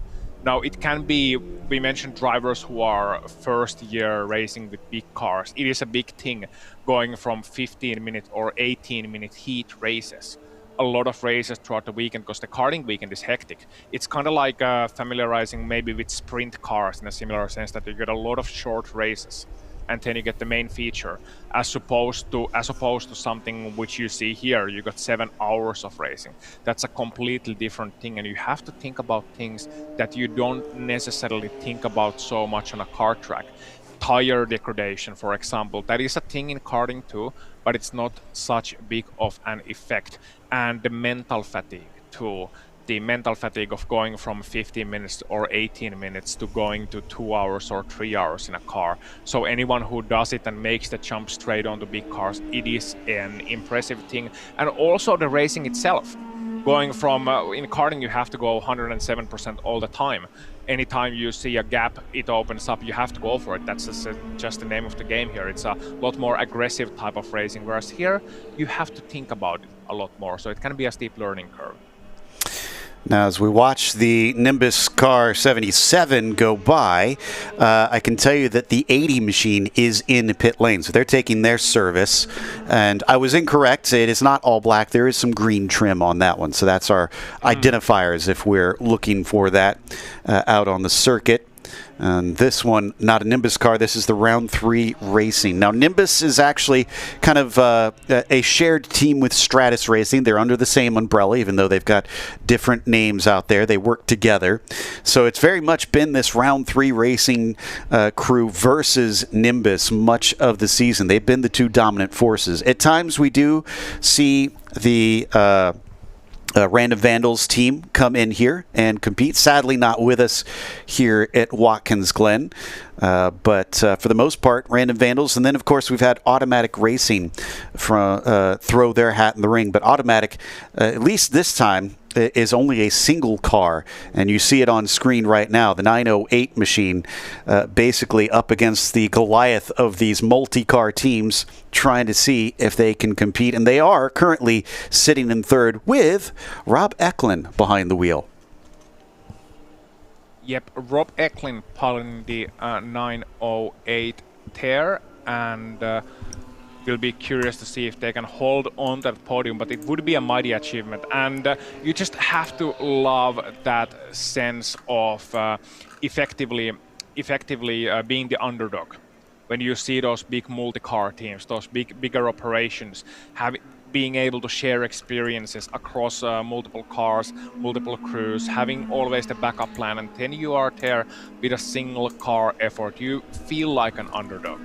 And even if the name is Automatic Racing, nothing comes to them automatically. Everything is worked hard. You only have that one car that you are able to work on here in this weekend at least. So everything's down to one card. And to see them out there on the podium positions currently is quite impressive. And I said that let's hope they can keep it going towards later on as well. We'll have to see the gaps, because it is a close battle at the moment between the 908 and the number 5 round 3 racing there. You can see it on screen. I don't need to tell you the gaps, but I tell you that it was 0.8 of a second last time they crossed the line, Joe. So we've got the 80 car with Corey now in the machine. Glad to see him get his opportunity. It's always, I feel like, one of the worries in these team endurance racing situations as well. Ooh, wow. That was closer than I thought it was going to be. Figured maybe it was going to be a routine pass between the 908 and the number 5, but Carter Pease went by Eklund with just a bit of a risk into the bus stop. Yeah, that was a committed move, let's put it that way. Again, one of those moves that you may see more on a karting track, but fair dues, it was a clean pass, no contact was made, and the man has experience from Lucas Oil Formula Race Series, for example, and racing those Formula cars, so used to those shorter races and saw the gap and decided to go for it. And got the move done nice and early, and being able to extend quite a bit of a gap. I was about to mention the automatic racing. Having some slightly worse lap times at the moment, it has to be said. Last time around a 207.9 compared to the 202.4 of the round 3 racing. And as the pass was done, it was done in quick succession, and the number 5 is now more or less running away from the catching 908. 2 seconds now is the gap across half a lap, so we'll have to monitor the situation of the automatic racing and see if Ecker is indeed having some trouble. Yeah, and I was looking at the sector times here. It did look like they're about 3 seconds off in sector 2, so I wonder if Eklund is experiencing some sort of issue. It was about a second and a half off on sector 3. It sounds like we've got a replay. Let's see if this can maybe kind of give some clues as to what is going on. And maybe this will help fill us in on why that car is going slow, because it didn't seem this slow before. And I know that Eklund's not a slow driver. So here's the replay of the pass. So no, this is not going to give us clues as to what's slowing them down, but it definitely looked like, almost seems like maybe the 5 was not expecting that they'd close in that quickly. Yeah, decided to go for the inside line at the final moment. Good job by both of the crews for some heads-up driving, really. It must be said that it's not easy when you suddenly see somebody inside of you when you head into the corner, but Pease making that move look easy, and Eklund having heads up and monitoring the situation probably in the mirrors and having the radio onto the pit lane as well, warning about a car coming and potentially passing there into the bus stop, and any and all incidents were avoided. So that's the most important thing for these crews, seeing some teams on the pit lane as well, but nothing too dramatic going on at the moment. So now the third place has changed. Yeah, as far as cars pitting, it was actually Doug Oakley in the 12. Not sure if they had a driver change. I didn't get a chance to get eyes on it. They do fall to second place behind Smedgaard, who has taken over on the 66. Paragon Performance returns to the lead in the ZR4s as we now hop on board with the 77. This is second place, showing as behind by only about 5 seconds, considering the gaps that we've been seeing much of this race. 5 seconds actually seems relatively close, so I don't think they're out of this by any stretch of the imagination. Not at all. 5.3 seconds after what we had 2.5 hours of racing done so far. 4.5 still remaining, and we'll have to wait and see if the Nimbus Racing car can get himself back into contention. 0.7 of a second was the gap last time around in lap times. As we watch them plunge down through the chute, this is coming up upon Peel, our second place driver in the ZR2s. And you can really see they close through the corner, and that illustrates how they are much better with the downforce, and has to give a brief moment of pause because it almost looked like that BMW did not know they were there. Great job by Ethan Barker to read that situation, kept the car whole, and now he's passed both of those GT cars. Very good job indeed. It's not easy to deal with the lap traffic, but can do it very well and will do it very well. You sort of get a rhythm for it as the race progresses. And you can see there just coming out of the boot section actually how much he's having to work the wheel. How much he's like having to sort of gauge the grip in the middle of the corner as well. Here on the exit, just slight corrections, micro corrections that a racing car driver does. It's not just turn in. Well, ideally it's just one turn in, keep the wheel static, and then keep going. But here you have to do these micro corrections, you have to gauge the grip, and that is the difference between a good and a great racing driver. A great racing driver is able to do exactly just that, heading into the corner and find where the grip is and utilize it to maximum advantage. For sure. And watching them heading up the hill here, definitely want as little input as possible through this part, through the S's, easily flat out in these prototypes. So you're just trying to carry as much speed as you can, shorten the distance, and then it's setting up for the run through the inner loop. Let's see what it looks like through here. Good movements on the wheel, not seeing a whole lot of chopping around. And as you can see, I mentioned earlier, they're also trying to avoid those curbs, not take too much of them, especially in that inner loop. They are very, very tall there. They are. There's something that as you mentioned earlier, the prototype's trying to avoid the highest of those curbs, just not really clattering over them. It can damage the underbody of the car so much, damage the splitter, and it just doesn't make you faster. So there is no point in doing it. It's very pragmatic when you're driving a race car around. You always look for the fastest line, you always look for each and every advantage, but when the risk is larger than the advantage possibly gained, and yeah, you just simply do not want to do it. The grip is simply not there, but you can see the effect of the tire wear already in the entry of the corner, and as they get behind the BMW, you should also be able to get a good look of how the dirty air is affecting these cars. It just makes you understeer a little bit, giving you that turbulent air underneath the front of the car, making you push a little bit wide, and especially on the entry of the corner, it just doesn't snap into the corner like it does on clear air. Loving these onboard shots, by the way. Absolutely brilliant to see. We are here on board 10, I do believe with the 59, unless I'm much mistaken, being able to get back on track, and that's good to see. Have they actually made it back on track? Let me see here. Because I'm seeing, look at the GPS on the top right corner. I believe that does say number 59 on it. I think you're right, yeah. So, because I'm not showing that, they're showing is still in pit lane on my timing and scoring, but that may not have simply. Oh, it's the 908 we're hearing. Okay. Yeah. I thought I recognized the white nose on the car there, and yeah, so that's the 908 currently still running in the 4th position. So they are obviously doing their best to try and catch back up after Eklund lost a position to Carter Pease in what was somewhat shocking fashion. Thankfully, no contact became out of that, and they got away with it clean. But they are still chasing Oliver Piatek, who hopped into the 4 since the last pit stop, and are now leading the race for round 3 racing. Yeah, apologies to the 908-10 misidentifying your car, but thankfully that's not going to affect the driver performance. I hope they're not listening to the broadcast as they're driving. I think they got more important things to do.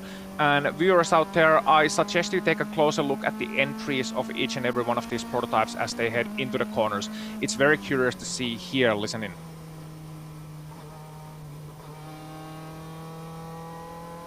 Just that slight wait as they come into the corner. You're under braking there, then you wait a little bit, you try with the throttle, just a slight blip of throttle, and then accelerating, easing out. So mostly doing as expected, but sometimes you see some slight wiggles coming in, you see some effect of the tire wear as it plays out.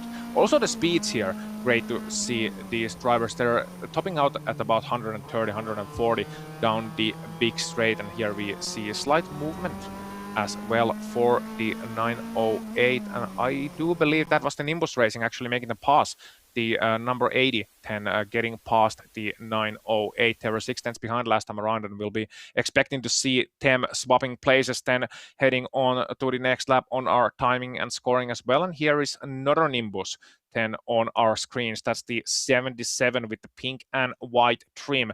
We talked about that car with Joe before, and we also see the top headlight turned on as well. It is quite overcast and the conditions are not the brightest imaginable, despite it heading towards noon here in Watkins Glen.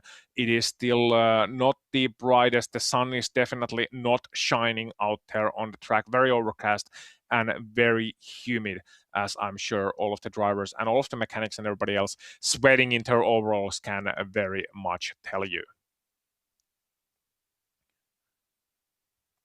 So 4 hours and 24 minutes remaining here in the round number 5 of the Zenith Endurance Series. First race of the weekend, second race of the weekend will be tomorrow. Eagerly will be racing for 7 hours around this beautiful racetrack. Still 2 whole weekends of racing remaining after this. We'll head to Homestead Miami Speedway for the 10 Ultimate Round. That's September 4th to September 6th, and then the season will end at Daytona on the final weekend of October. I believe that's also known as the Pumpkin Weekend there in the United States, Joe. Yeah, we like to celebrate Halloween over here. That'll be fun to see how that plays out. I'll probably be glad to be down in Florida in October instead of where things are getting a little bit cold up in Ohio. But as we watch the 66 car circulate, Smedgaard still leading over in the ZR4 class.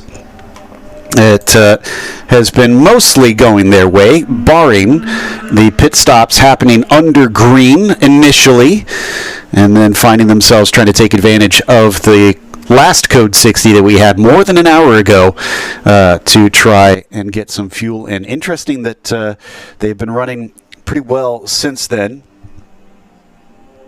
as the drivers carry on here through the run at the chute. So seeing these beautiful aerial shots of the track as well. The camera quite high up, I believe on a crane of some sorts. We're watching the very high angle view of the boot section and then heading towards the heel as they turn right, trying to utilize all of the racetrack and then some. But yeah, again, interesting to see them only using half of the exit curb. They're one of those positions where you can easily just drift wide and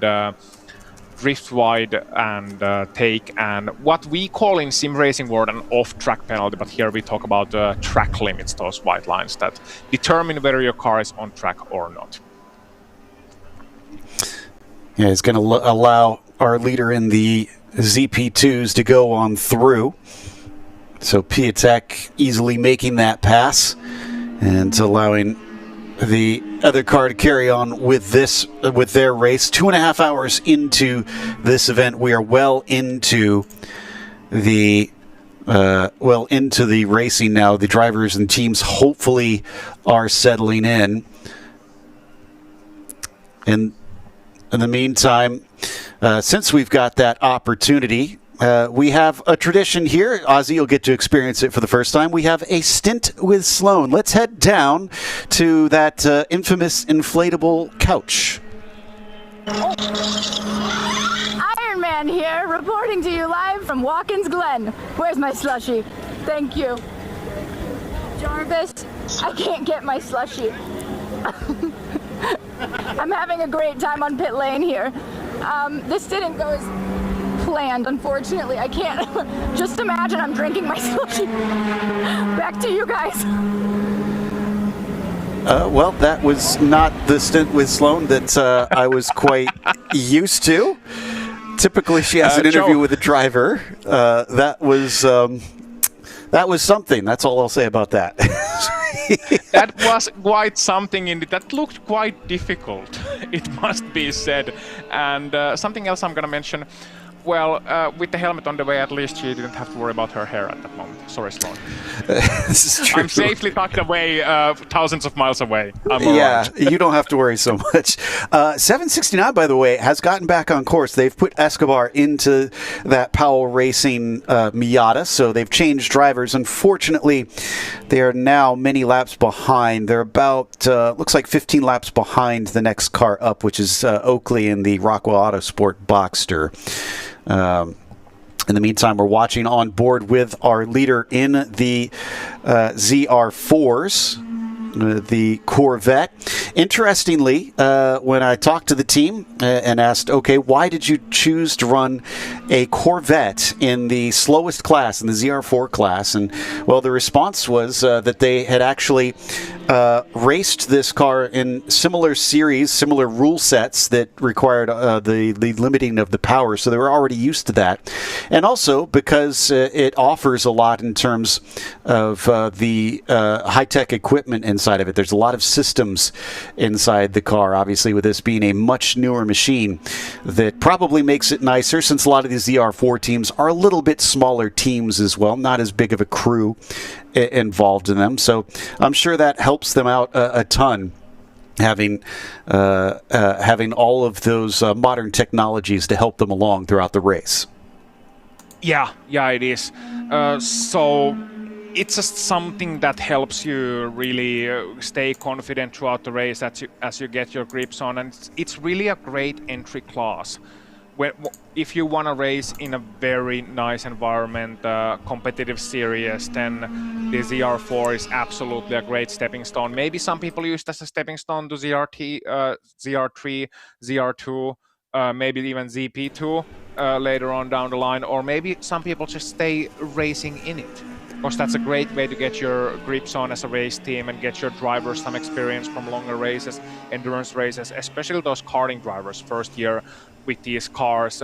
Great way to get the grips, and absolutely would suggest it to everybody who thinks that they got what it takes to compete here at the Zenith Racing Series. Now, curiously, I was looking at some of the cars, some of the teams competing here, which are the stars, as you would expect. The Toyota team that we lost earlier on, racing the Toyota GD86, as you would expect, perhaps from the team name. Now, the Lagunatic Racing is the 779 is with the Subaru BRZ or BRZ, whichever you prefer. Essentially the same car. So essentially the same car, and it's curious to see that they went for the Subaru instead of the Toyota, because again, mechanically the car was a joint development between Toyota and Subaru, and they went for a project of effectively an affordable rear-wheel drive sports car. That was a great initiative, and it was great to see the cooperation between two big Japanese brands that have competed against each other in the world of motorsports before, especially in the world of rallying. The Toyota versus Subaru rivalry, not quite as famous as the Subaru versus Mitsubishi, the Impreza versus Evo, but still a rivalry. So great to see them work together, and great to see both examples, both large-scale examples at least, of that effectively the same package. I noticed this on the timing and scoring, and now we can confirm it visually. The 59 team is back on track. Now, they have put Dakota Dickerson in the car. He is another very, very fast driver, along with Jason Alder. So glad to see him get a chance to try and see if he can push this back to somewhere close to those teams. Unfortunately, they've lost what looks to be about 21 laps to the next one up in their class. So they're unlikely to catch up with them, but we'll see what happens in the end, because they could still gain positions by others running into attrition.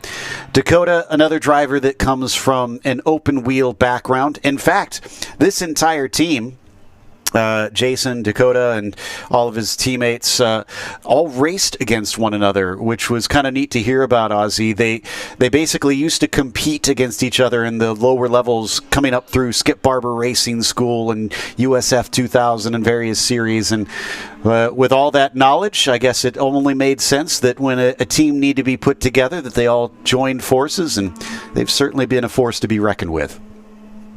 Oh, absolutely, and I love hearing about it. I love when you first you compete as teenagers in lower formulas in those small cars across circuits all across America and with big dreams, and then finally you get to join forces together and race under the same banner. And I bet because they are, well, with any team, this is the thing, but especially when you're ex-competitors, when you're used to competing against one another, there will be comparisons in terms of lap times, in terms of stint times, and in terms of guys pushing each other forward. And that is what makes the team work. As long as it stays within certain boundaries, it makes the team only better when you can just push each other forward. Somebody takes a tenth of your lap time, you take a tenth of their lap time, and suddenly nobody can match you.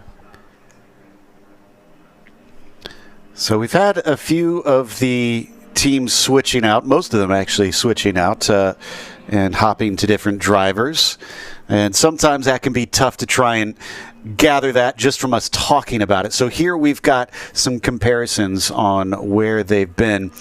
And interesting to note that it looks like the number 4 also on older rubber in comparison to the others, which they are ahead right now. They are leading this class. But there you've got what the stints have been thus far, with all of them having 3 stops in this race. And the most on this stint, at least the longest to go that they pitted, was that number 4 car. So if it comes down to holding out for another of our code 60s, then we need to watch that number 4 team, Ozzy. They're the one with the fewest options. They are. So Piatek leading at the moment, but will he be able to keep that lead? That is the question. We're heading towards 3 hours completed soon here at Watkins Glen, seeing some lap traffic getting work, and we are very much in that calm phase of the race, or what feels like calm phase for the spectators, for everybody watching on. I'm sure it's not exactly that for the drivers competing, but here you're starting to think about various things. You're starting to think about essentially having a lap time goal is what you want to do. Now with lap traffic in a multi-class event, it's a little bit more difficult, because you sometimes, like you see here, you have traffic coming up at inopportune places.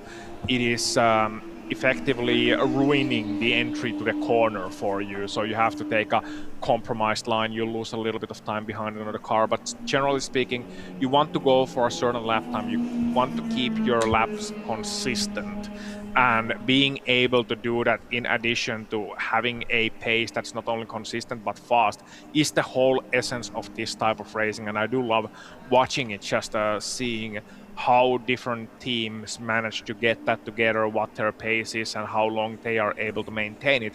But also the tires, because the tires are the kind of thing in racing, Joe, a lot of things are down to exact science these days.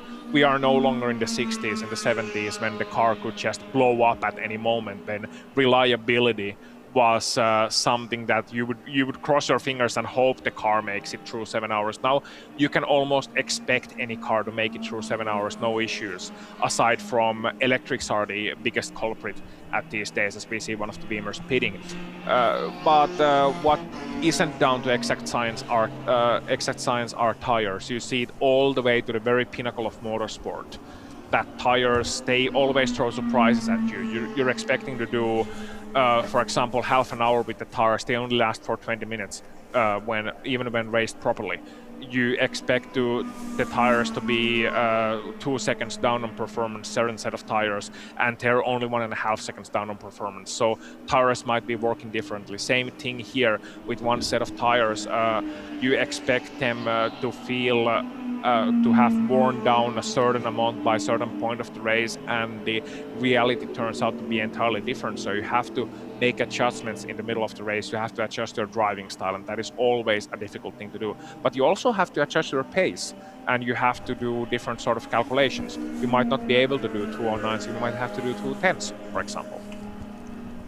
The last of the Camber Performance cars still out on track as we ride on board with the 177. O'Gorman still behind the wheel of our leader in the ZR3 class. We did see the car of Sergio Ramirez pit in. Now, they had actually just overtaken Barry Waddell in the 96 machine. So that was a brief change for position, and then Waddell brought that car back up to P2 now that we wait for Ramirez to return to the circuit. And, it looks like they're going to be doing either some tire changes or hopefully not work on the car. They're definitely jacking up extremely high. That looks like work on the car, potentially. Problems for what has been a very fast machine today. Yeah, they're looking like they're checking at the moment underneath the car to see what's going on. It is on the right side. Mechanic there taking a closer look. Could potentially be just one of those cases where the driver is reporting some ill handling or some ill feeling and just want to make sure that there is nothing wrong with the car, which is completely understandable. You need to do those things because as a driver, when you're feeling something is off, then you cannot be confident about your driving. You cannot be sure that do you want to brake into the corner as late as you can? Do you want to turn it into the corner? You're constantly afraid that something's going to go wrong. But it looks like they don't have to do any actual repairs. They had an extended look underneath the car, at least on the right side. Didn't see anything that needs to be done, and then gets underway. Giving a thumbs up from the mechanic and underway back. Ramirez goes 392. Bit of an extended pit stop, but it's better than the car potentially breaking down or him having to deal with an issue. Yeah, glad to see them get back onto the circuit. So, did notice that Dakota Dickerson, while they are far behind, was setting very good lap times and had 2 personal best sectors that last time out. So they're looking pretty quick, trying to make up what they can, even though they know they're a long ways behind the next car up. We return to the visuals on board, looking over the shoulder of Tom O'Gorman, currently ahead by a fair bit over Waddell in that 96. I have to check to see how much, because my timing and scoring is showing potentially even over a lap ahead of the next car. Might be the pit stop cycle, but yeah, I have to take a note of that timing and scoring, just updating right now. Yeah, we'll keep an eye on that definitely to see what the gap is in reality. Yeah, whenever I'm in doubt, I look at our marching ants to get a better picture of where exactly they are. And unfortunately, I don't have eyes on the 177 right now, but the 96 is currently in the penultimate corner. While we try and track that down, let's go down to Sloan, who's got an update on pit lane. With Sergio Ramirez, driver of the 392. You were kind of giving me a little update on what was going on. I know you had a left front blowout earlier in your stint. What happened here? Yeah, we had a left front tire blowout coming out of the bus stop. And ever since then, we've had a little bit of a noise. It sounds like maybe something may be dragging underneath the car, something rotating. So we're just trying to stay on top of it and keep things, checked. So you didn't find anything when you lifted up? No, everything looks good. Okay, so does that worry you a little bit, or? That does. That worries me more because I wish I could have found something that was like, oh, this is clearly it. But clearly we may have some underlining issue that hopefully doesn't present itself till maybe later on tonight when we get to check the car. Okay, all right. Well, driver's okay. You were okay in your stint too? Yeah, everything feels good. All right. Well, thank you for that update, and we're hoping for a clean, safe race for you guys. Thank you. Back to you guys. Thanks for that. Ooh, yeah, I feel like that's the last thing you want is who knows what it is, and you have to just send it back out and hope that the car keeps running okay. But you can see it is under power, seems to be up to speed, so crossing fingers for that team. By the way, notice the fastest lap for the number 80, Sam Corey behind the wheel. That's another driver with a unique sort of background over here. Has raced in USF, which you tend to see with a lot of drivers coming up. It's popular over here in North America. But going from USF to ARCA is not a path I typically see. No, because that's effectively going from small formula cars, small open wheelers, to big stock cars racing around the oval circuits. Does ARCA even race on road courses? They do have some road course races. In fact, I think when I looked up his results, he had a pretty good one at Sonoma, I believe, recently. So, yeah, not just a road ringer, though. He's over there racing on ovals as well. But, yeah, clearly a driver that's willing to just get into anything.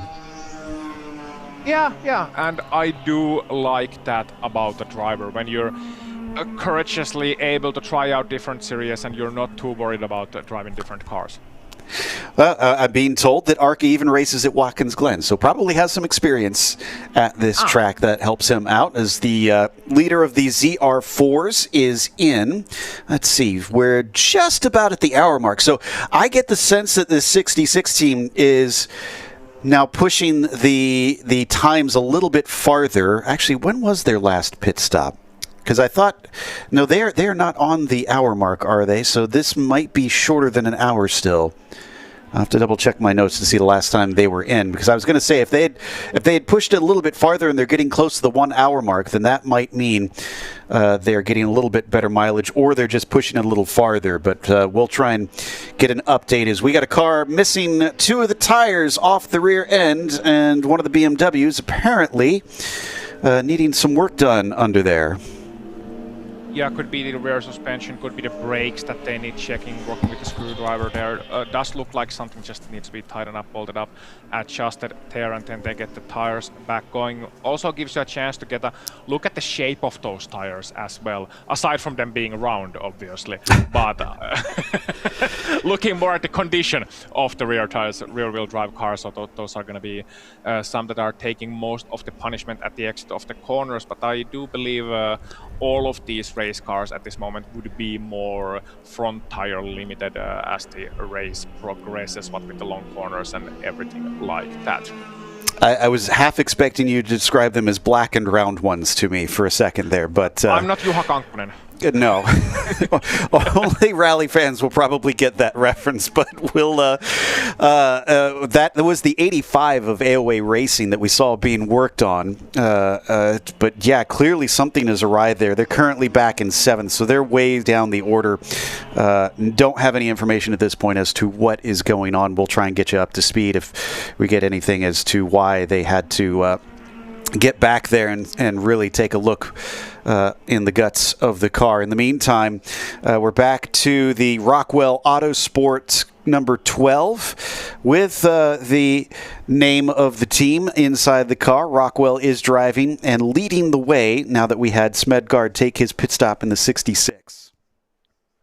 Yeah, so Rockwell Autosport 10, as you said, leading their class to 13.9 last time around, the lap time for those curious, seeing them work their way around towards the penultimate corner there. And in that Porsche Boxster, and when we talk about liveries, and we sometimes do talk about liveries, this Rockwell Autosports one is certainly quite unique, and I love the aesthetic of it, because it just looks quintessentially, and don't take this bad way, anyone from the team who are watching, it looks quintessentially semi-pro in the way that the aesthetics work in the environment, in that it's not something that has an similar overall theme, but rather they are brave, playing with the colors, with the black roof of the car, the black bonnet of the car, the engine of course in the rear in the Porsche Boxster, and the red wheels. I love the red wheels. I'm going to give a reference point again that's probably more amusing to you and me. It feels very iRacing default to me. Yeah. in one sense, I was gonna say more in terms of what we see in Finland, perhaps racing, because circuit racing is not as big in Finland than it is in, for example, in United States. A lot less professional teams, and the national racing scene, when you go up from karting, when you go to circuit racing, is very much a semi-pro or even amateur. Just want to give an update on the 85. They also did a driver change while they were doing that work, and Gino Manley has hopped inside that car. But Eric Rockwell, who we've been watching on screen, probably still owes us a pit stop. So I imagine that 66 will probably return back to the front of that class shortly. I mentioned Sam Corey going fast in the 80. He reset the fastest lap for that team down to a 2:01. So just about breaking under the 2-minute mark. There's only been a couple teams that have managed to do that up to this point. We've got the 4 and the 77 have also managed to break underneath there. Checking to see if any of the others have gotten quicker than that as well. Looks like the 5. Having to keep an eye on those ones as the race progresses. Still watching the Brockwell Porsche taking its way around the track. The number 12 heading towards the last corner. And once speaking about all the sorts of different cars that we see here on ZR4 class, the Porsche Boxster, you got the Chevy Corvette C8, you got a Toyota GD86, a Mazda Miata, and a Subaru BRZ. Now, where else do you see all those cars competing against one another and competing closely against one another too? And that just speaks to the whole idea behind this series, where you effectively build what you believe in. Yeah, I mean, their philosophy is I think, being proven by this ZR4 class, very much so. Has allowed quite a diversity out there on track. Now, this is going to be a lap being put on the 908. So, unfortunately, Eklund is going to, well, I thought he was going to have to be overtaken, but he slams the door shut coming up through turn 2. And is in no mood to allow the 4 to go by. I think this is actually a second lap that they're going to be putting on, because I'm showing the 908 is on lap 85, while Piatek is currently on lap 87. Yeah, I'm probably not wanting to go side by side through the SS, rather just giving the weight here, heading into that corner and heading into the bus stop and working his way through was Piatek. So I'm gonna say Eklund just, going through SS side by side in Watkins Glen. It's always a bit of a hairy ordeal, and even if you see a car coming up faster, you just don't wanna, slow down unnecessarily, lose too much time. It's better to slam the door shut in a relatively reasonable amount of time to let the driver behind know, look, I know you're gonna lose probably 1 or 1.5 seconds driving behind me through the SS, but that's better than us potentially having an accident. So that leaves them on their own once again out on track with nobody around, at least for a little bit, in that number 4 car to try and run their pace. Certainly has been looking good. The 77 still behind them by about 12 seconds, so not super far behind, but close enough that they can keep an eye on that team and hope to be in the hunt for the victory. And again, hoping that I don't commentate or curse anyone, I don't believe we've seen any penalties for the ZP2s in terms of one-lap penalties so far. That is the standard in this series, that where most series will do drive-throughs for a lot of things, but majority of penalties, they just dock a lap to make it nice and simple. Of course, it is brutal because it is tough to get that lap back, but it has been a defining factor in these ZP2s in the racing so far this year. I think they've all kind of learned the lesson that they need to keep it safe, and the teams are keeping an eye on the broadcast as well. Hello. Glad you're watching. Glad you're tuning in with us and watching the onboard shots there. Just looking at the onboard at the exit of the corner, just seeing those wiggles again at the exit of the corner. And that's very, very curious to see indeed how much they're having to work the car there. And apologies, that was not our broadcast, but that is their onboards provided by GPX in this series. We can see a ton of cameras, so a big shout out to them. And this is just one of the many onboards that we get from Nimbus Racing in Ethan Barker as he brings that pink and black car around lap 88. Currently one of only 4 cars that are still on the lead lap in this ZP2 class. right now. Actually, might be one of only two, as I think Pease and Corey are already a lap down. I know that Eklund already has been lapped twice. Now Corey is about to lose his second lap. And that's going to happen in a short order, to be expected, as they've been racing for over 3 hours now. And you look at the lap times, just examples looking at last time around, what the drivers are in different classes are doing, if I may briefly. Now you look at the ZB2, the prototypes, they are doing now around 1:59 to 2-minute flats in terms of lap times across the fields. Fastest last time around was the Nimbus Racing number 80 with a 1:59.6, and the 77 as well, getting into the 1:59s here. So around the 2-minute mark, pretty much dead on. And then when you move to the ZR2s, you see them in the 208s, 209s, 210s. Not many of those, sadly, remaining here in this race, with the Retro Rockets now actually coming to the pit lane as well to take their pit stop, I do believe, outside of the cameras. And then you look at the ZR3s, and they're roughly around the similar performance. So 210 or thereabouts, about 10 seconds slower than the ZB2 prototype cars. And then you look at the ZR4s. In terms of lap times, they are hitting around the 212, 210 mark too. So they are very close at this point of the race in performance. Now, different rule sets. Once again, the weight to power ratio is the king here. So you can have less powered cars, more powered cars, but it's starting to even out across the classes as the race is progressing. Now, what that means is that you can get an eye on an idea of how often these prototypes actually have to pass. They don't get too many clean laps. They pass somebody on almost each and every lap here around Watkins Glen. So that's why comparing lap times is sometimes a little bit more difficult. But just to give an eye on roughly about the performance here on the Watkins Glen track, a racetrack that is not one of the shortest on the calendar, it has to be said. Yeah. I mean, even with these prototypes taking 2 minutes, that was, again, a little bit of a chop-off from the 908. So Eklund is feeling a bit feisty here. And so our second place in the ZP2s will need at least another corner or two to try and get on by. By the way, we were watching the 41 with their pit stop. That was fuel only. No driver change. It is still Garton in that car.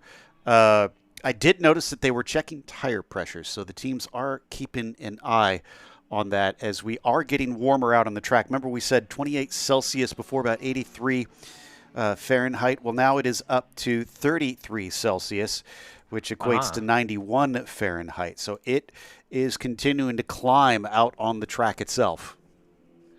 Yeah, so track's getting warmer, they have to deal with the tire pressures. That's heating the tire up faster too, and meaning that they don't want to effectively over-pressurize the tire. And it's more about the heat, but it's also about the optimal pressure. But it's about the heat put into the tire as well. And sometimes you get the core of the tire warming up too much, the surface of the tire, and that's not what you want to do, because that effectively takes down your grip.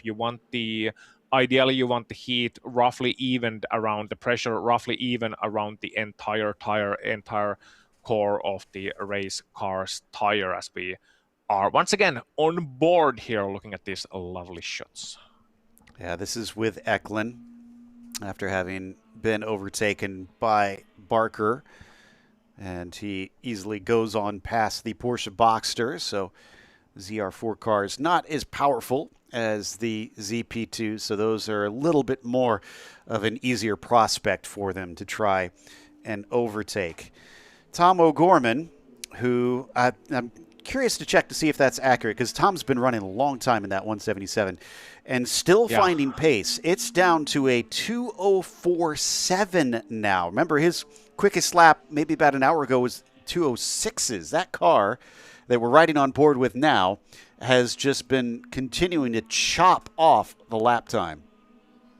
Well, I remember hearing stories of some hero stints in endurance racing. This might be going into one of those, or maybe Tom is one of those drivers that starts to warm up by around stint 3 or stint 4, because I've heard about those too. Like first stint, yeah, just a little bit sleepy, still trying to get the rhythm going, trying to get yourself acquainted with the car. By stint 2, okay, it's better, and stint 3 and 4, then you start flying.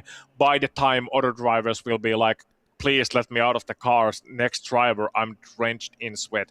But I do hope he's got something to drink, a full water bottle or something in that car. As we see a bit of a moment, yeah. Heard you reacting to it as well at the exit of turn number 1. Just a slight overcorrection. Not overcorrection, a correction. A correction, yeah. And he is, he's still clearly pushing.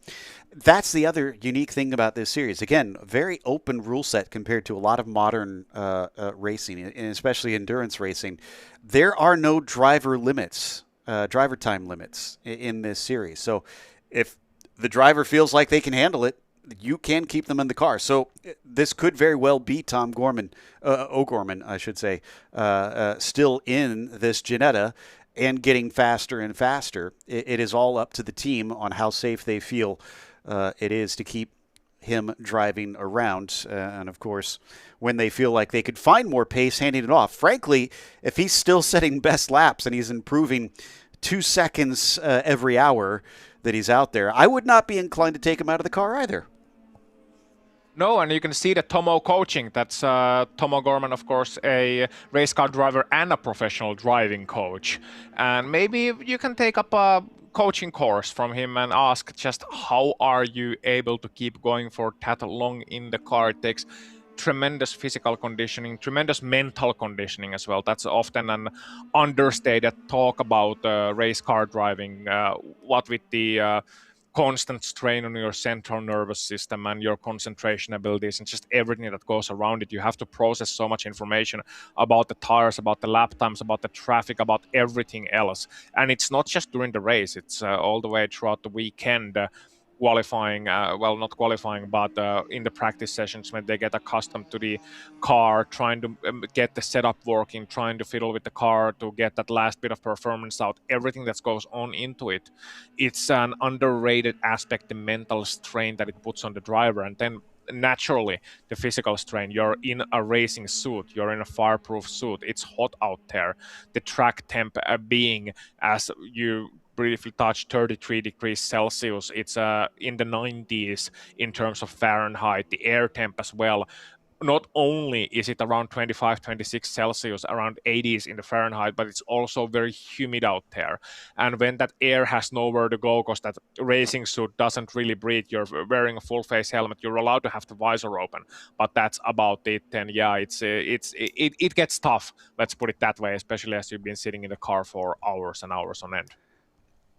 And we saw him have that moment in turn 1. That last lap was still his best lap of the race at a 2:04.6.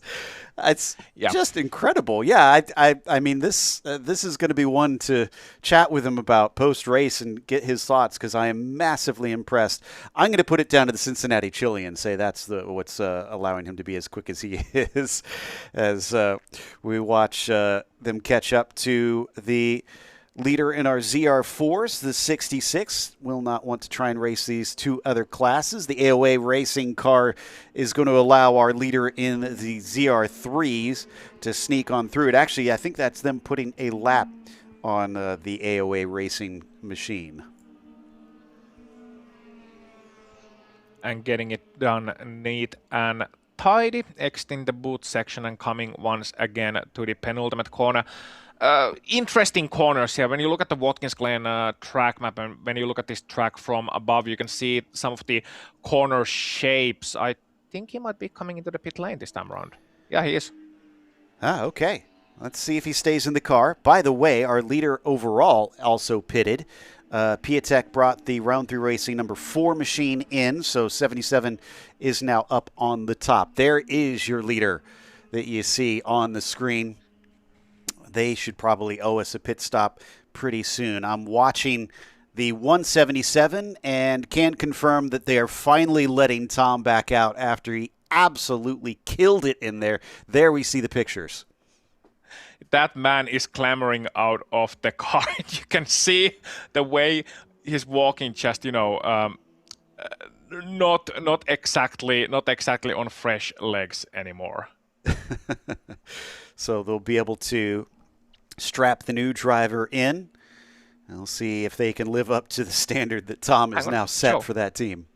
Look how still the mechanic with the fire extinguisher is standing. I mean, he's getting ready for his living statue stint after this, I believe. Yeah, so. That's remarkable. That is a requirement in this series. So when you see them out there, that's not the teams just trying to play it extra safe. They are required to have someone with a fire extinguisher at the ready, pointed at the car as soon as they start refueling. And I believe a blanket too.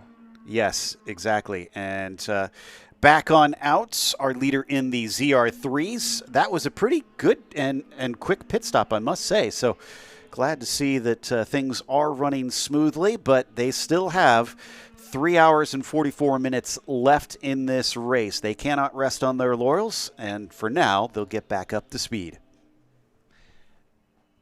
Getting going nice, and Tidy just trying to work those tires back up to temp. It looks like the 4 car also back out. We still have not seen Barker pit in. This is Ethan that we see in the 77 now. Carter Pease in the number 5 machine still owes us a pit stop too. That's the other round 3 racing car, now sitting behind their teammate. And then I think Sam Corey hasn't been in recently in the 80 car, so I think they also need a pit stop here shortly. And so most of the ZP2 class still needing to affect their strategy for this, what is going to be shortly the halfway mark of the race. Now, there's nothing special about this in this race. When we get to the 14 car, or 14-hour race a little bit later in this one, we will get halfway points. In the meantime, let's head down to a replay because apparently one of the leaders in the classes got into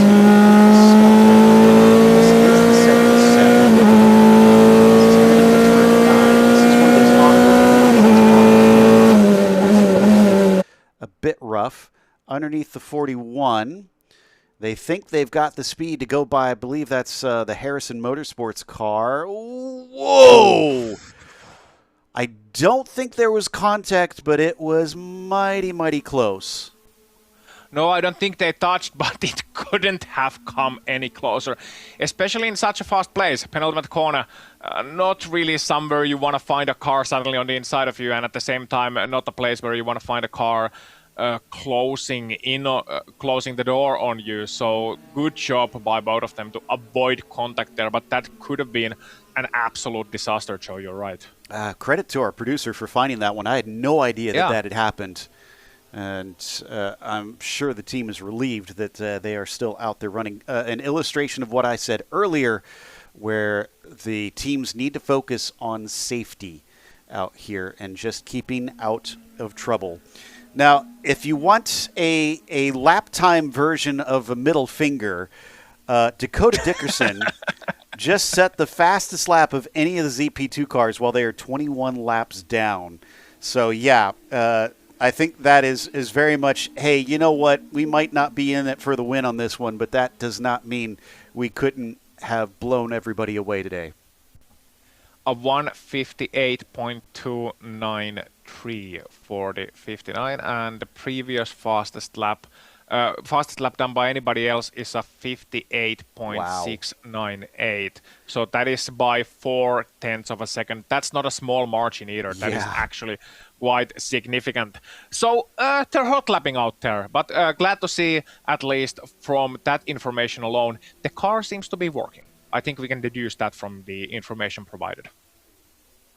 Yeah, that's one where they'll come back tomorrow and say, okay, how can we prevent this from happening again? Because the fastest lap. Well, yeah. Well, It's one of those things where I'm sure it's frustrating, but you're thankful as a team.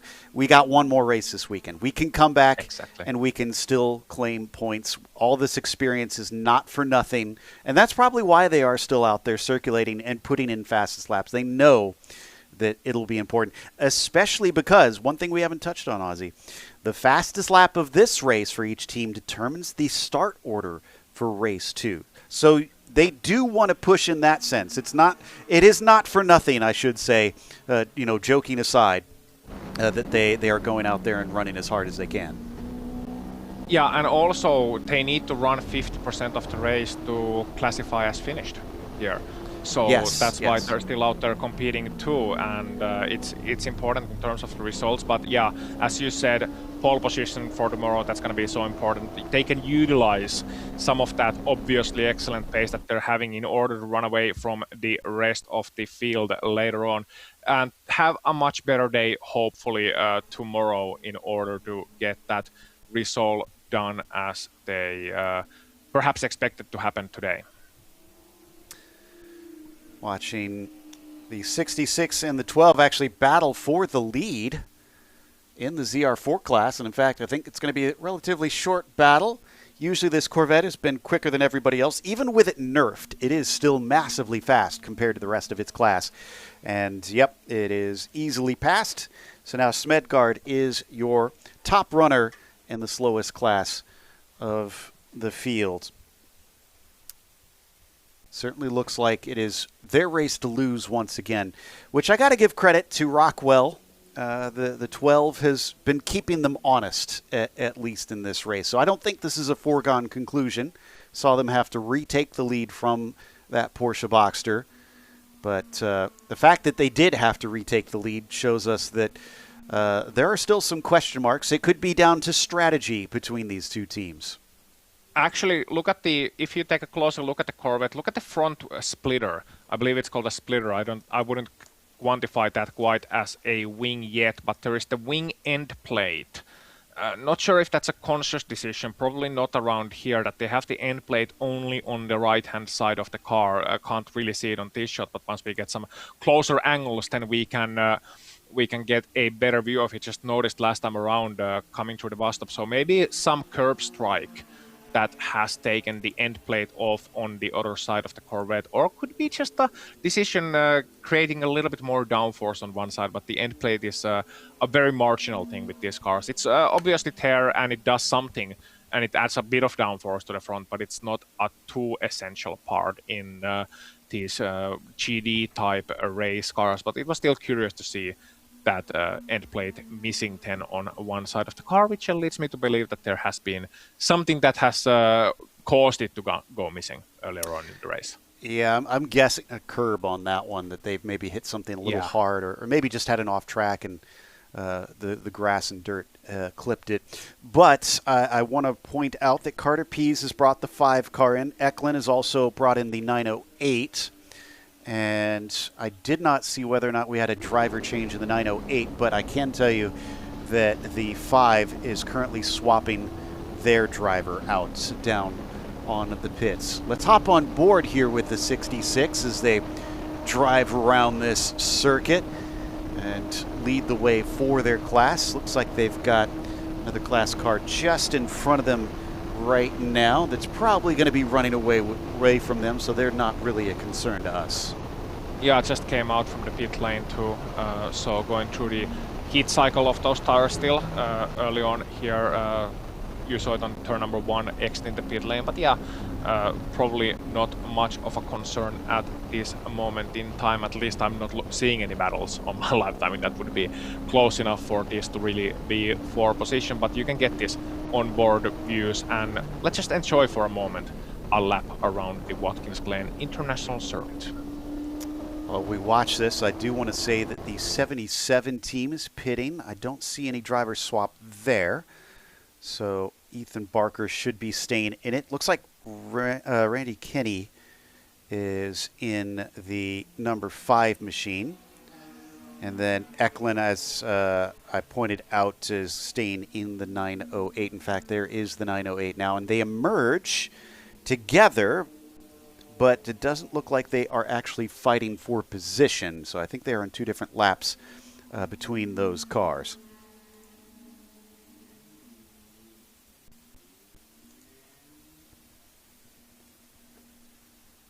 Three wide down into the toe of the boot for a brief moment. Thankfully, that one works out well.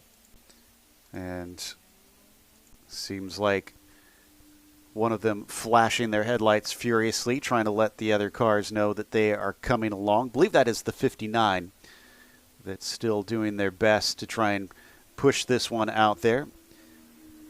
They should be well within that 50% mark to get a score on this one, since they're only about 21 laps behind last I looked, and we are currently on lap 98. So yeah, that'll be more than 50% if they just keep this pace up. They can cruise to the finish and collect whatever points they can. Their best hope for anything better than that 6th place, though, is going to be the attrition of another car falling afoul of problems here today as we get another of our BMWs taking a pit stop. Yep, 3 hours and 34 minutes now remaining in the race, and we see them coming into the pit lane. I believe that's the 96. Yes. That came. The 94 Motorsports 96 entry coming into the pit lane should be a scheduled stop around this moment in time.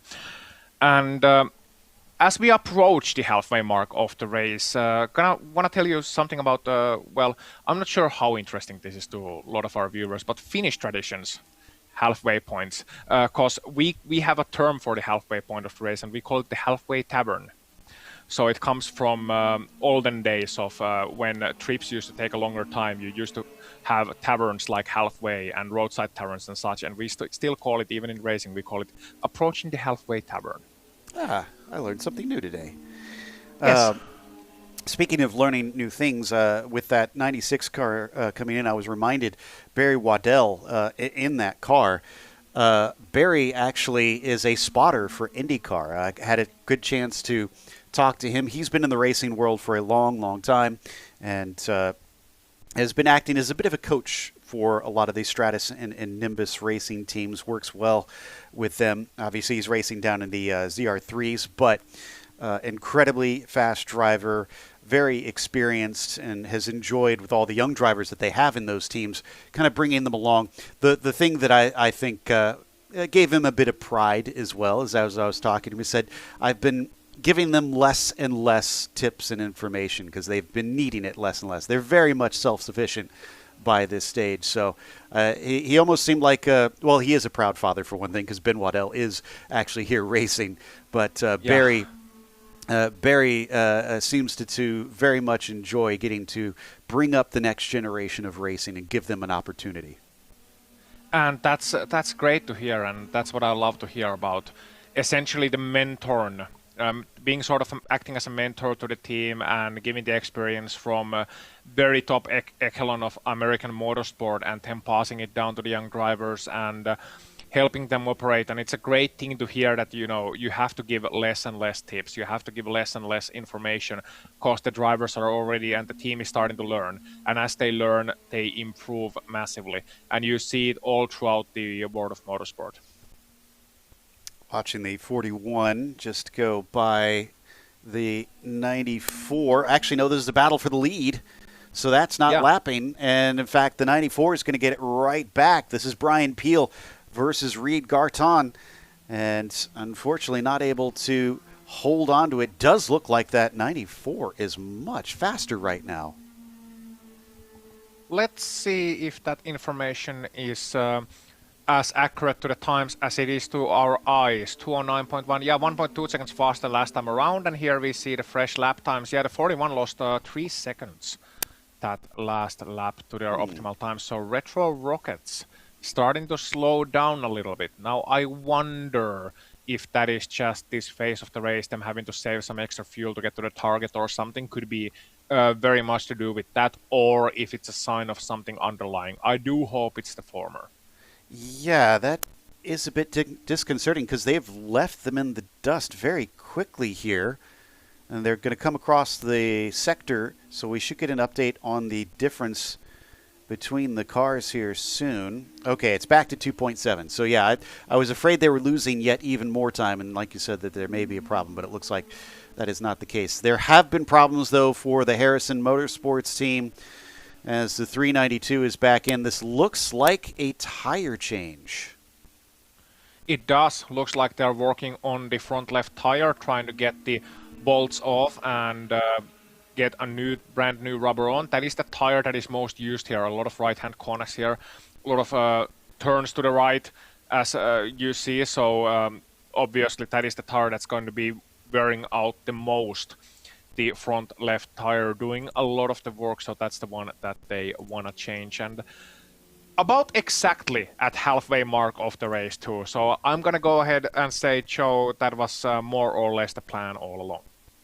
Could be. It absolutely could be. Sergio Ramirez showing is still in the car. I don't think they had a driver change. We heard from Sergio a little bit earlier on when he was chatting with Sloan. Sam Corey just came in, though, and they make their pit stop nice and easily.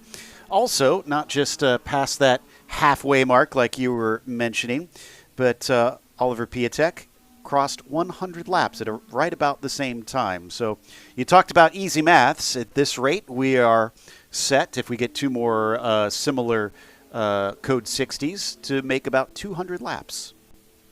Very good, Joe. Very good. Worked very hard on that one. I know.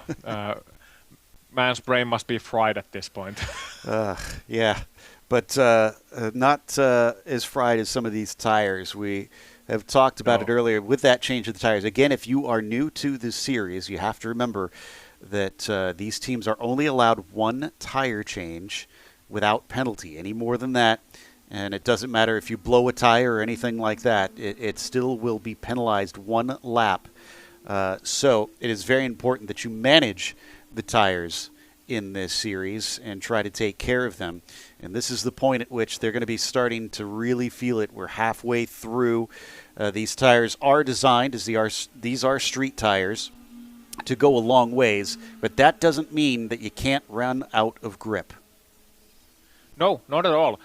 Street tires, if you run too much camber, for example, you can wear down the inside of the tire, overheat it very easily, and in most use cases, you do want to run quite a lot of camber with any race car, especially at a track like Watkins Glen with its long corners. You just want to run maybe 3.5 degrees of front camber with some of the cars. I know it sounds a bit extreme to some of the more mechanically minded people out there, but that is usually how it's done. Rear camber too, quite a lot, so the tires can and will wear out quite quickly. So you got to make sure and set them up for the long run in this series. And that time in the practice, the setup is going to be so important. Can I just mention something, Joe? Go for it. Yeah, absolutely. So the Retro Rockets and 9-4 are battling once again. Oh, it helps if I pay attention, because that is actually on screen. Yeah, and that is, once again, the lead of the ZR2s, despite only two of the cars out on track, swapping around. As that is happening, let's go down to Sloan, who has another stint with Sloan ready. Welcome to a stint with Sloan, where drivers trade the seat of their cockpit in a race car for usually a seat that I bought at Target for $20 the other day that was currently deflating underneath us. Not currently, but here we're in the grandstands. I am really excited about this stint with Sloan because we have Nipper, one of the drivers of the 41 Retro Rockets car. And yesterday, you came in early from qualifying. You guys did the best that you could, and then you were like, yeah, we'll just come back in and we'll park it, not knowing you were on pole. Waited for about 2 minutes. We were provisional pole, then confirmed you were pole. And when we talked, I was like, that question of what's going through your head, that generic type of a question, and your answer was just full of so much soul. And so, I wanted to take this time to talk to you about what what makes you you? Because also the Retro Rockets team is so undeniably themselves, and Eli, who is Nipper's son, is so passionate and talks so highly about you. So, I wanted to learn more about you and why you think Retro Rockets is the way that it is. Thanks. This has been a lifetime thing for my brother and I. Our dad was really a good racer, but kind of got into it later in life, was 30 before he got in a race car in the 70s. So he, had a family too. So he brought all of us along, and at one point in the 70s, he traded a Ferrari he had for a Grumman motorhome so he could bring AJ and I to the races. We used to get stuck in the mud here when we would race. Anyway, so this is like something we've been doing our whole lives. And just like you and I were talking about a second ago, it's like a second chance here with our Retro Rockets. AJ and I did some big time racing earlier on, circle track type stuff and stock cars, and got to a pretty high level with it. But the stress was pretty high, and our careers probably didn't work out exactly the way we had mapped it at the time, but it worked out. And then we had the opportunity to come back and race, and we made sure that we made family and relationships and building stuff like really a priority in that. And we got a bunch of young people with us that are learning skills.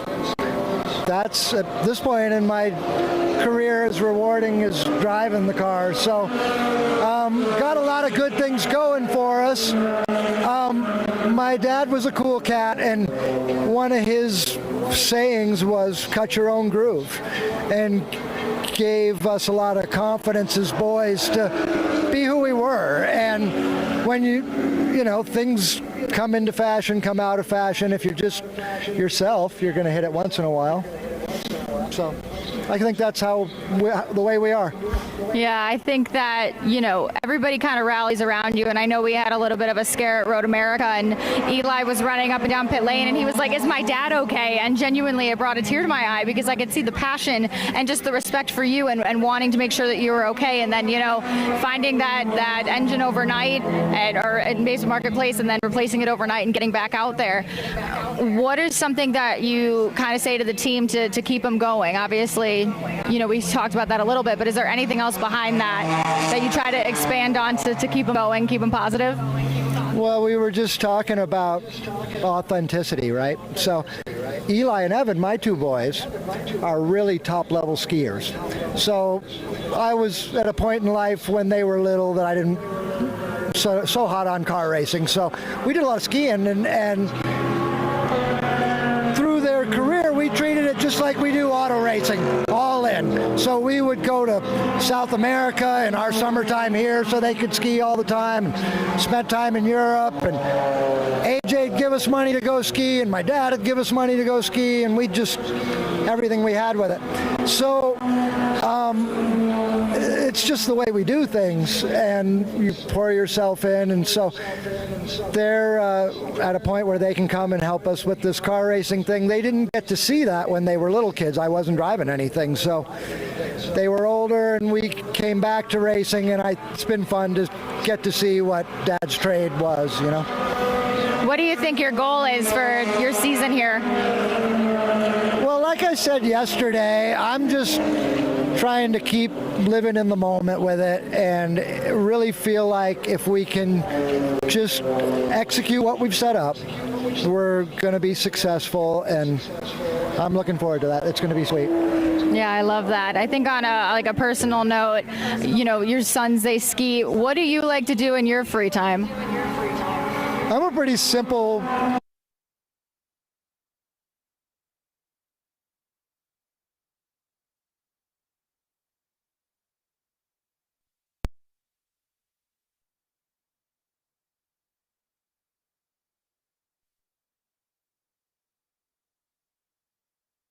boys as well, and so I watch that and am interested in that and do a lot of trail riding myself. AJ and I have a place in southwest Colorado in the San Juan Mountains that's beautiful, so active stuff like that, and music and art and that kind of thing too. And it's just you and AJ? You're just the brothers, or you have more siblings too? It's just AJ and I, yeah. And do you think racing's brought you guys closer? Yeah, this project has been big.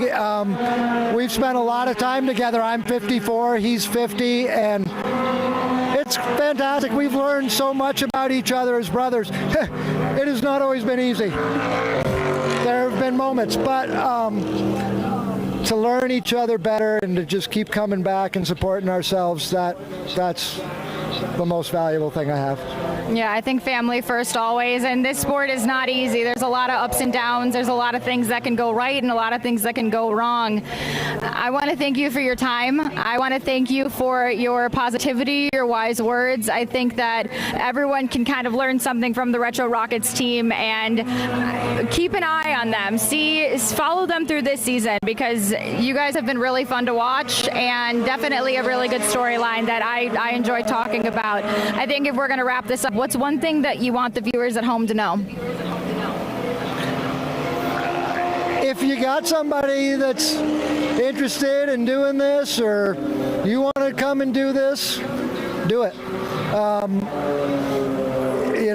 Don't be afraid to come and try something in auto racing. If it interests you and you're curious in it, that's the key to everything, and you'll figure out a way. You'll figure out a way. I love it.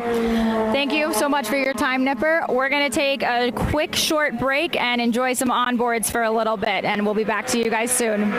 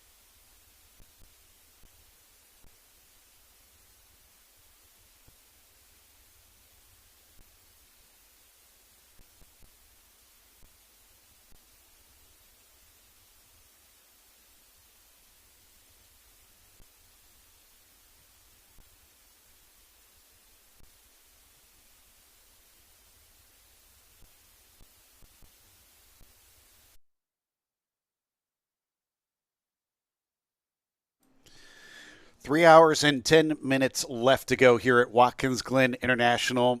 Race 1 of the weekend for the Zenith Racing Series. Currently up at the top, Oliver Piatek leads in the number 4 for the ZP2 class. And the ZR3s, it is Anthony Pacelli who has hopped back in to the 177 with an amazing run from Tom O'Gorman, continually resetting his personal best many a time over. And then down in the ZR2s, it is the 41 of Reed Garton leading that class. Finally, in the ZR4s, it is Smedgard in the number 66 who is up at the top. I'm Joe Peak with Ossian Puhaka. Here in the booth, we've got Sloan Polisner down on pit lane to bring us all the action. But I think the big part in all of this, Ozzy, is during our short break here, we had a number of penalties and warnings happening. So there have been some drivers that have gone a little bit beyond what the stewards want. Yeah, I think they saw that we were having a quick break and then realized that, this is the time to get all the penalties done and then give the guys a warm welcome back there into the booth. So we have quite a few then to go through. For example, there is the exceeding number of permitted tire changes for car number 59, I do believe. And then there is also the incident involving the 392 that I do believe is the Harrison Motorsports car. And then the number 769, so that would be the Powell Racing. Across different classes, mind you, they have an incident that is under review at the moment. So some action between the ZR3s and ZR4s, sadly. Yeah, not what we want to see. And it just a small correction. It was the 392 that had the tire penalty. That's our first of this race of too many tires changed, so they get docked a lap. And we see some of the teams, I guess, preparing and getting ready down on pit lane. Yeah, a bit of a yard sale. And we'll also have a code 60 that will begin at in a few seconds' time, because there is the 85, I believe, is stopped on track at the moment. The AOA racing car had a notification about that earlier. So what car stopped on track, and we'll have a code 60, and here you can see it on the screen, and that looks like a hopping wheel, potentially coming loose just from the initial view. And remember, we saw that car being worked on in pit lane with both of the rear tires off for some reason. So I wonder if that is related in some form or fashion. Impressively, this is only our third code 60 of the day. It's been a massively clean race up to this point compared to events more recently. This gives plenty of teams a chance to go and take some fuel. Granted, there are some that were in there maybe all of about 20 minutes ago, I believe, but that we still should see them probably try to come in. Yeah, look at that tire. Look at that, left rear. Yeah. So you mentioned the hop. You could see it kind of buckling the rear of the car up from time to time, but we can actually see the tire, the carcass of the tire is flailing out on the edge of the car. So there is something odd going on. I wonder if it blew out on the track, if they were worried about some of the wear, and then it just, unfortunately, whatever they did not fix the problem. Yeah, could be that. Could be just striking maybe a curb a little bit too hard. That can also deflate the tire. The tire is really going, and you have to be careful not to drive too fast with that tire, because you have to take it really slowly into the pit lane to potentially get the tire changed, not to damage the wheel of the car. And even worse, if you drive it too fast and the carcass starts to rip out of the tire, then that can also damage the flare of the bodywork of the car as well. You can see how flared the bodywork of the BMW is. It being a race car and all, it is a wide body, and that can easily get damaged if the tire starts to rip it apart, impacting it at high speed. So has to be very careful here. Patience right now, a virtue here, not in any, even though it feels like you're in a hurry, you're not really in any sort of a hurry. The problem is that you're not, as a racing driver, you're not used to at these situations, going around at these speeds around the racetrack. I do hope that tire manages to stay on. I think the biggest blessing is that the code 60 was in fact called. At least they were able to get the car moving, but this means they should lose less time. And I believe the other cars will be allowed to overtake if they are moving below the 60 kilometers per hour right now. So that shouldn't be an issue with holding anybody up. One thing I do want to mention, go ahead. Yeah, what I find curious, just briefly, sorry to cut you in, is that the car was stopped on track. And I don't believe they would have fully come to stop if it had been just tire deflating issues. So it could be something more. There maybe has been, who knows, pure speculation. Go on. Yeah, it is a bit of a mystery. Hopefully we'll get some more information about this soon as they make their way into pit lane. I was going to mention, since we have that investigation into the 392 and the 769, if there was contact between those two cars, which we haven't seen any video of yet, one thing that is unique about this series as well is most series will look into an incident and, just say, oh, racing incident. Well, if there was contact, there is no such thing in this series as a racing incident. They have two outcomes on if there is a confirmed car contact. Either one car is determined to be predominantly or all responsible for that incident. If not, if each car shares some responsibility, both receive a penalty. So someone is getting a penalty if they find that they did actually make contact out there. That is bad news for those teams if that's the case. In fact, let's go down to Sloan. She's got a little bit more information. Caught up with Sergio at 392 at Harrison Motorsports. He said that there was no contact, actually, so that speculation can be put to bed, that it was just a mechanical issue, and that's why you saw the car veer, but there was no contact. Sorry to disappoint at home. No contact, still clean. That's what I got for you now. Thanks for that, Sloan. So that is great news to hear, honestly, that they won't have to see any sort of penalties. That's the last thing we want to happen out there. But they're finally getting a chance to go and work on the AOA machine as the second jug of fuel goes into the number 14. And it looks like the code 60 is ending. Green flag in the background, letting us see that we are back to full tilt and on our way. There are a lot of cars that took the opportunity. All of the ZP2s pitted in during that one, barring Dickerson. And then AJ Alsup in the 41 pitted, and Colin Garrett in the 96 car also pitted during that period. So as expected, pretty much all of the teams took the chance to try and top off on fuel. And as we heard from Sloan, race control confirms the 392 769 was reviewed. There is no action taken. So both teams will be relieved on that, and race control being quick about the situation, realizing that there is no need to take any action. Now we're on board the 77, heading towards the main straight. And you can see even this late on in the race, we got 3 hours remaining, 4 hours almost done, utilizing all of the track. And it's just great to see how when a driver gets to the groove, gets to the rhythm, they can drive at very, very fast speeds, very close to the absolute performance peak of the car, without really blinking an eye for hours on end, for not only just 2, 3, 4 laps in a row, but 20, 30, 40 laps in a row, which is incredibly impressive as they fight for the second place is on.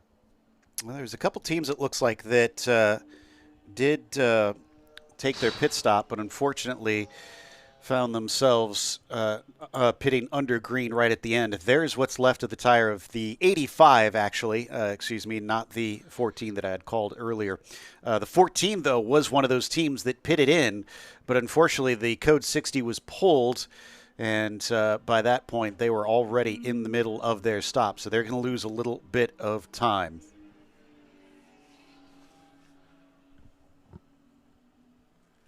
It does look like the 85 has left pit lane, or at least has left their pit stall from what I can see.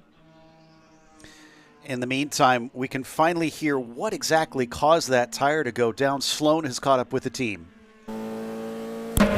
I'm here with Hugo, who was just in the car when that tire went kaput, basically. Can you kind of tell me what happened? Yeah, just coming out of the, entering the boot, touched a little curve, and suddenly the tire kind of exploded. He gave me a little scare, but I think I don't know. I can't find any reasons why that happened. I'll debrief with the team and just understand if that was maybe a driver mistake or maybe I don't know the car. I don't know. It's I'm with more questions than answer right now. So yeah, but thankfully the car is good. So it seems like, and we can get back on track. I feel like this question does get asked a lot, but what goes through your head in a moment like that? Well, just trying to keep it on track. Yeah. At that point, at some point you're looking at the wall, then you're looking at the track, then you're looking at the grass, and you're just like, okay, no, track, let's keep it on the track. So, yeah, try to do that. Fortunately, again, we could keep it on the track. No damage from what they say, not on the rim, not on the bodywork of our. So we can get back to racing, and it was just a little hiccup at the end of the day. And we were speaking a little bit earlier. You came all the way from Mexico to come here, right? Yeah. I think I'm the only Mexican around, so nice to be representing. Yeah, happy to be here. I came here with AOA, coaching Sebastian Hastings, that is another car, and yeah, we've been. This is our third race in the program of this year, and then I think we're heading to. I think we'll probably do Miami or Daytona. So let's see. Very exciting. Anything else that you want to say before we wrap it up here? Yeah, well, I mean, for the Mexican drivers, Mexican community, come here, come enjoy the race, come cheer us up, and support, new talent like Sebastian. We're trying to land some companies to come join us. So it would be great for you guys to follow up on our developments. Very cool. Well, thank you for that info. We're wishing you a safe race. Thank you. Yeah. Thanks. Back to you guys. Well, glad he was able to keep control of it because I'm sure that was scary. I think the big thing that I noted in that, Ozzy, is that he said that he touched the curb and then it seemed to blow. So I wonder if it was a curb thing. Yeah, sudden deflation of the tire, sudden explosive deflation of the tire is what it sounds like to me. Curb striking into the tire, deciding it has enough. It can happen sometimes. It could have also been that the carcass of the tire got blown off the wheel or something like that, which can also easily happen at those speeds, especially. Still gonna say it's accumulation of different wear and tear that happens to the racing tire throughout the race. It finally has had enough. It probably would have been some underlying damage already at that point. Then just one curb strike too much and well, the tire's gone. But as said, most important thing, glad he was able to keep the car under control there. Didn't lead to a bigger accident, was able to bring it back to the pit lane as well. And that's the most important thing, always scary when a tire goes. It's not fun to, at 1 second, be in control of your race car, approaching a corner you approached 100 times before in this race, quite literally. And the next second, the tire's gone. And well, you have a slightly less control at that point. Well, it sounds like we've got a couple penalties for the Code 60, violations to the 769, so Powell Racing and the 908 Automatic Racing, both docked a lap. Jackson Lee currently in that 908 car, and then for the 769, it is Escobar currently in the Miata. Lee still holds fourth place unless they haven't executed that penalty yet, because I'm showing him still ahead of Nimbus Racing. Also, you may have seen on your screen, Car 5 will have the data reviewed required post-race. Oh, no, and we've got a problem with the 80 car. Yeah, it said just now on screen, car 80 behind the wall. That's the car that already spent a lengthy amount of time doing some repairs, then put in the fastest lap of the race overall. And then, no, that was the 59. Yeah, and the 80 is now behind the wall and having to lose a lot of time. So they are 4 laps behind the leaders now, but they will be considerably more, I think. And that was a lot of smoke coming out of the race car's engine. And race cars, of course, engines are things that work with smoke, because when the smoke comes out, the engine stops working, usually. Yeah, it's when the magic smoke escapes. That's when you got to be concerned. But yes, Brian Peel, we also saw the 94 coming down pit lane. Trying to see if I could see if they're in their box, and I do not see them. So I wonder if they should be out. Yes, now they are showing as back out on track. So I must have missed their pit stop as The 80 car now shown, like you said, behind the wall. 94 behind the wall. So Peel did not make it back out on track. No, the 9-4 Racing 9-4 is, and you can see it here, the orange BMW heading behind the wall as well, driving very slowly. Visually, I don't see anything wrong with at least the rear of that car. It's still going, but obviously some bigger issue that requires the car to be taken straight to the garage. Sadly, and that means they are, it shows the time on the pit lane. They spent 40 seconds, more or less, on the pit lane and then decided to just take it behind the wall. So obviously some bigger issue there.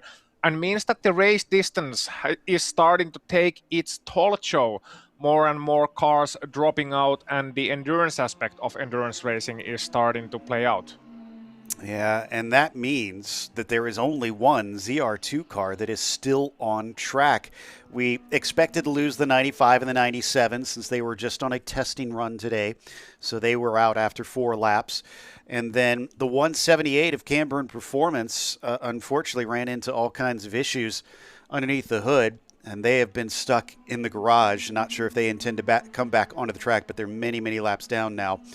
And so the 9-4 Motorsports of Brian Peel is the latest to fall victim. It is now up to the Retro Rockets to represent their class as long as they make 50% of this race. And actually, that's a good question.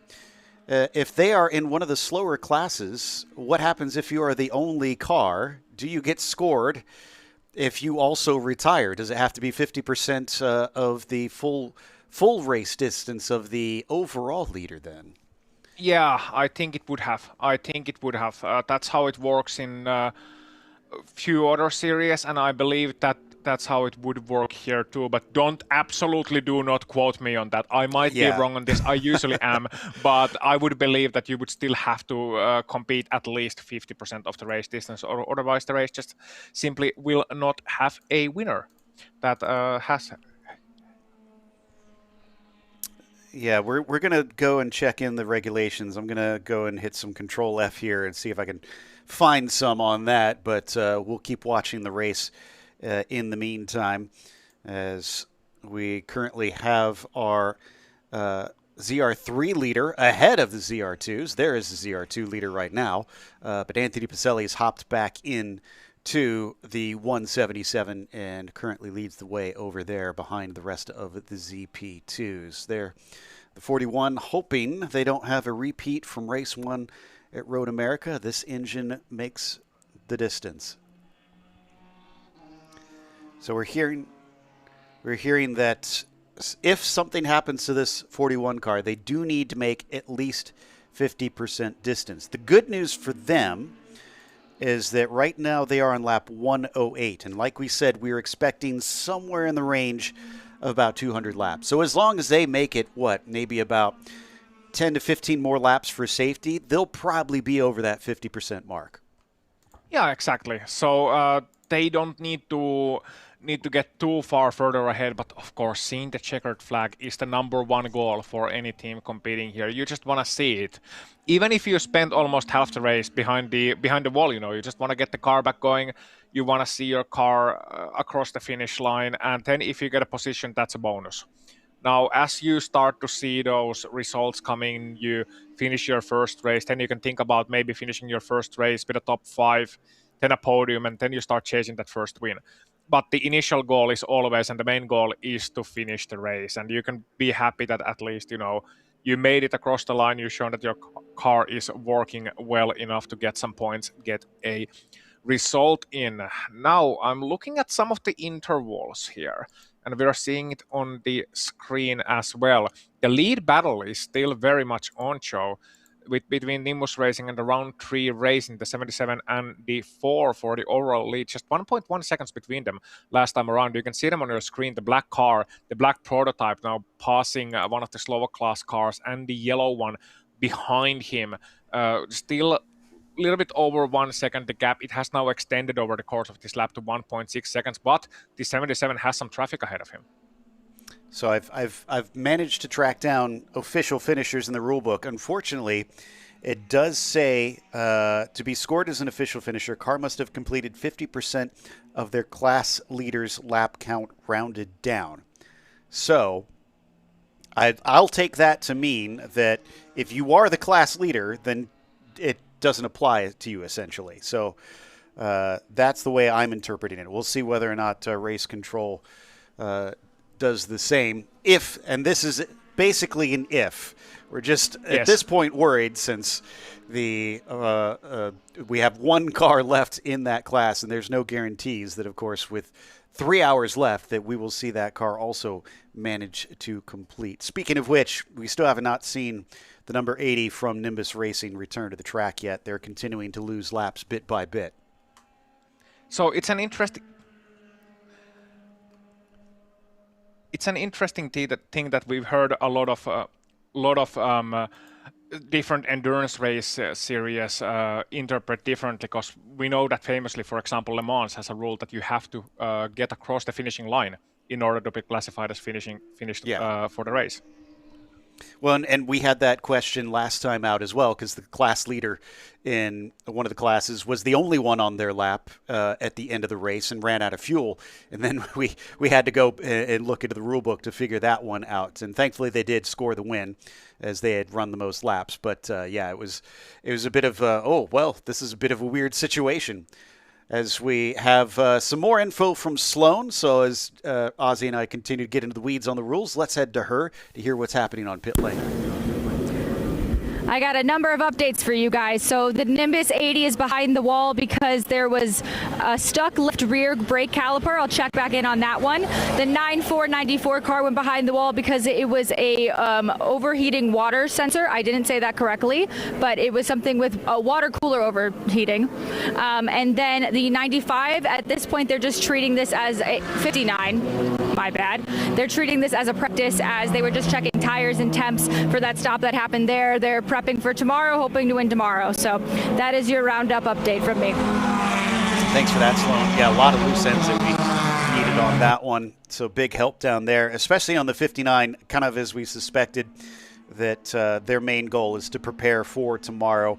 Again, they will score points, I believe. Actually, let me double check here on the points go down to 25th place, but from 11th on back, you only scored 1 point down to 25th. So it's all pretty much the same. Granted, we only have the biggest field of 8 cars in the class in this one. So everybody, if they complete 50%, should score today. And as we watch our leader, Ethan Barker, currently ahead of Piatek by about 1.6 seconds. Now, did this happen during the Code 60s? Was there a change during pit stops, potentially? Because Piatek has been leading much of this race until now. I'm a bit surprised to see the 77 up ahead. Yeah, so the 77 took the lead a couple of laps ago and now have extended the lead to 2.7. It was 1.1 earlier on, so that happened during the cycle. Now you see the two prototypes back to back. They are actually on different laps at this moment in time. So the two-car battle you see here is not for position on the screen, but you see the black car, and that's the 77, the Nimbus Racing entry, who is leading the race. And you can see the flashing headlights as well, just letting the lap traffic know that we are coming and making sure that they yield, and doing so nice and easy for both cars as well. That's always a difficult situation when, as a lapped car, you look in the mirrors, you see one prototype, you don't necessarily see the other. So you rely again on your team, on the team radio, to tell you that there's two cars coming, and to stay wide. Because otherwise what can easily happen is that you let one prototype pass, you take the line on the corner if you let them pass early on enough so that you can turn into the apex of the corner, and then the other prototype just clatters into you because they were expecting the door to remain open. So good job on avoiding that. And those are all the sorts of things that people can also learn as they progress to this series, as they come to the lower classes first. They come to the ZR4 and then the ZR3 and so on. They learn the ropes, and that's where the IndyCar experience of some spotters, of some team management, and the more experienced drivers will be a tremendous help to new teams and new drivers as they get their grips with this series. For sure, and I think we've been seeing the growth of a lot of these drivers who are in the early stages of their career. We have all over the place, honestly, in terms of ages out on the track. But in the prototypes especially, you see drivers who are trying to learn not just sports car racing, but we see a lot of open wheelers that are coming up through the ranks, knowing that prototypes will frequently see open wheel drivers make that successful transition over. I did get a chance to talk to some of them. They did say, guys such as Dakota Dickerson said that it is a pretty smooth transition because the cars are so similar between prototypes and Formula cars. But as we ride on board coming up the hill, we are 2 hours and 45 minutes left to go. And we've got another of our leaders going by as Barker manages to lap. Yeah, and regarding this series, you mentioned young drivers coming on from open wheelers. The minimum age requirement is actually 14 years old for this series. So that's I had to double check my brain on that 2 years before you can get your driver's license, because it's different here in Europe. And you can race very young here in this series and get your grip going very young. However, if you have lesser racing experience, then you're going to be on probation initially, just to make sure that you're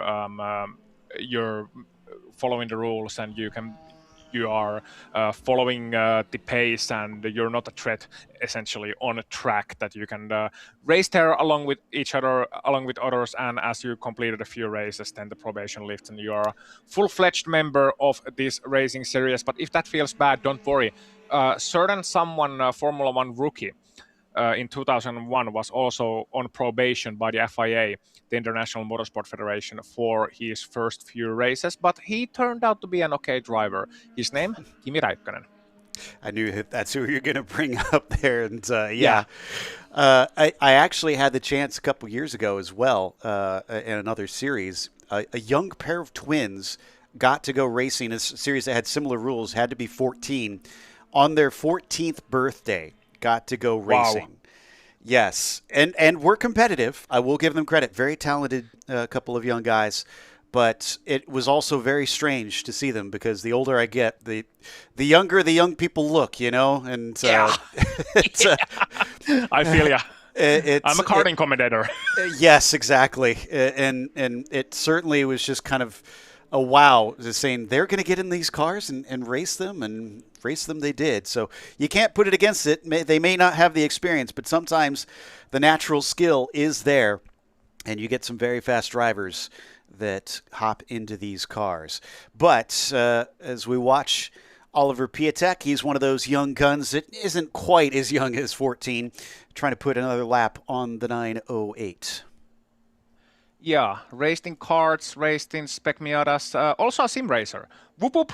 So that's always a plus. And just briefly, not gonna talk too much about sim racing, because we could go on all day with that, I'm sure, with you, Joe. We've called a lot of sim racing together. But just briefly, the importance of it as you make that transition to traditional motorsport, real-life motorsport as it's known. It was mentioned in one of the interviews as well, getting to know the track. And in some cases, getting to know the cars as well. Some of these cars are available in some of the simulators, commercial simulators available.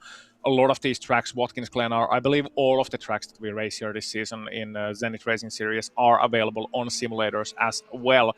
So that helps you a ton to get the grips. And especially for those living in more northern climates, the fact that during winter time racing might be a little bit more difficult. There might be, say, 2 feet of snow on top of the racetrack, which makes using slick tires a little bit more troublesome. So at that time, you can use the time to actually get to grips with your simulator, get to grips with next season's tracks, find out what different adjustments in terms of setup, tire pressures do, and see how well that information transfers to the real world. Because it's not always one-to-one, but it's the closest thing you can get, and it's a tool that's used worldwide these days by professional racing drivers as well as up-and-coming racing drivers, and very useful, especially to those who come from a very different world of karting or very different world of small open wheelers to these big race cars and endurance racing. And I'd say it's also a great team bonding method, in that you take your team, the same team that's going to race in Zenith next season, you go over the winter and you participate in a sim racing series, a couple of special events, those sort of things, and just work as a team, work on your communication, work on the management, and have that ability to do so in a relatively stress-free environment where a mistake doesn't necessarily mean thousands or tens of thousands dollars worth of repairs, but rather just, okay, we made a mistake, we can learn from that, and becoming a better team next year too. Yeah, it's a different world in racing, and it is very cool to see that sim technology really have its mark on real-world racing and how the transfer has allowed some people some great opportunities. This is Bassam Abdallah in the 54 that we're watching. We saw him overtaken by the 14 car. That was not for position. In fact, Abdallah's car has had quite a few troubles and is many laps down from them at this stage. In the meantime, checking in on another of our cars here coming down into turn one. And I think that is the 390 that or 330 that we're watching, the HQ Autosport car currently running fourth in the ZR3 class. Yeah, the 330, and see how well they're able to do. Now, do you want to hazard a guess as to what model of BMW they're driving? The one that is from Bavaria. Yes, in fact, the BMW 330. Ah, okay. Yes, I should have guessed that actually. But yeah, I love the teams that give that nod. You could see the catch tray for the fuel overflow for the 94, which mercifully is returning to us. They want those points. They're on lap 106 of this race. The leader in their class already up to 115 as they just crossed the line now. So I think they're going to lose another lap to them, as they probably are going to be able to exit the pit lane before that orange machine does.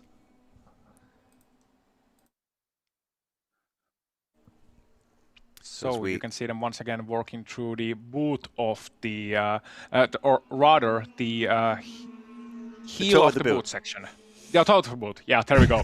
And fun fact about these corner names, there is the boot section of the track that is named after a unique shape. Well, it's shaped like a boot, as you could perhaps expect. And the first part is the toe, and the second part is the heel, because it's that way around. And it always, I've talked about it on Sim Racing Podcast, it always confuses me that the heel and toe are sort of the other way around. But there's also the straight that leads to the toe of the boot, which is called laces. Yes, I do like that.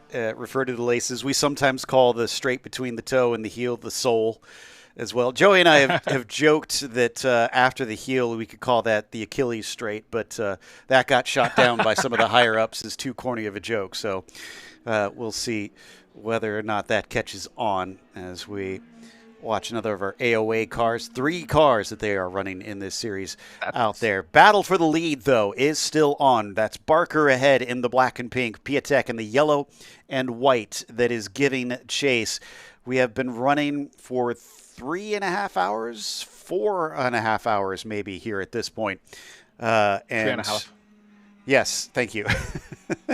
And it seems as though our lead remains as tight as it ever has been. Yeah, it is very close. And actually going for a move around the outside is the number 4. You can see then Piatek trying for a very brave move, and they come very close to each other. Barker now trying to hold on to the lead, but Joe, I don't know. This is Piatek 10 on a charge, and again, they are side by side. Oh, contact. Oh, I hope there wasn't, because they could still get penalized for that one. And if it was very, very slight. It was a bobble from Piatek. He had the inside. You would think that on the inside of turn 9, that's almost a slam dunk pass, but great job by the 77 to hold him down, prevent him from overtaking. They'll complete another lap. I will let you know if we get any word from race control on that one, but from above, My view was I don't think they actually came together. I think they did. I disagree with you on that. I think there was a slight bit of contact, but I'm not completely sure. We'll have to wait and see on official decisions on that one. But yeah, maybe we'll have to wait and see if there was anything or not on that one. Regardless, Piatek will have another opportunity, and there's gonna be a few lapped cars ahead of them. So Joe, I'm looking at waiting and seeing if that allows another opportunity for Piatek to get a pass done, maybe a cheeky pass done, 10 in one of those passing moves when they have to work their way through the traffic. And it's gonna come to the boot section, one of the tighter corners of the track as they come here downhill left-hander, then a slow right-hander, and possibly at the heel of the boot, there might be a situation where they come across these lapped cars, and then that might allow Piatek a cheeky chance. We'll have to wait and see. Exactly. You can see they've got that 908 in front of them once again. And so it's going to be multiple classes, and that's the difficult part. If they've got a prototype in front of them, it's going to have the same abilities, more or less, compared to them. So overtaking gets that much harder. You can see it's easy with the ZR4 car, the Corvette, signaling with the turn signal to let them know to go off to the right-hand side into the heel of the boot. Then we come up to the 94, another car that is many laps down. They're not racing anybody. They don't have a reason to hold up or to ignore that lapping car, even though they want to run their own race. So the 77 is easily through, and the 4 manages to get by. Yeah, just about squeezing in. Again, we talked about it earlier, difficulty of seeing 2 cars behind you. And especially with the gap, it was that awkward gap of around 1 second where another driver comes up behind you and you have to turn into the corner at some point. Even if you're being lapped, you have to turn into the corner at some point.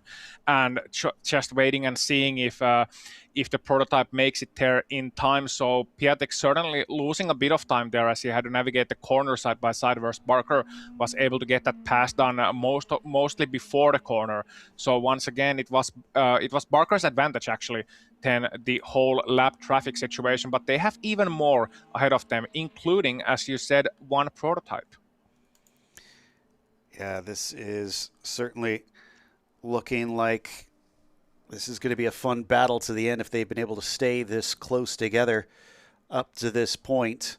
We hop on board with the 77 once more, still chasing Ethan Barker. Much like we saw with mention of some of the other drivers, another Spec Miata racer, Ethan Barker, coming up from that world. Oh, and we've got, looks like a pit stop for the 177. That little bib that they put on the car, that is standard. We've seen that in previous races. But to finish out, Ethan Barker is another one that has done more different types of racing. Like we talked about, another driver comes from ARCA.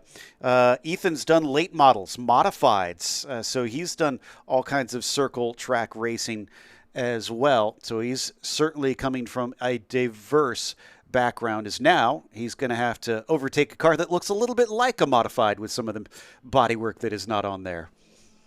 Yeah, so I haven't done that transition, don't have first-hand experience of that coming from the oval racing world to road racing world, but it's a whole different piece of kit, whole different piece of machinery. In oval racing, you got that big V8 in front or some sort of other type of engine in the lower classes.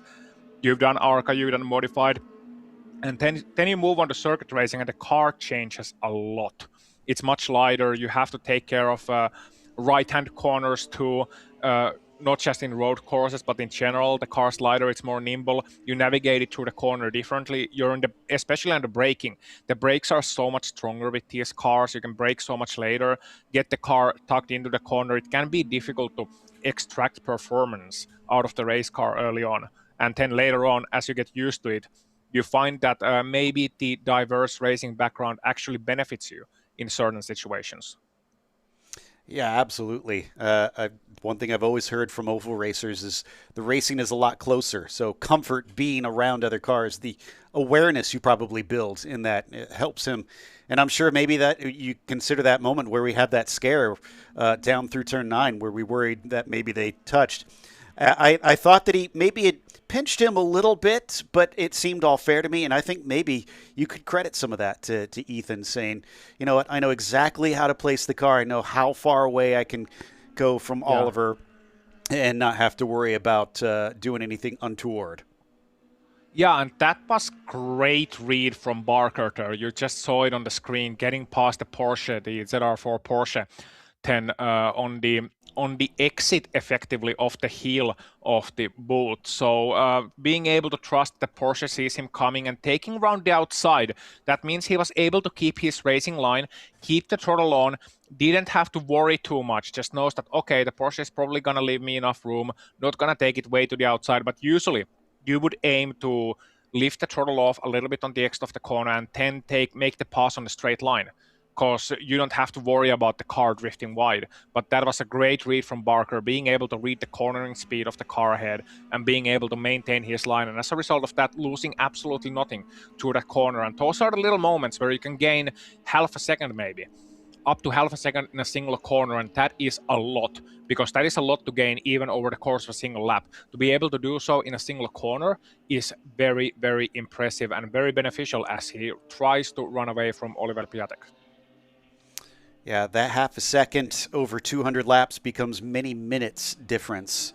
So it is very, very crucial. And that comes down to laps worth, of course. So it's more than just, oh, you're going to maybe finish ahead by 5 seconds instead of 3. It's you're going to have a massive, massive gap to the car behind. He goes past another of our lapped cars. Interesting, since they had that battle, that Piatek hasn't really been able to catch up to him. Don't know if this is to the traffic or if Ethan's car is just working that much better now, because we are over 100 Fahrenheit on the track surface. So you compare it to this morning, about 20 Fahrenheit difference, I believe, that we have stretched. And that can definitely change how you want to set up the car. Yeah, we started the race at 9 a.m. and it's now 1:30 p.m. So we're past noon. We're starting to get to the afternoon. And as a result of that, the tracks had time to heat up from the night, from the morning. And of course, what's going to play an effect on it are the tire or are the cars circulating around the track, leaving fresh rubber onto the track, heating up the track even more. And you can see in some of the corners as well, those little marbles.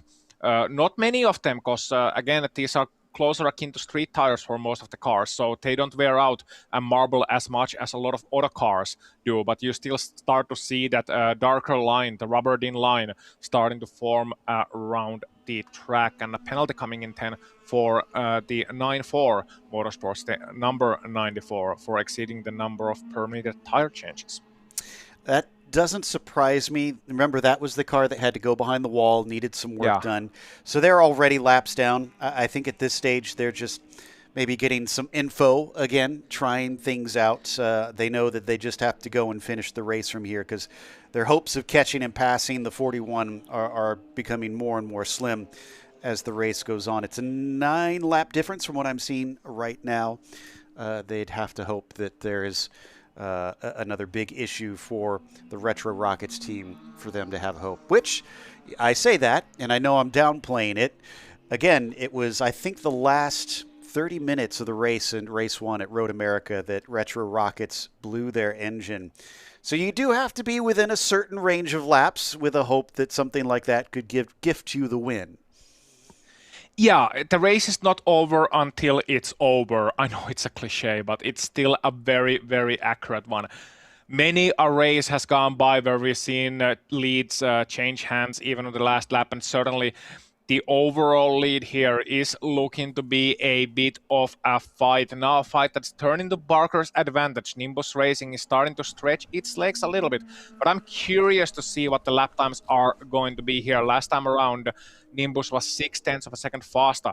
So with a 200.029 versus the 200.6 to 5 for round 3 racing Piatek in that yellow number 4. But if I'm looking at it this correctly, and if my eyesight, my slowly fading eyesight with age, admittedly, is not failing me too much, I think he might have caught some of that gap up in this lap, maybe taking a tenth or two off of the disadvantage that he's got compared to Barker, compared to, of course, the overall win of this race. We'll see the lap time here as they come across the line. That's the fastest lap for them. Round 3 racing. Oliver Piatek on a charge, 1:59.082, 6/10 faster than Barker. And he set the fastest third sector of anybody in the entire race. So your eyes are not failing you. They are going very fast right now and trying to catch up. I was actually watching, as you mentioned it, I looked at the Sector 1 and Sector 2. They were a 10th faster in each of those sectors, but then the majority of it was made up in that final third around there. So they got past, they lost some time. Now they have collected themselves, and it looks like round 3 racing is ready to take the fight back to Nimbus. Absolutely. Oh, and that's the 14. That's the 14 on the outer loop, 10 stuck on the inside of the track. And you can see the confirmation on the screen as well. Stopped on course in turn number 5. And needless to say, that's not exactly ideal. And I believe that might then lead to momentarily halt in racing. The AOA Racing 10 just stuck on the inside of the inner loop. Could be a technical issue. Looks like it might be. Possibly, yeah. Okay, so they're getting it going. This might mean we can get away without a code 60. Glad to see them get on their way. And for them, they needed to get going because they were running third in class. Oh, it is crabbing badly. Oh. Something is amiss with the left rear, I suspect, then. Could be suspension. Could be. I hope it's not suspension. If it's just a tire, they can get back into this. But if it is suspension, that's going to be a lengthy repair. They've fallen out of those podium positions as Weltson for HQ Autosport has moved the 330 up to there. Yeah, and look at the way they're having to fight that car now around the track. You can see how sideways it's going even on a straight line. Yeah, that looks to me like a whole different ball game, whole different issue. Now, it was after the bus stop, and I hate to speculate here, but I'm going to speculate regardless because that's kind of my job. Again, we talk about those curbs on the bus stop, those high curbs. Those have destroyed tires previously. They can also take a heavy toll on the suspension of the car. So maybe breaking one of the chassis components, one of the suspension components, then driver realizing that, okay, the car is not all right, stopping and then deciding to get it back to the pit lane under its own power, which would be great to see and great from race control as well to get that confirmation to everybody that, look, there is a car going slowly around the track. Just be cautious and overtaking it. I mean, they're doing an impressive job for, like you said, how badly it's crabbing. In fact, their pace is at times worrying. They seem to be very brave about how quickly they're willing to go around the circuit. And we're getting word that the team says it is just the tire. So it is not suspension. That's good. So, and that one was a little disconcerting. Thankfully, we're able to keep from making contact with the car going by them. So the 14 will fall out of the podium spots. Question is, will they stay ahead of Zerbuchen in the 392? Yeah, that's the left rear tire. You could see it on the top-down shot just now. Looking at the car on these camera angles here, getting it back to the pit lane, just has to turn that one more corner and then hold it tucked to the inside. And getting it into the pit lane. So good job, great job by the driver there, just getting it back to the pit lane. That's the most important thing here. Being able to get that repair done and get the car back. Very, very impressive job 10 from Polar there, who I believe is behind the wheel of that car. Can he get it stopped? Yes, he can, and they can get working. Good job. Amazing job. And they got to get the tire then off and get that driver sent back out ASAP so that they can carry this race on. And Alex Pollard with a commendable job trying to return this car home. Slowly but surely they'll get it returned to racing, and then we will be on our way. Usually we say turn right to go left if you're dirt racing, but I guess if the tire is blown, it's turn right to go straight in this case. And You can see the team giving a look over on everything just to make sure nothing was damaged. Let's take a look at the replay as well to see what happened that put us in this situation. Okay, on board here, approaching the bus stop, and let's just listen in. Yeah, so there was a wall hit, but then it was the left rear that went, and you can see Terton just sending the car sideways and snapping into the wall on the outer loop. I hope that didn't do any damage to the right front of the car. We're hearing so far only the left rear has been affected, but I'm sure that they'll take a look of that in the pit lane as well as the drivers reporting in. I thought I heard a message about the tow link as well. So, makes sense because the tire was aligned wrongly. Yeah. Sorry, go ahead there. I know you noticed this off screen that it was getting very, very close for the lead. Oh, yeah. So we've been monitoring this for a while. Barker and Piatek then. Piatek has now completed the chase portion of the whole process and is now looking for an overtaking opportunity.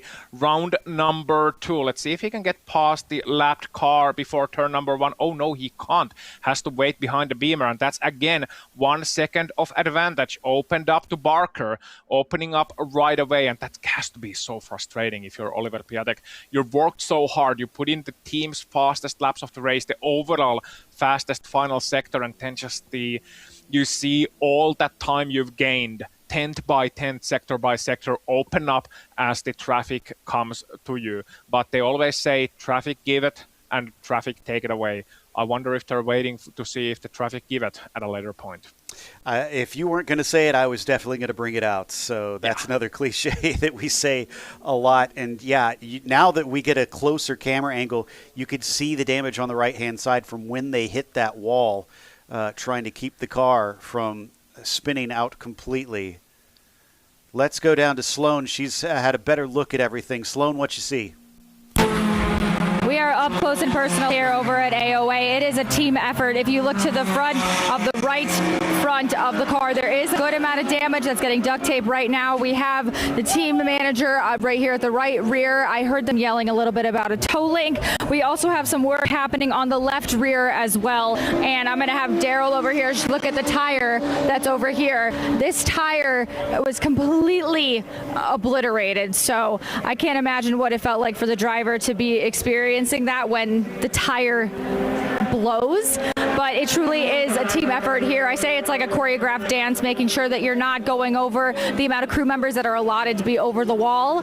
Obviously, it's not great to have your car in here longer than you want it to. We've been rooting for this team. Everybody, has been fans of AOA for a long time, but it really is something that it just takes a little bit of time to fix, and you want to make sure the car gets back on track and in the best conditions that it can. So. Thanks for that, Sloan. Again, we've been seeing so much heartbreak today. Who is going to actually have something to cheer about by the end of this race? One team, I know that YouTube chat has been interested in the 769 Powell Racing, as we had a lot of that last time as well. They are still out there, and they are still running third in the ZR4 class. They are unfortunately many laps down from the leader, about 21 laps from what I'm seeing.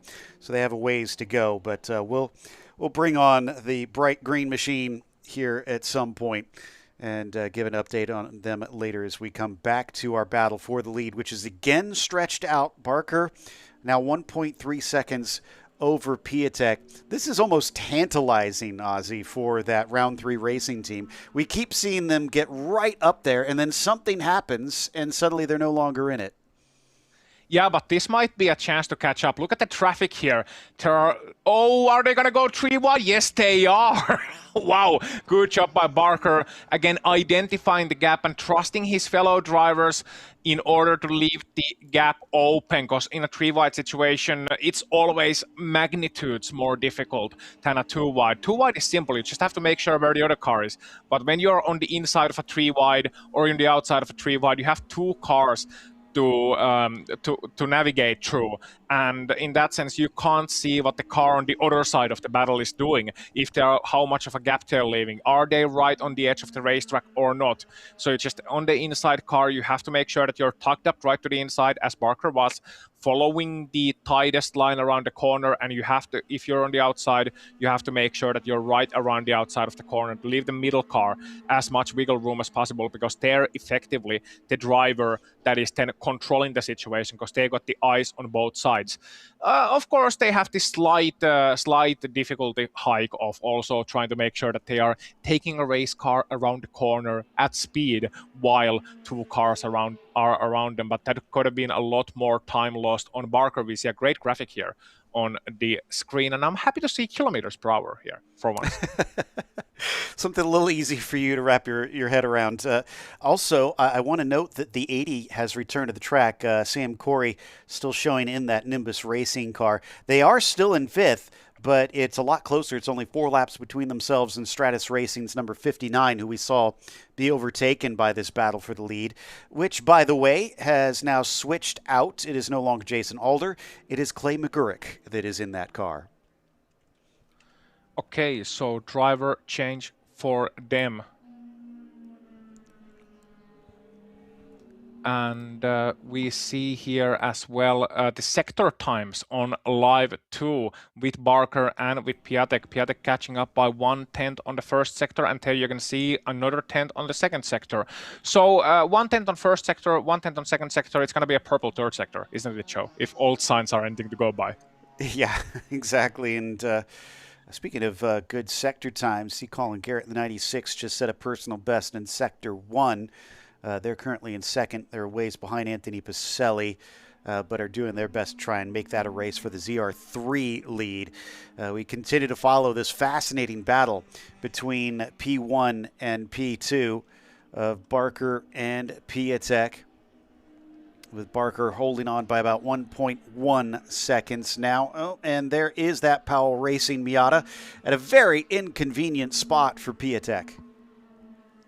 Yeah, but at least they're getting some screen time. So there is that. So some wishes of our chat 10 coming true, as we are seeing the penalty for car 59 exceeding the number of permitted tire changes. They are many laps down at this moment in time, so not going to affect their results too much. But an 8-lap penalty. So that's going to be a bit of a time to sit on the pit lane and consider. Yeah. Well, they won't have to sit on the pit lane. It's automatically docked, so they can stay out there racing. That said, what was 4 laps is now 12 laps difference, I believe, between the pair of them. So, unfortunately, not as close as it maybe looked like they could have gained a position, and they are likely just using those tires as a means of testing them out for tomorrow's race. Now, the reason it was 8, it wasn't because they changed 8 tires on the car. Once you change so many tires, it actually increases to how many laps per tire that you are penalized. I'll have to double check on those rules, but I believe it reaches a point to where it's 2 or 3 per tire that you are docked. This is Barker coming up to the 908 right now. And again, traffic has been doing a lot more taking than giving for the round 3 racing number 4 car. Just cannot seem to get the rub of the green until maybe now, where that certainly looked like it was inconvenient for the 77. Yeah, and the next corner as well. Let's see, Piatek, can he get his line? Well, he has to lift off a little bit to stay off the side of that BMW, and does so successfully. And we'll see the gap as they come across the line was 1.2 seconds last time around. Now the gap is 1 second, 1.1, catching 0.4 of a second in total last time around. And again, a difficult traffic situation for Barker, able to get the pass done crucially before the SS section. Let's see if Piatek is able to do the same. Not the easiest place to pass at all. It's pretty much single file through here, but good job by one of the lapped cars to actually let Piatek through and give him the racing line, recognizing probably the situation that there's a lead battle going on, and if you're not yourself in an immediate battle, then you can probably afford to lose a couple of tenths in order to make it just a little bit easy for the leaders. Now, it must be said, when we talk about lap traffic situations, show, as we know in this series and any multi-class series, the slower classes are in their own race as well, so they don't always have the initiative to jump out of the way right away, instead waiting for a more opportune place to do so to avoid the unnecessary loss of time. But here we've seen some good cooperation between drivers and recognizing the situation and communication working, and so far no hassles really, but Barker's been gaining a bit of an advantage this time around, at least being able to stretch his legs just slightly, but only slightly. It's still very tantalizing, and we still have 2 hours and 11 minutes of this treat to go. It's like a cake that will never end. And did you see the dirt kicked up? I think that was the 908 potentially that was in front of our leaders. Thankfully did not wind up spinning it off, but just a little bit concerning if you're following that car that they don't do that while you get closer.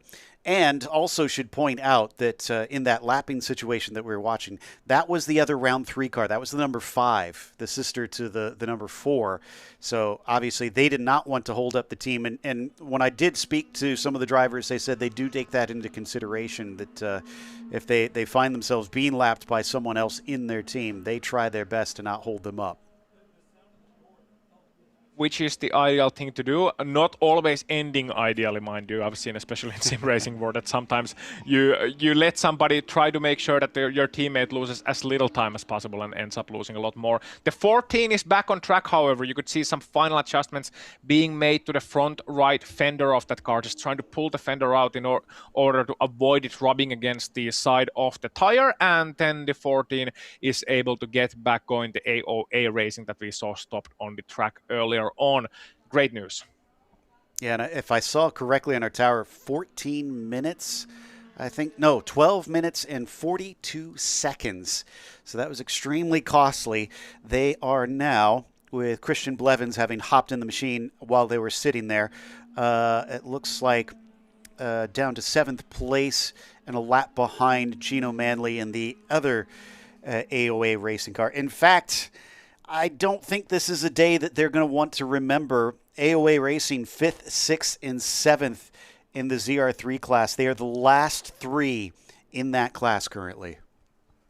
Yeah, not their day, but there's still tomorrow a whole new 7-hour race on Sunday as well here at Watkins Glen. So they're moving their sights on that, and I wouldn't be surprised to see them doing some tire testing and other testing in the later portions of the time remaining here to just try and do some adjustments, try and find something to improve on for tomorrow. Of course, not everything down to the setup, something also down to just bad luck, mechanical issues, tire blowout, nothing you can do about that as a driver. Very, very unfortunate how their race has gone, because they had pace occasionally. They've had good speed in any of those 3 cars. I'm looking at the fastest laps, for example, the number 54, 209.8, their fastest lap, the number 14, a 209.2. So that is enough to take them into battles. In terms of comparison, for example, the 330, we talked about the BMW 330 earlier on, the HQ Autosport. Well, their fastest lap is a 210.9, which in terms of fastest laps is 6 seconds behind Camburn and 3 seconds behind 9.4. But they're third because they have been reliable, they have been consistent, they have been good. And consistency is so key in the Zenith Racing Series. It has proven true time and time again. It does make it for a fascinating battle. We're so used to in modern endurance racing to seeing these all-out sprints, but the endurance aspect here in ZRS is so much more important, and just keeping out of trouble, like we said, and keeping the car running can often get you much better results than you would have expected. We've seen a Miata beat a Corvette to the class win in this series just by keeping the laps going. And so far, the 77 has been more than just keeping the laps going. They have been fast, but Piatek remains within roughly 1 second behind and has been for probably the last half an hour. Yep, has been able to keep that pace strong, and we are running on board with the Nimbus Racing 77 right now. Barker just working his way around the corner as always, because there's so much dirt accumulating, so many specks accumulating on our camera view here. It always looks like it's kind of raining, especially with the gray sky, the overcast backdrop, the dark clouds, but it is in fact not raining out there on the track. It's just goes to show you the kind of visibility issues that drivers may be having later on in these races as well. Of course, you're allowed to wipe the windscreen during the pit stop, but between pit stops, especially if somebody in front of you decides to run a little bit wide and throw about the entire soil of upstate New York into your windscreen, then yeah, visibility is becoming a bit of an issue at that point, even if you got a wiper. So that's just one of the small things that accumulate throughout the race that as the race progresses, they have to deal with and take care of. It's much more than just tire wear, fuel usage and everything else. Speaking of fuel usage, I think if my I'm not even gonna say maths, if my prediction is correct, then they are gonna be potentially coming in for a fuel stop in a few laps time here, both Barker and Piatek, because we are approaching the top of the hour here. Yeah, I think it's getting to be about that time soon. And we have to remember, Ozzy, that at this stage of the race, this is definitely within where you're starting to think, okay, what is my backwards math going to look like? And when we talk about that, you're working from the end of the race now. What can your fuel mileage allow you to do so that you, when you pit, you say, oh, I only have one more pit stop to go from here instead of two. The teams are, and probably been taking that into consideration since the very start of the race, effectively, but it now becomes especially critical here because, of course, you can count less and less on those Code 60s to save you to extend that fuel stint. Yeah, that is very much true. And I was looking, as you started talking about that, I was looking Barker's on board there that we saw just now, and it didn't seem to me that he was lift and coasting too much, at least at this moment in time. So not much fuel saving going on, at least not in that position. Could be doing it elsewhere on the track potentially, and especially when you deal with lap traffic like this, it does give you a bit of an opportunity to lift early and then try and save some fuel, but potentially they are happy at this moment in time with how much fuel they left at their calculations, and they're looking to do it with 2 stops from now. So the first pit stop for them is gonna come pretty soon, in a few minutes time, few laps time rather. We'll be expecting at least, and the last pit stop then hopefully with less than 1 hour remaining. And indeed, gonna be curious to see whether Barker and Piatek can actually then make it to the end with a similar strategy. That could make up the difference in the end. If I recall correctly, they were pitting on different laps earlier in the race. However, we did have the Code 60 somewhere about an hour and a half ago that may have reset that and put them on a similar path. But if it was an hour and a half ago, then that means they were pitting on the half-hour mark. So that would put them at a bit of an in-between on the strategy. So we take a look down in the Nimbus Racing box, and that shows you just how intense it is in some of these prototype teams, that they've got rows of monitors keeping track of not just what's happening out on track, but all the data and knowing exactly what they need to do. And yeah, it looks like, well, I think that's our Twitch stream that they've got up there. Oh, yeah, sorry. So I got some information for you, Joe, on the last pit time, because we got the time elapsed since the last pit stop. And looking at the 77 and the number 4 and number 5 as well, they all pitted more or less on the same lap. So they have gone now 58 minutes, 59 minutes, and they're coming into the pit lane right now. There you go. Perfect timing. The 908 is in, the 4 is in, and the 77 are all in. It'll be a competition of the pit teams instead. And remember that there are no minimum pit stop times in this series, so it is all down to how quickly you can refuel the cars. They all must be gravity fed, and we're going to have a driver change for the 77. Ethan Barker doing an incredible job to hold the lead. This race is now going to hand it over to his teammate. So one thing I'm curious about as we watch these teams do their work, put the drivers in, making sure all the radio cables, all the drinks cables are connected and everything is all right for the driver. Barker, of course, helping out there before closing the door, getting the fuel in as well. They did 59 minutes on that stint. And we still got 2 hours and 1 minute remaining. They have to stretch a minute or two at some point. They have to find a lap somewhere. Otherwise, they will not make it to the full hour mark. They would have to do a splash and dash, maybe hoping for a code 60. Regardless, Barker is now underway. We can see him crossing the line. Well, not Barker, but the 77 team is underway. Let's see if the number 4 can follow suit pretty soon. And the 4 did take off. I was able to look out my window. However, it visibly looks much farther apart than when we saw them coming in. Yeah, you're right. Looking at the tower right now, you can see what cost them that time. Yeah, so again, both teams have to find 1 lap somewhere. They were about 59 minutes exact on fuel on that last stint. And it was 2:01 remaining when they came to the pit lane. So they would have to come into the pit lane. We're looking at around 1 hour remaining.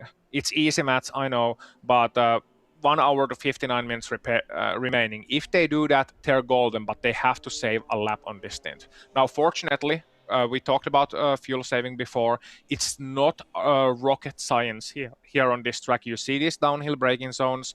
You see a lot of long braking zones where you can lift and coast, but it's gonna have to be calculations as well. And the driver has to be in constant communication with their spotter, with their crew chief, talking to the team over the radio, and talking about what do I need to do? What do I need to do in order to achieve that? Because even if you lose time, even if you lose a couple of tenths per lap, doing some fuel saving, maybe some heavier fuel saving, even if you lose an overtaking opportunity doing that, it's still less time lost than you would lose by taking an extra pit stop. Even if they don't have a minimum pit stop time, because they have to do the pit lane speed limit down the pit lane, it's at least 20-25 seconds, potentially 30 that they're losing with an extra pit stop. So it's not only a race of pure driving performance, it's also a race of economy out there.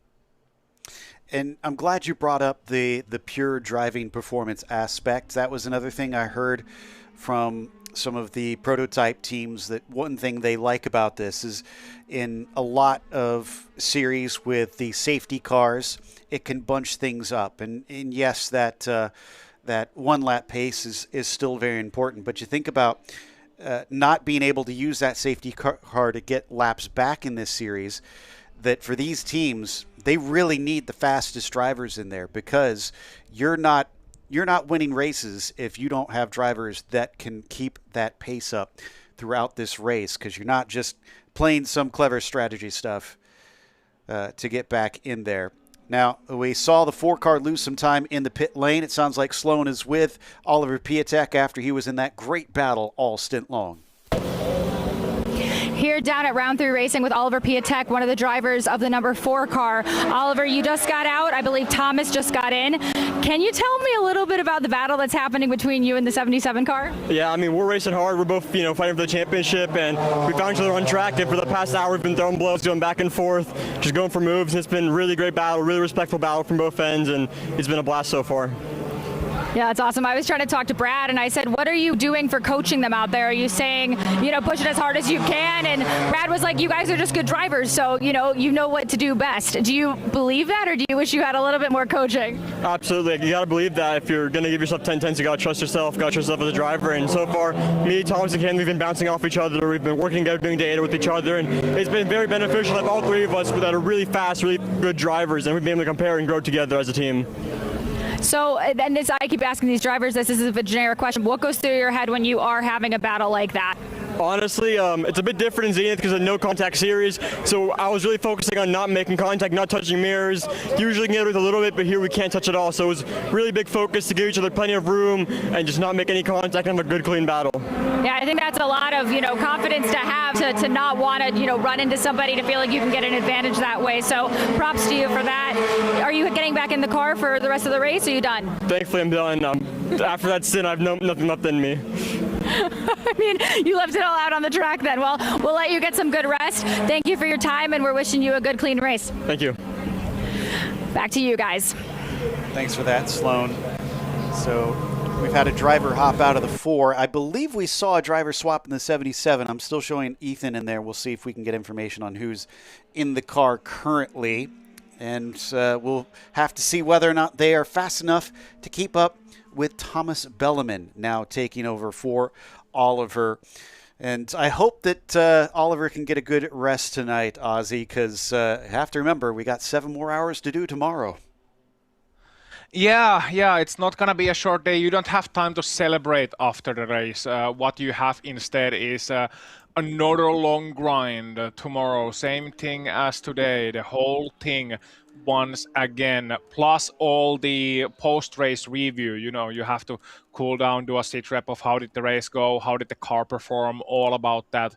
They'll be busy with that after the race is over, and then they have to prepare the car for tomorrow's race, get everything done, and then do it all over again. And then drive the cars and trailers and trucks all the way back to their home bases, wherever they may be located, all across the United States of America. So, it's gonna be a long weekend. It just doesn't end when the flag drops. That's when the job starts. You have to take apart all the tents and everything that goes into it. So, I believe it is Gavin Vaughan currently behind the wheel of that 77 because we saw the driver change. Could it be?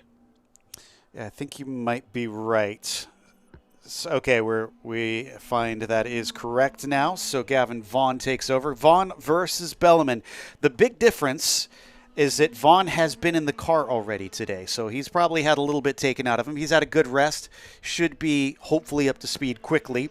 But Thomas Belleman has not been in the car. He is 100% fresh and ready to go. He might not be as familiar, but hopefully he should have good pace. We see the 2 Nimbus cars running line astern. Remember, they are not on the same lap.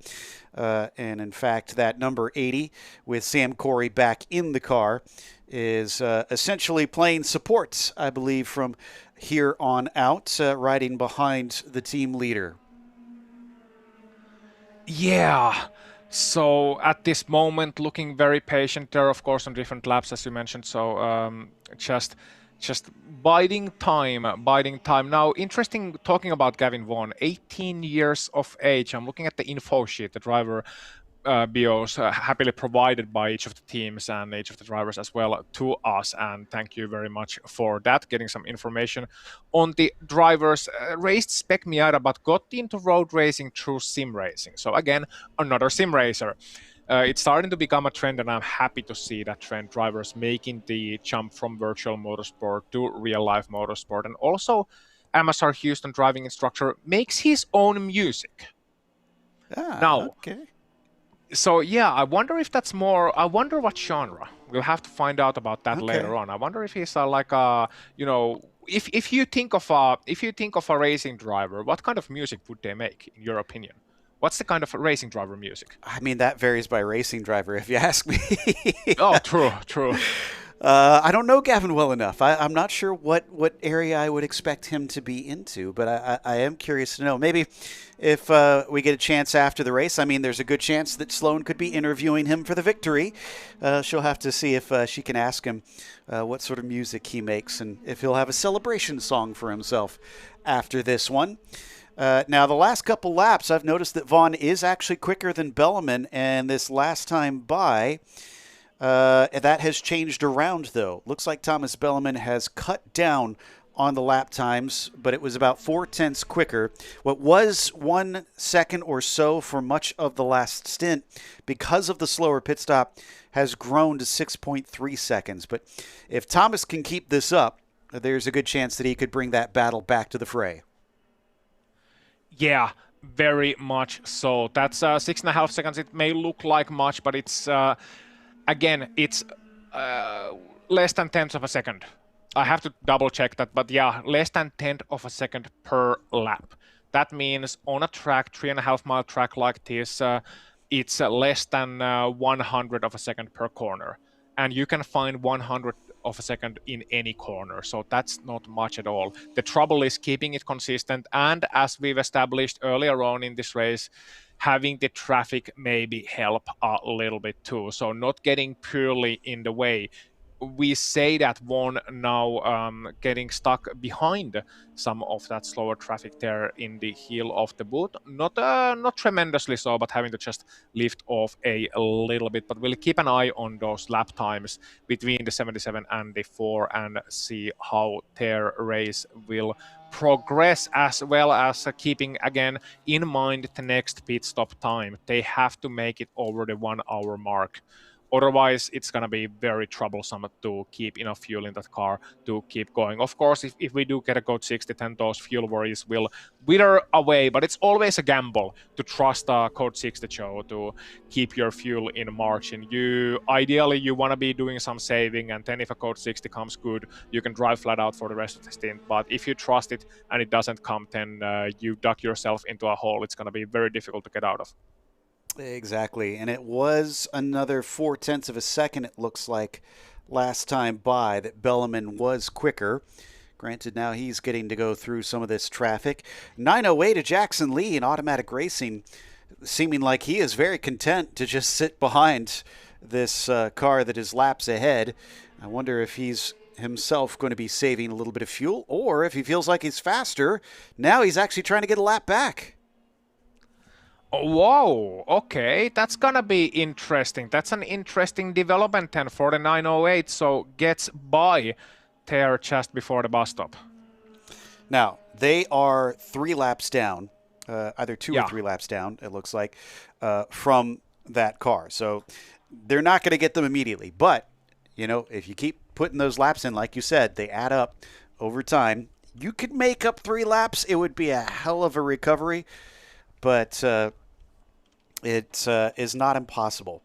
Sounds like, even though we won't get to ask Gavin Vaughn about his music interests, Sloan has caught up with his teammate with Ethan Barker. Let's go to Sloan. Here with Ethan Barker, one of the drivers of the number 77. I just need to ask this question. How are you doing? I'm pretty good. I'm pretty exhausted from that last stint. It was like a 2.5 hour stint, but I'm just happy we pulled back a pretty large gap and now we're in the lead. So I'm just super happy to be where I am right now. Like, this is awesome. Yeah, it's awesome. We got to catch up with Oliver Piatek, who had just been in the car and you guys were battling. And I was trying to talk to Ben, your team manager for this Nimbus side of things. And I said, you know, what are you kind of telling them? Can you give us some insight into what Ben is telling you while you're leading and trying to defend? So Ben just on my radio kind of just remind me of gap. So it's super important, especially with all the lap traffic, because, you know, the ebbs and flows almost like 2 seconds every lap when you're more than 10 seconds. So he's like 7 seconds, 8 seconds, 6 seconds. So he was just giving me gaps throughout the whole session. But I mean, I talked to Oliver after the race, or after we were battling each other. Just told him good race, super clean. I love this series so much because I feel like, you know, we had some awesome battles out there and I had a blast. Yeah, you're giving us a really good show, so I wanted to check in with you because Oliver was like, I left it all out there. I'm tired. Do you have one last stint to go, or is Gavin taking it home? I'm pretty sure Gavin's going to take it home, but I'm just going to sit on the pit wall just in case. Okay, awesome. We'll get some rest. You're doing great out there, and just sit and drink some water for a little bit, okay? That sounds good. Okay, back to you guys. Thanks, Sloan. Yeah, definitely rehydrate. You're going to need all that water for tomorrow, too. Your body's got to get all the moisture back into it after that one as we follow Bellarmine down the hill. Last lap was slower this time for Thomas in comparison to Gavin Vaughn by about 0.5 of a second.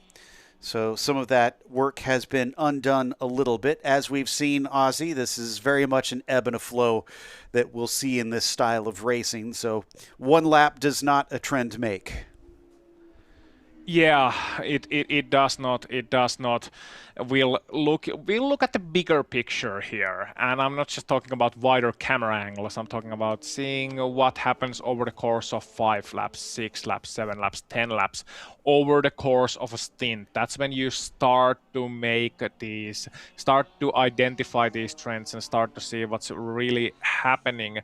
Again, you said ebbing and flowing.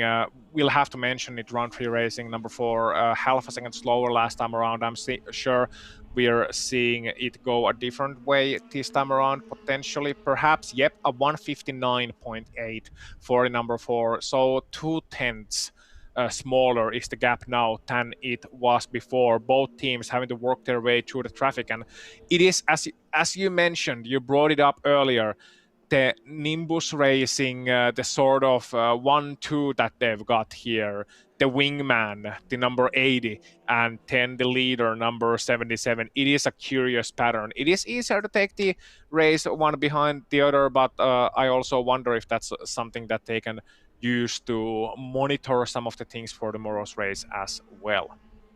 Well, and it does seem as though Corey is keeping pace pretty much with Gavin Vaughn. He's not really dropping off.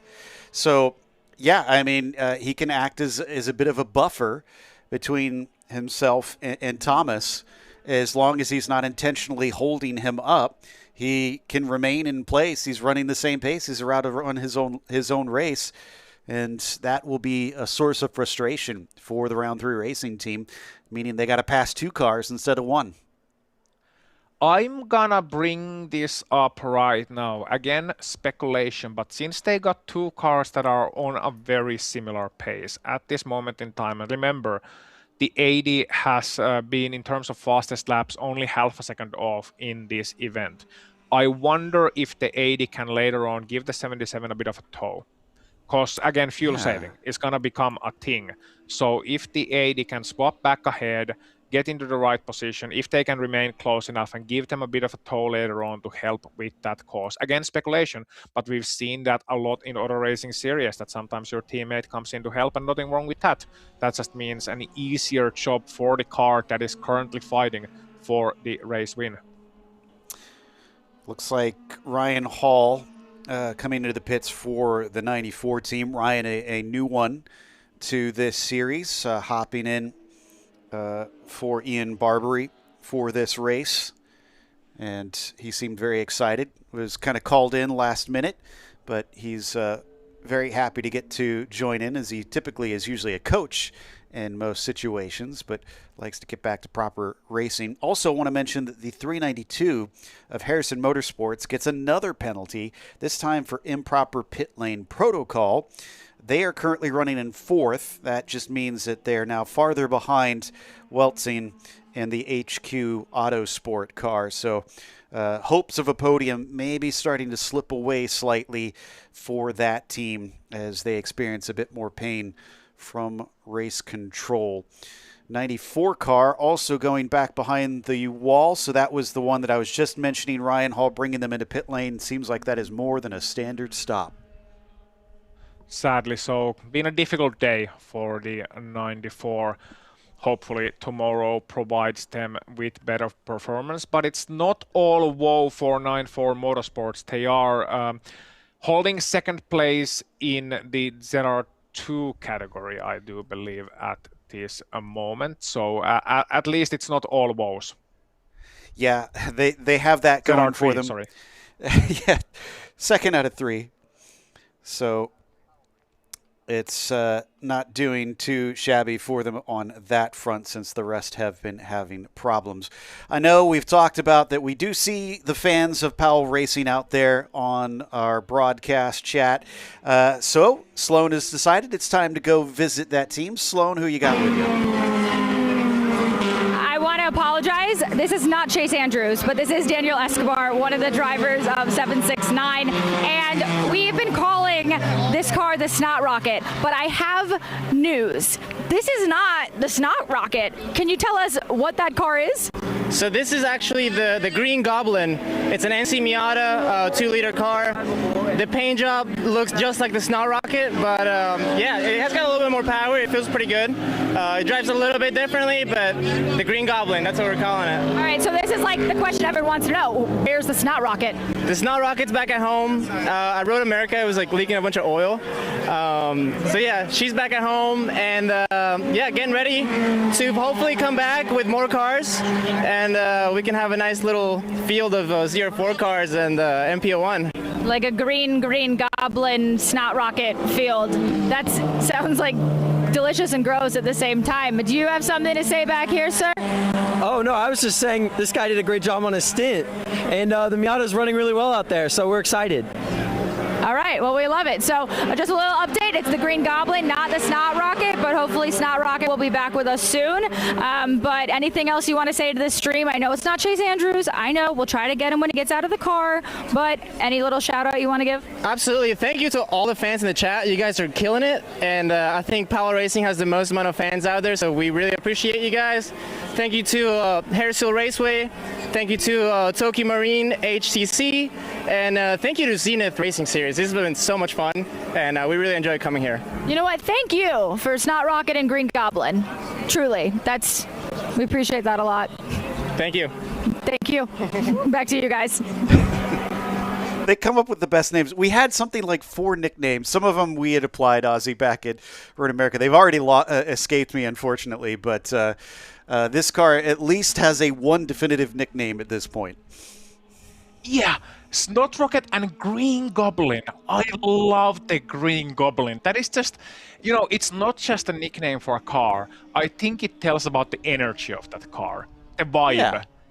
If you catch what I mean. It's kind of a bit of a goblin, and that suits Miata, I think, quite well as a car. It is kind of a bit of a goblin. It's there causing mayhem, causing havoc in all the good ways, like being the bit of an underdog, being the tiny thing that's popping around here and there and everywhere, and getting class wins away from the Corvettes and the like. So I love that vibe, and I wish them the best of luck. I really, really do, and it's great to see it from high angle as well. And the thing with Miatas is I got a friend who's got a couple of those, actually another fellow sim racer. Shout out to Eero. I know he's not watching, but anyway, shout out to him. And he's got 2 Miatas, and it's amazing how small those cars are in person. They really are. My brother has owned many. He is a big fan of them, and he is 6'2". I don't know how he squeezes into them, to be honest. With great difficulty, I imagine. Yes. Typically, there's a reason he usually chooses soft tops, but as we watch them chase around, that is what is the 392 car there, continuing on and continuing to run in 4th. They're going to put another lap on the Green Goblin as we get to lap 153 now at this stage for our top runners. So they have been continuing to add up, almost to an hour and a half left to go. Remember, for the viewers that are just joining us, that the goal for the teams right now is to get to somewhere close to the 1 hour mark. It seems, as you'd expect, this is a thirsty track.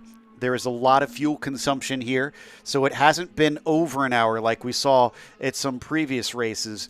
It has been a little bit of shorter stints, so if you can extend it here, it will certainly come in handy. It absolutely does. Again, any lap that you are able to save at this stint, at this moment in time, means a shorter pit stop, means shorter time spent refueling, and gives you a buffer, meaning that you can go flat out on the last stint. You don't have to worry about anything. But if you fall short on this stint, then that's gonna make the entire rest of your race very difficult and puts you at a very, very real risk of having to make that extra pit stop. And something I also wonder is that if somebody sees that they're not able to make it right to the end, if they're gonna split that last stint even. Probably not, because we still get a chance of code 60 at any time, so you wanna run the tank until it's dry. That's also the fastest strategy on paper. A 177 sighting. We haven't seen those guys in a while. That's the 177, the Camburn Performance, that is currently leading the ZR3 class we just saw briefly on the screen, and we see the vet here as well, the Corvette here on the screen, the all-mechanic team. Exactly.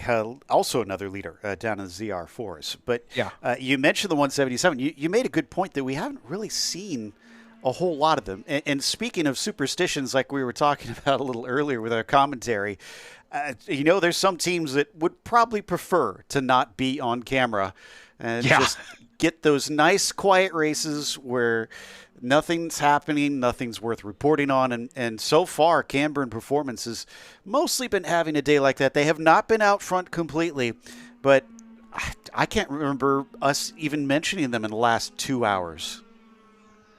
Yeah, no, and that's probably a good thing for them. As you mentioned, they haven't been on camera, and the good thing is it's because they've been running all by themselves. They have a 2-lap lead, actually, on their class. And not only are they leading their respective class, which is the ZR3, as I get my colors and names in order. Yep, the ZR3.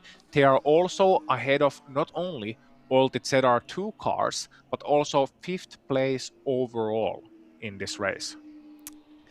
Well, not 5th place overall, but 5th place in the ZP2. We should clarify. But yes, I know what you mean. I know what you mean. Also, speaking of the ZP2s, John McClintock for Round 3 Racing has hopped in that car, and they've managed to get it back on track. Now, if I remember right, that was the car where they had to replace an engine, wasn't it? Wasn't it? I think it may have been. Yeah, they had to do some engine work on that car. So there's your point of reference, because they came out on lap 6, it looks like. So very, very early. And we are an hour and a half left to go, 155 laps in. Your marker, if you have to do an engine change, is roughly 5.5 hours that team has managed it. Yep. Or 25 minutes if you're working a rally in Finland, but a whole different engine swap then going on. It depends on the car and depends on what you have to undo and do, because we got limited amount of mechanics here in these cars, in these teams, and even 5.5 hours. Mind you, we're talking about a hot engine. We're talking about a hot engine as it gets out. It's not exactly clean and pristine, cars cold and having to work everything. You have to change the entire engine of the car and do it hot, and in these conditions it's not an easy thing to do at all. So it's a little bit of an extra practice for all of the mechanics, and it's great to see then that they were able to pull that off, as we see, or don't see, but as we see on the timer as well. Few cars on the pit lane, the 94 we reported earlier, still in pits, as was the 59-2.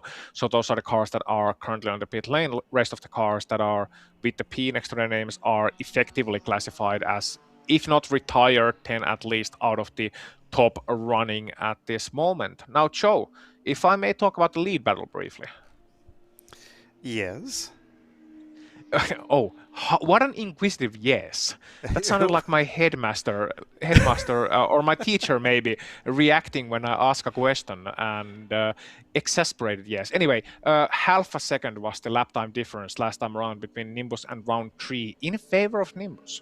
So the 77 has now been able to stretch their legs a little bit, and this is opposite to the development that we were seeing earlier on towards later portions of the previous stint. So now it has turned the other way around, with the 77 extending their lead. It's now 9.5 seconds. And reminder, they pitted at the same time. And as a result of that, the number 4 did have a slightly longer pit stop.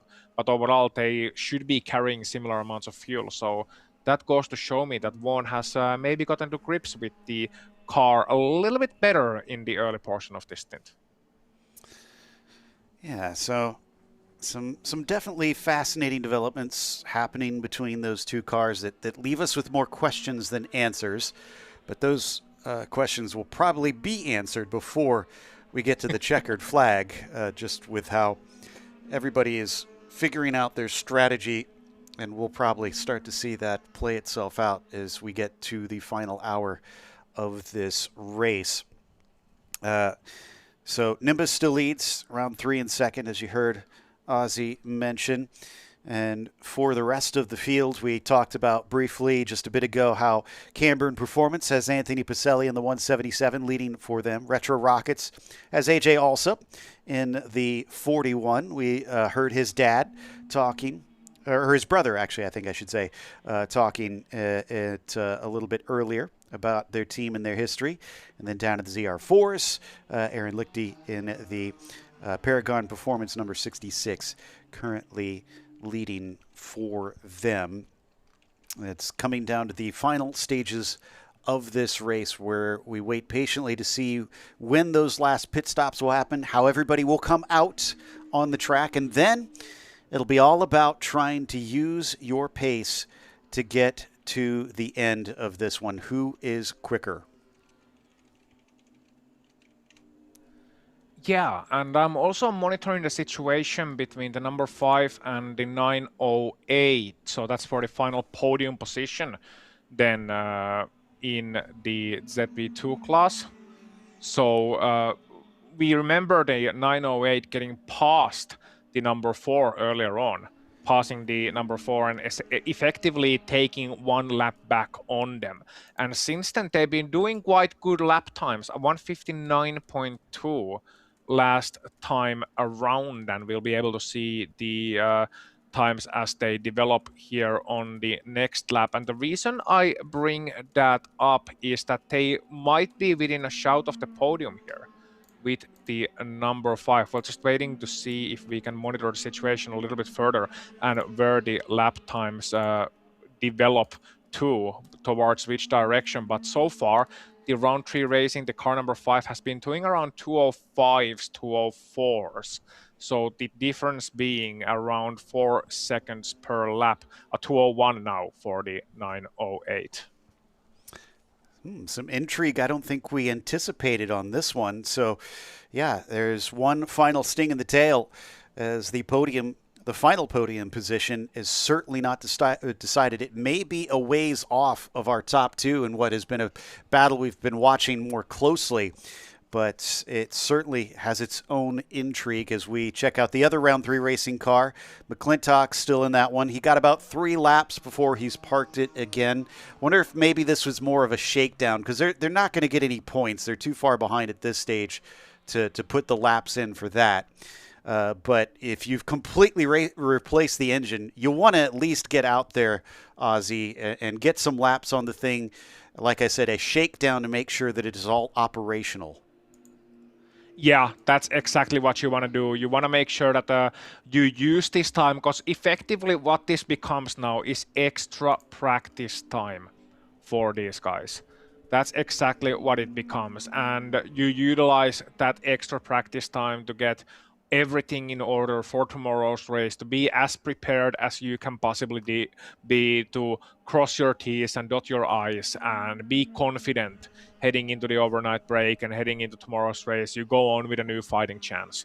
So it's great to see them out there. And even if your race is, we often talk about race being over when you have a mechanical issue or you lose a number of laps due to one reason or another. Well, yes, the race is over, but it's not. That doesn't mean the work is over. The work is at that point just changing to a new target. And it's great to see them realizing that and adapting to the new situation on the fly as they do. Monitoring the lap times between the 77 and the 4 as well. And I'm showing 3 seconds slower for Thomas Belleman. Now, we keep speculating here, Ozzy, about, what's going to happen with the fuel? They both stopped just before what we thought would be a proper pit window for them. Oh, what happened there with the Porsche? Suddenly a huge puff of smoke. Was that a lockup or was that an issue?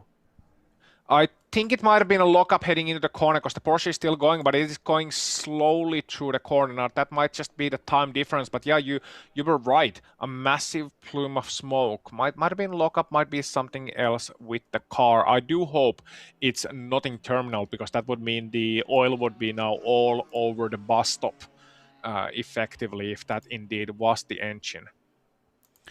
Exactly. So it's a little bit of a scary moment for all of us. That's why I suddenly abandoned my point and focused on that, because usually when you see smoke down into the bus stop, usually you don't have small accidents. And like you said, if it is oil, that is the last place that you want that happening.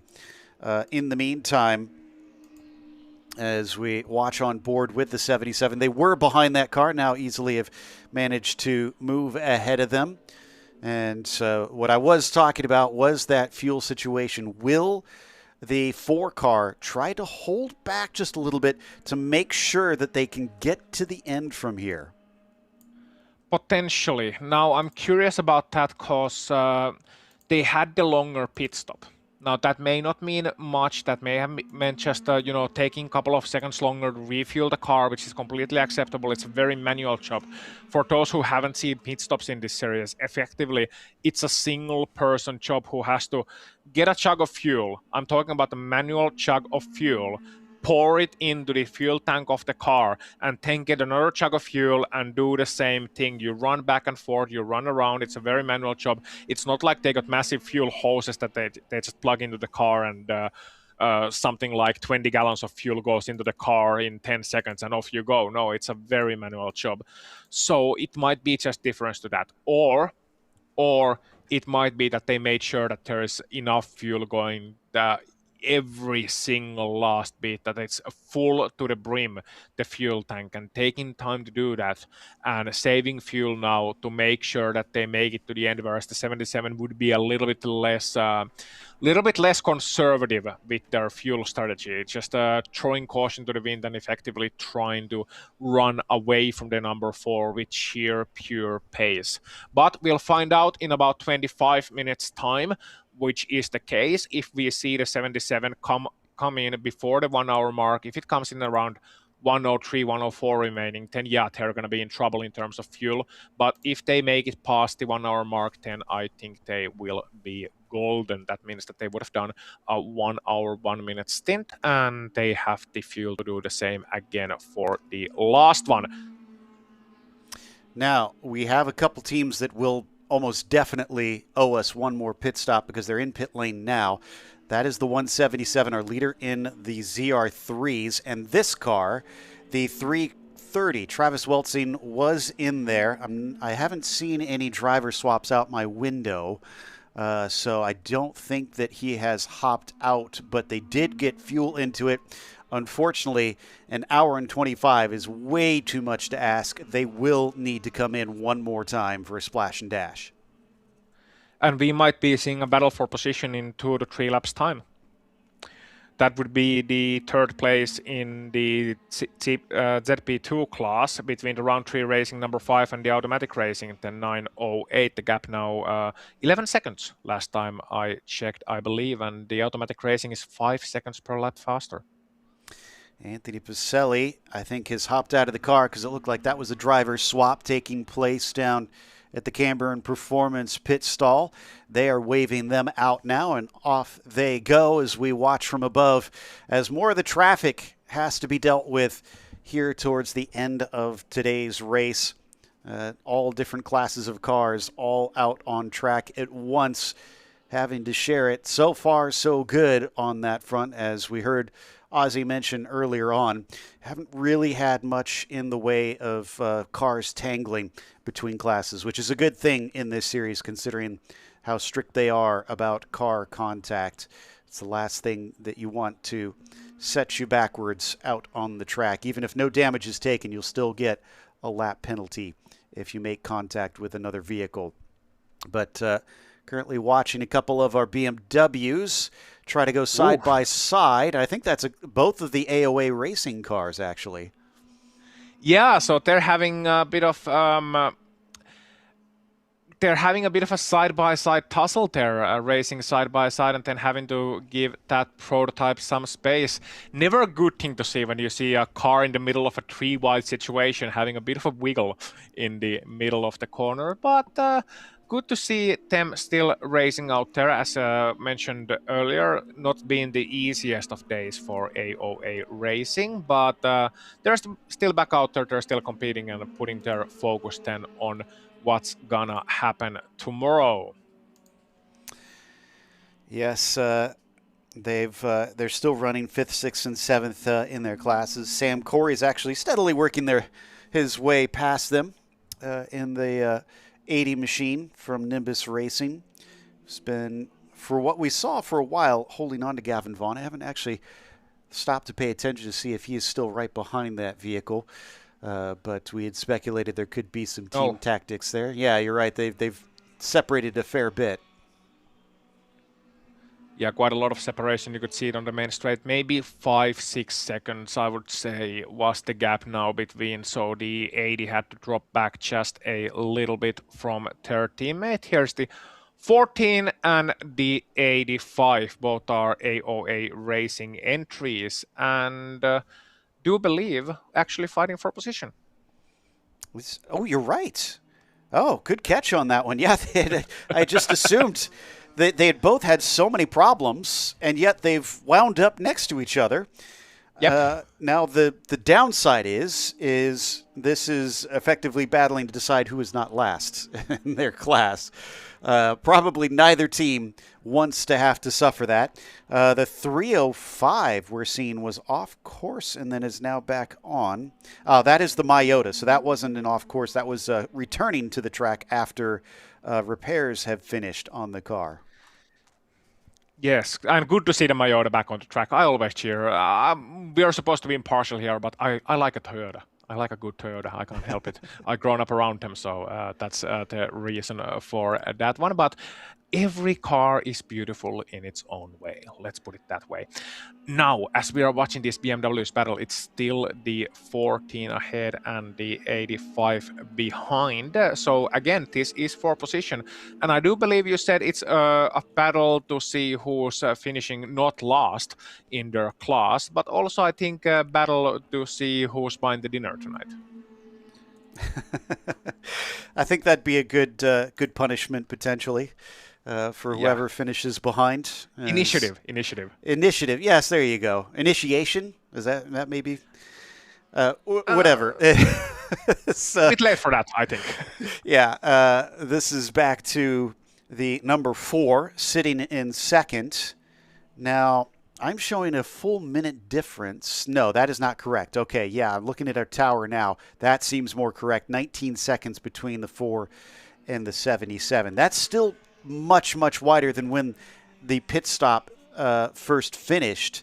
It was somewhere around the realm of about 6 seconds between P1 and P2. But it does appear that pace on average has trended towards Belleman being the slower, but that is not to say that he is a slow driver, because we need to reiterate there is a chance they are trying to save fuel. Yes.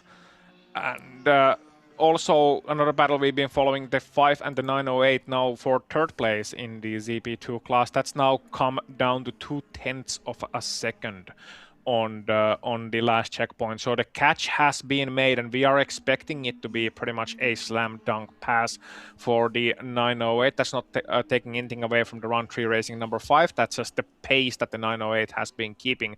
Has been very strong. They've been 3 seconds faster last time around, 4 or 5 seconds faster on a lot of the other laps. So should be a pretty clear cut pass with 1 hour 20 minutes remaining. I doubt the 5 can fight that too much. So the podium positions will be having a change. We'll keep an eye on the battles as they develop all around the track. Indeed, the AOA Racing, what's called a bit of a tussle between sister teams, I should say. The 14 and 85, then the 908 and 5, and the 908 has actually made the move done now and is ahead of the number 5, and then naturally the lead battle, where the gap is now 23 seconds. What a day it has been for automatic racing. There's a point where they were last in class, and now they're looking at a podium finish. And again, a lot of that down to them just sticking with it. Granted, the 5 car seems to have had some problems late in the race. The pace has just not been there in comparison.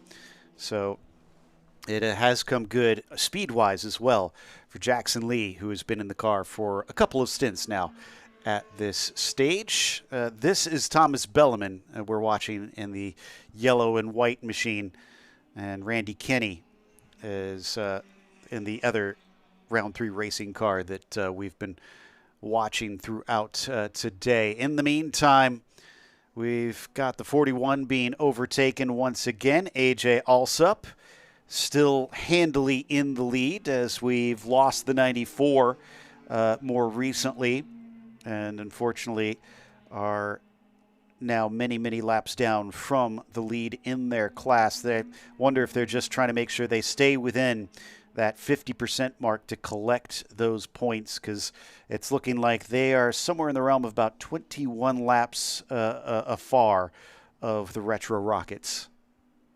Yeah, and currently still residing in the pit lane with their difficulties with a pit lane time of multiple tenths of a minute. So hoping to see that car still back out there on track as the race progresses, still to complete a couple of laps, and as you said, get within that 50% mark. Right, jumping on board, and I believe this is Tandy 908, that the automatic racing that you talked about earlier on, just seeing that prototype dash around the beautiful Watkins Glen International, and especially with a prototype, it's a beautiful track with any car, but especially in a prototype, especially in a higher powered machine, something with a lot of grip, whether you are in a simulator or indeed are in a fortunate enough of a position to be one of the privileged few who can take these cars around the track for real. It is absolutely worth experiencing. Just look at the way these corners are, the way you can keep the speed up, those fast bends, then you come into the outer loop, you feel the embankment, the corner that seems to go on forever and ever and ever, then finally getting on the throttle, just licking that curb on the outside line, downhill braking, and coming to that fearsome boot section, the very same sections that stars from Formula 1 to IndyCar to everywhere else have driven, and now it's your turn to try and tackle these corners, and then the heel of the boot, deceiving corner in a way that it doesn't open up the way you expect. You have to open it up yourself. You see that little extension of the track across the white line. A lot of drivers use that, just dip 2 wheels into that extension and try and find the last inch from there. Another downhill braking then, and we come to the heel of the boot, the toe of the the heel of the boot section, and then once again turning left out of the boot and joining the NASCAR configuration of the Watkins Glen track layout. It's a lot of medium speed corners, a lot of fast speed corners, and even the slow corners, they're not like boring. I say that somewhat roughly, but boring hairpins. Instead, they are interesting hairpins. They are interesting slow corners, and the flow of this track is just tremendous. It is one of a kind, and as you pointed out, just the variety of different series that have taken part here, the incredible names that have raced here is also worth mentioning. You think about names such as Jackie Stewart, you've got Dale Earnhardt, who has raced here. Lynn St. James has raced here. There's a lot of sports car names as well that have laid their mark at this track over the years, and these drivers going to be eager to be next on the list to find success at this circuit, which has defined so many careers over generations. One of the older tracks on the road racing side in North America, built during the road racing boom, if you will, in the 50s, when really it started to take hold on this side of the pond. Yeah, a lot of, and it's different. It's curious to see. I know we're talking about times when at least I wasn't born yet, and you were pretty young back in the 1950s too. So hey now. So talking about times before I was born, but it's still, you've seen so much of the history, so much of the prestige that this track has, and it's one of the few remaining remnants of that era. Now, changed a lot in terms of configuration. I think it's one of the few tracks that have actually become longer since it was built, in that you got the boot section, which is a newer section. It used to be a whole different racetrack when, for example, Formula 1 raced here in 1960s. Many remember this track from the video game Grand Prix Legends, for example. 1967 configuration, very different to the current one. Back then, you used to effectively go straight from the outer loop and into the penultimate corner and the last corner. Now you have the boot section, which fits in to the track very, very well indeed. And that was built in the 1970s as an addition to the track. 96 continuing slowly, we're seeing now. It was marked as stopped. And we might have some more information on that in a bit. That is important because that is second in our ZR3 class. We'll get to a little bit more behind-the-scenes info on that in just a little bit. But that could be a big one. And I see them in front of me. So the good news is they've been able to get to pit lane, and they do have somebody behind the car looking underneath it.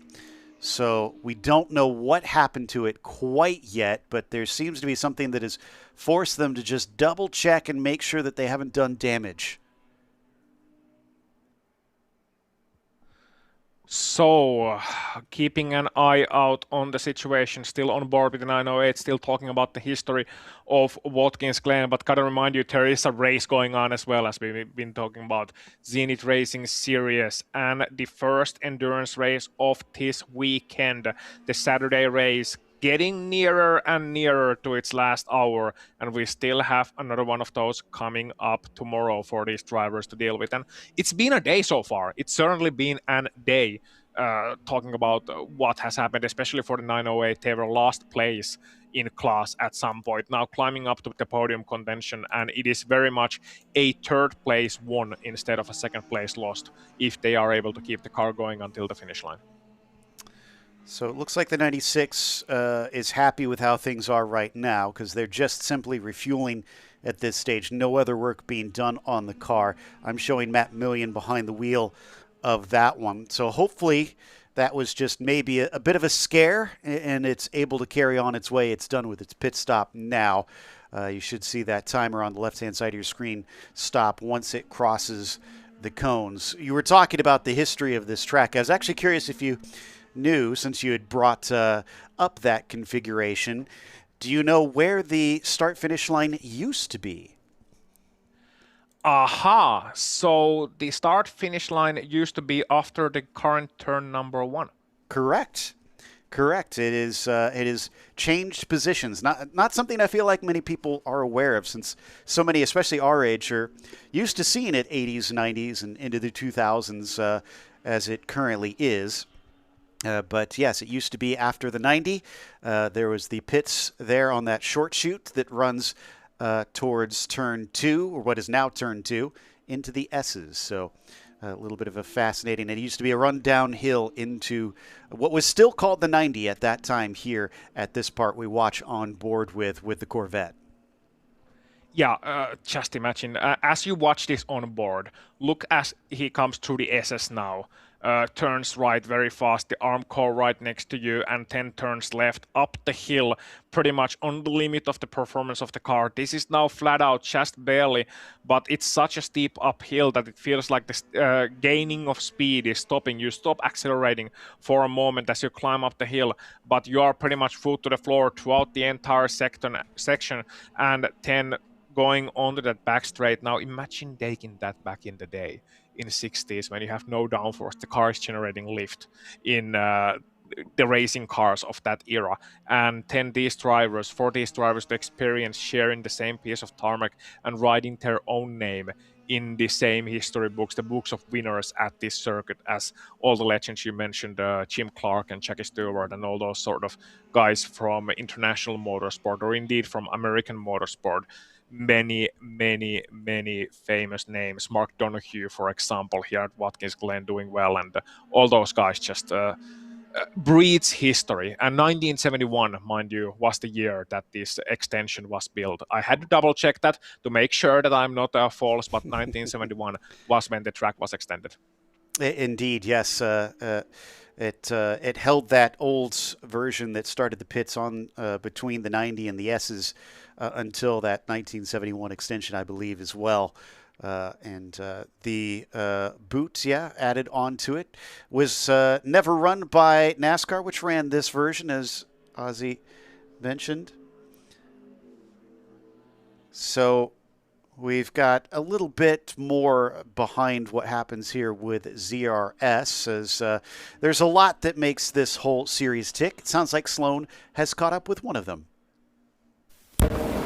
Currently, we're here at Victory Lane, which is where every driver wants to be, but you can't get there until you talk to Sarah Montgomery here, who is one of the driver liaisons for Zenith. So I wanted to kind of take a second to talk to Sarah about what it is that your role is and what drivers or teams need to do if they want to start to get involved with Zenith. Yeah, so, I was lucky and very fortunate enough to be one of the founding people-ish, I guess, of Zenith Racing Series. So here right when it started, which has been really special for me because, I've been racing my entire life. So it's been cool to be a driver, build something for drivers, something we've always wanted, So as a driver liaison, I already know a lot of these teams and all these people here, which has been really special to work with my friends in a different aspect versus racing against them all the time. And helping them be that middle woman between the series and being on track with the teams and drivers and things like that. So it's been really special. I love this job a lot. I hope to stay here forever and keep the series growing. So how do they get in contact with you? I've actually raced against these guys for like 10 years, which has been cool. So for me to get a random phone call like, hey, do you want to help us start this racing series? I'm like, of course. I've lived my entire life in racing, so it just makes sense to want to help build something for drivers being a driver. I love that. So then how do teams then get in contact with you to get set up here?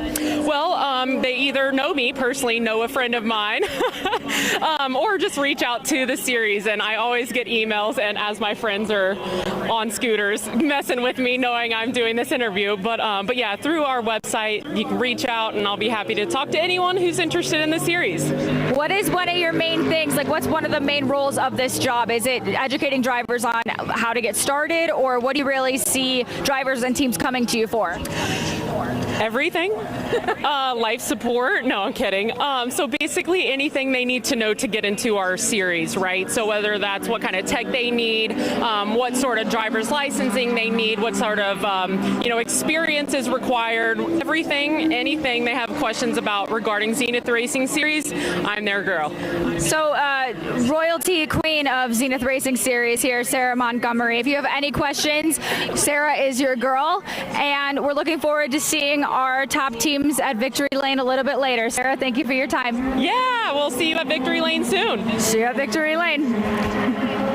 Thanks for that, Sloan. Yeah, there's so much more to making this all happen than maybe people would anticipate. And also very cool to see former drivers step into these roles. I mean, who would know better all the ins and outs that it would take than someone who has had to get out on track and do all this time and again? Exactly. That's always, you gain so much information even from doing a single race. So much more information than watching these races, even for season or two. We see a lot of things here from the commentary booth. We have information, we have live timing on our screens, we have the internet, that this fancy new invention that we can then use to get additional information, but only behind the wheel and in the seat, in the driver's seat, can you get that intricate feedback by working with a team throughout the weekend, throughout the season. That you can get certain bits of information, how a team operates, how it feels to actually drive the car.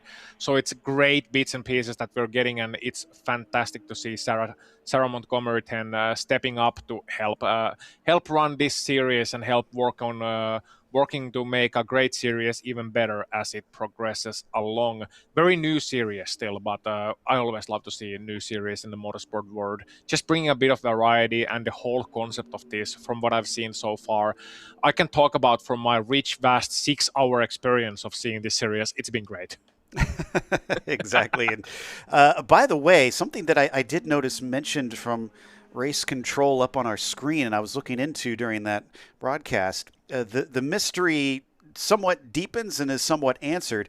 The Car 96 was given a penalty shortcutting between turns 5 and 9. So they essentially went from the outer loop down on the NASCAR layout towards turn 9. I'm assuming there was some sort of emergency. Now, that doesn't mean they don't get penalized. They were docked that lap. That lap does not count because they took the shortcut. So they are still running in second place in that number 96 car, but they are one lap closer to HQ Autosport in the 330s. So whatever caused them to have to take that shortcut, hopefully is solved at this point. That is a bit of a strange one because I'm not sure. I haven't been given any reason, Ozzy, why they went down that way. No, but I'm sure, as you mentioned, it must have been some sort of an emergency situation that led to that. You wouldn't otherwise just cut a large portion of the track away like that. Yeah. And especially it did say on our timing at one point it was stopped between 6 and 9. So I'm guessing that maybe there was some sort of fault. And in fact, sounds like Sloan has already tracked down the team. She's caught up with Matt Million, who was in the car during it. Sloan? Here with Matt Million of 9-4 in the 96 car. We just saw that you took a little shortcut. You took a little NASCAR take there. Can you explain why you decided to go NASCAR on the track? Yeah, so unfortunately we didn't get the car fueled full when I went out that stint, malfunction with the jugs or something like that, but team thought that maybe we did have it full, so I was running to a fuel number and got up to the bus stop and the car just ran dry and didn't really come back, so used all my brain cells to go take the NASCAR track, come to a full stop, let the fuel settle in the tank just for a moment and restart and barely make it back to the pits and get it full, put Tyler in, so yeah, hopefully we're all good from here on out. Yeah, I think they were saying maybe something about a penalty. Obviously, I can't report on that, but is that going to affect you guys? Yeah, I mean, in my head, I kind of knew we'd probably get that lap deleted if I took the course, but based on our Road America experience, I knew that we weren't going to get the car back without getting it towed, so rather take a lap penalty in our own control rather than get towed back and cause a code 60, so lesser of two evils. All right, so Tyler Hoffman's in the car right now. How are you guys feeling? Feeling good. I mean, the car has been a champ all day. It's been running really good. Definitely as the temperature gets cooler, it tends to run a little better. We cooled the tires down, but it's been a rock star all day, just clicking off good lap times, and hopefully Tyler can bring it home here on the podium.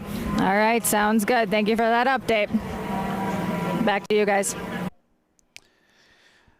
And it looks like, unfortunately, the Green Goblin has been caught by Spider-Man now, as he's come to a halt out on the track. So it probably is going to. And you'll see it all 60. live on web. Yeah. Well, we haven't had a code 60 yet, and the car is making some motion now. I thought for sure we would have everything slow down. The 41 team is already in pit lane. Some of them maybe have pulled the trigger prematurely, anticipating that code 60 would come out. This would be, honestly, probably a perfect time if it does. I was just about to say we're still waiting for the Nimbus Racing and the round 3. In fact, here are the drivers on the pit lane getting to just about the 1 hour mark on the dot. So time since last pit stop 56 minutes as they came into the pit lane. Tell you what, it's gonna be tight, but Tail need that code 60 probably to make it to the end, or need to do some fuel saving, but yeah, probably doing that in anticipation. But it's still a green flag there out on the course, just local yellows, of course, naturally, as there is a car stopped. This is the sole of the boot. The 4 team took a stop during green flag. They probably couldn't go much further than this. I'm curious as to why it hasn't seen a code 60 pull out, because that seems like it's not the safest of places. It's a very fast part of the circuit. They are off of where the driving line would be, but you could still have an issue that could cost them if a car blows a tire or has something go wrong. Nimbus's 77 is also pitting. If this stays green during their pit stop, then that will mean that they and the 44 will be on even footing, essentially, in terms of time lost. Looks like that is the 908 coming in, as well as one of our GT. Oh, and there it is. Oh, no. So that throws a bit of a wrench into some of the works. We are seeing the code 60, the flag being waved on the main flag stand. So on the start finish line, which is called the main flag stand, sometimes the main steward point, and getting the information to the drivers. And here we see the 7710 being done with its pit stop. Look to be nice and tidy work, as the Green Goblin is still sadly stranded there on the grasslands, unable to get away anywhere. And they're trying to probably still get the car going, but looks to me like it might be the end of story, sadly, for them. Well, if the 4 could have made it one more lap, then again, they would have been about on equal footing. As we also have a second car. Oh, that's our ZR4 leader.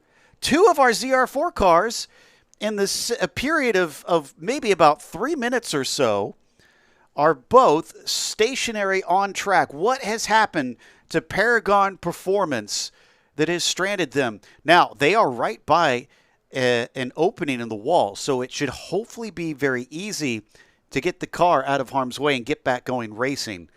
But regardless, this is going to cost them. And we should remember that the Rockwell Autosport car is still out there. They're only 2 laps behind right now, behind the Paragon Performance Corvette. So Oakley could overtake the class lead, and this would be the second race in a row that Paragon would lose the race late on. Yeah, and you can see the tow truck there as well getting to the side. Paragon sadly stranded out there on the track. Now, it had been 52 minutes since their last stop. I was wondering if something happened in the pit stop that could have potentially led to an issue, but nope. It has been a long time since that Paragon Performance car was last time in the pit lane. But yeah, they are out, and so is the Green Goblin.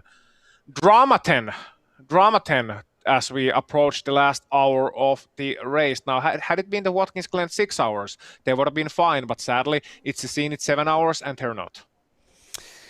Yeah, and before we saw that stopped car down at between 1 and 2, what I was going to mention was that the 4 car has lost time to Vaughn, because Vaughn, even though they were in for part of green flag racing, about half of their pit stop was spent under the code 60. So they will gain a ton of time over the 4 team. Yeah.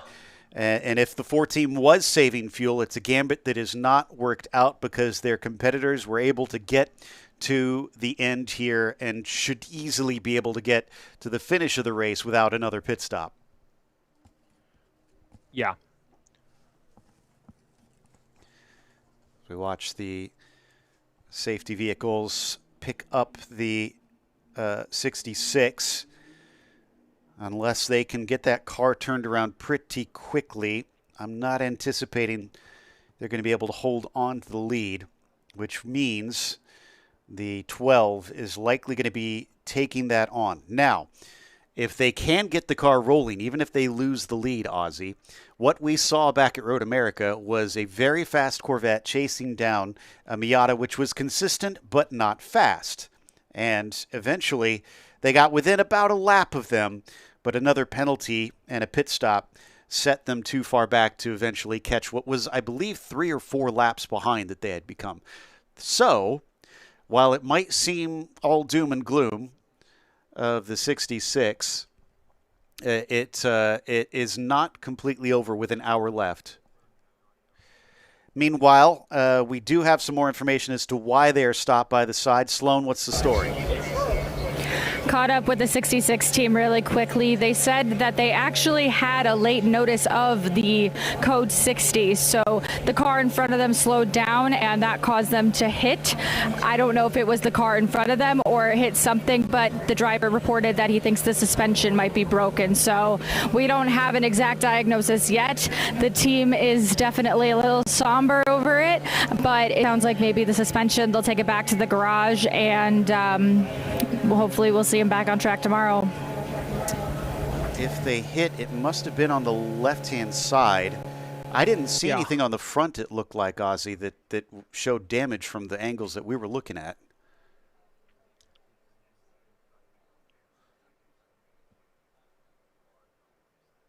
So yeah, it's very difficult to gauge exactly what happened there, but maybe we'll get some more information on that later on. But yeah, it must have been the left side, you're right, because on the right we didn't see anything on our pictures, the car parked up right against the wall, but that's commiserations for the 66 team. They were doing so well. Paragon Performance pretty much the dominant force there in the ZR4 class today, and then having it taken away at the last hour is very unfortunate, especially in that kind of way. Still a Code 60 out here in Zenith Racing Series, Joe, and gonna be quite a race once they get back going, because the fuel worries, they are pretty much evaporated. Most of the teams, if not all of them, have pitted now throughout the course of this extended caution. Now that means the 77 did get a massive advantage due to spending half of their pit stop under Code 60 conditions, but still I'm expecting a bit of a race.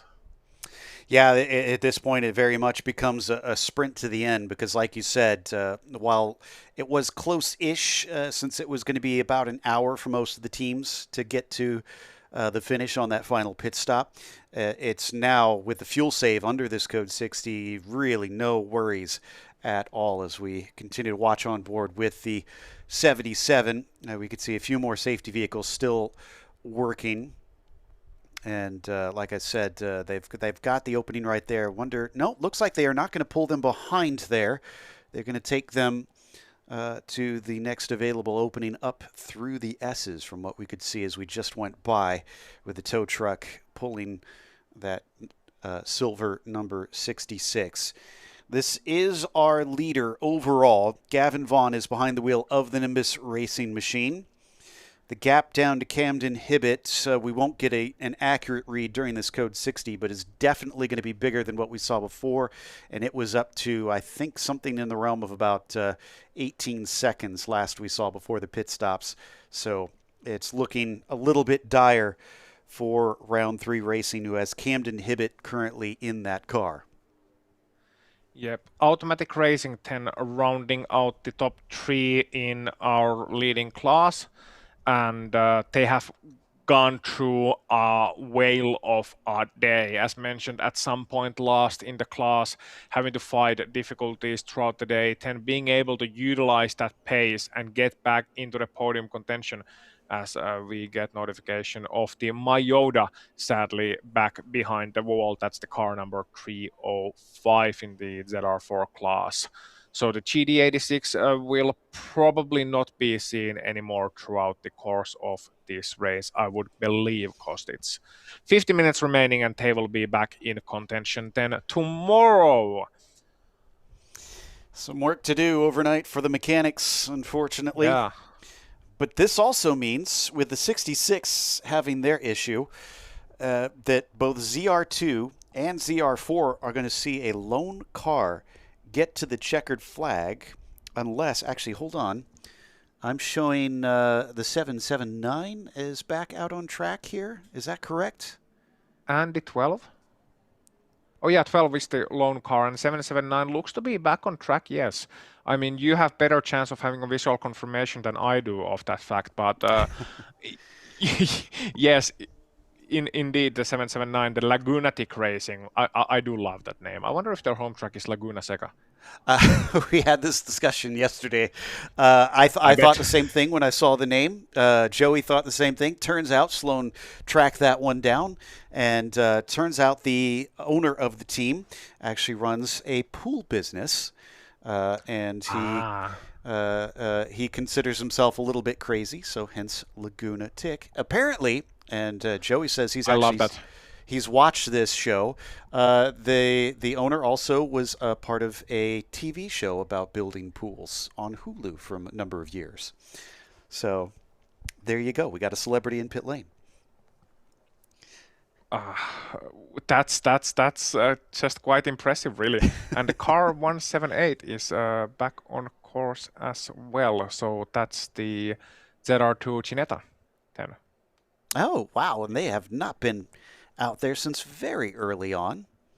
Yeah. So they are probably also getting some test laps in then. So Camber Performance sees at least that car back out whatever was wrong with it.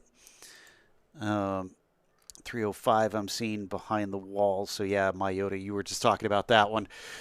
48 minutes left. This actually might be the longest Code 60 I think we've seen thus far as well, because the first three relatively short-ish, but this one has gone for at least a good 12 minutes or so now. Yeah, and the 94 as well back on course. That's great to see, the 94 Motorsports entry, the car number 94 that has had all sorts of troubles. But speaking of pools, I know that you like building pools in backyards. That kind of speaks to Americana to me, when you have your house on a quiet driveway in a suburb somewhere, and you got the pool in the background, and all the people are frolicking about in the pool. And we don't really do that here. Up here, what we have is saunas. And on that point, and it's pronounced sauna, by the way, for everybody watching, not sauna, sauna. So just wanted to get that one out of the way. I would want to see a TV show, maybe on Hulu, maybe on somewhere else, of the people who build pools trying to build a sauna. That's a different use of the moisture.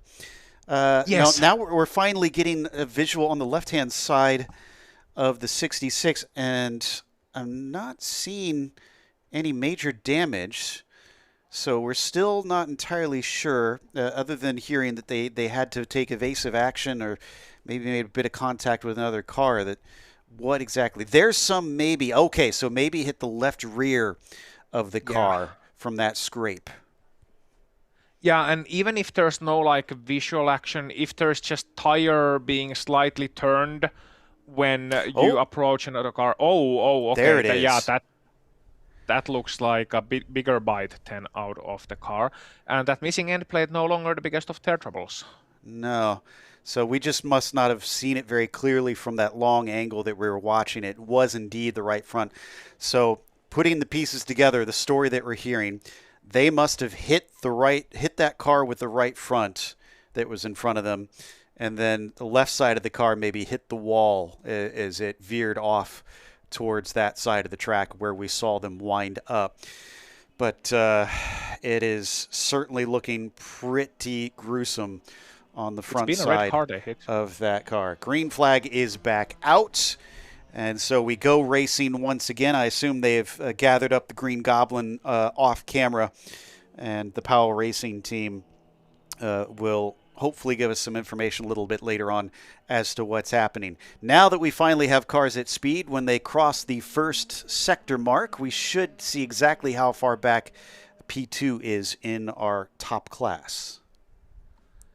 Yeah, so we'll be able to get some updates on those gaps. We're expecting the 77 to be much further ahead than it was before the pit stops, but how much further? Are we talking about a full minute? Are we talking about a full lap perhaps? That has to be waited and seen 10 later on. As you said, as the race will progress towards that point.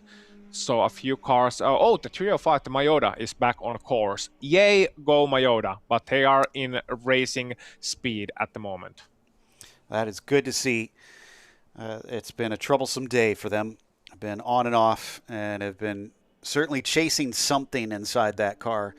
Hopefully overnight they'll finally get a chance to really be able to nail it down and be out there for more than just a few laps for tomorrow's 7-hour race. Now, I believe we're looking at somewhere roughly around a minute between Vaughn and Hibbett, from what I've seen. It's been a little bit back and forth on the timing screen, but it's evening out now to what you see on the tower at about a minute and 2 seconds. That is half a lap's difference between the 77 and the 4.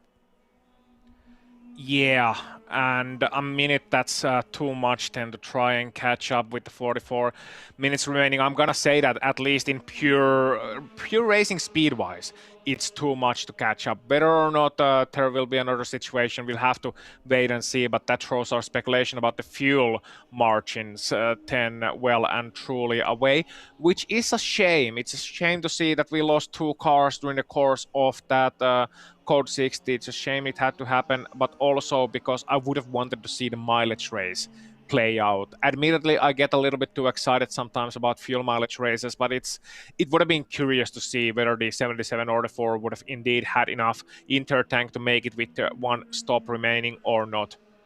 And at the same time also see how the pace would have developed.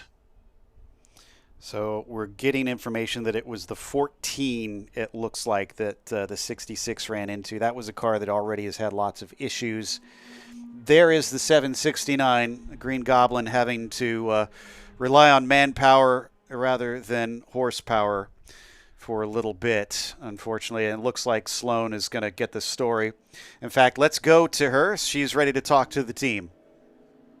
I'm here with Preston as we are currently pushing the Miata back to the garage. What's going on? We got rod knock. We got to replace the motor tonight. It'll be a long night. Because you guys just left and now you went back out and now we're going back. Yeah, we thought it was okay because it started right up and then it sounded a little bad. Okay, all right. Well, let's rush back to the garage, get to work, and see you out there tomorrow. See you out there tomorrow. I'm getting my steps in. I'm pushing cars. Happy birthday, Dad, by the way. Well, I meant to say that earlier. Happy birthday to Sloan's dad from us as well. So happy birthday! Hopefully he's having a good one, at least a better one than Powell Performance is having today. Fourth Code 60 of the day slows us down only temporarily for things to speed back up, and we start to get the lap times in. A 2-minute flat for Camden Hibbett, but we're waiting to hear what the lap time is going to look like for Gavin Vaughn, as we don't have a full lap in from them, at least from what I'm seeing on my timing screen, to get a proper comparison. Also, as we predicted, this means that Doug Oakley for Rockwell Autosports now leads in the ZR4 class, taking what might be a surprise win, because we expected the 66 to have the dominant run to the victory based on their pace, both in qualifying and in the race itself today. Just not meant to be. Yeah, so Doug Oakley then leading away, competed over in auto racing classes and apparently feeling good with lots of experience in Watkins Glen with this car. So probably wasn't expecting quite a class win, but that's what they are positioned to grab at this moment in time. So the number 12 still has to finish the race, of course, which has been difficult for a few of the ZR4 entries today, but their Porsche Boxster then still out there driving, and glad to see it is, because it hasn't been the easiest of days for them as well. Remember, that was the Porsche that we were talking about earlier, having a plume of smoke coming out of the back of the car, potentially tire lockup, potentially something else into the bus stop, but seems that the whatever it was only a temporary issue.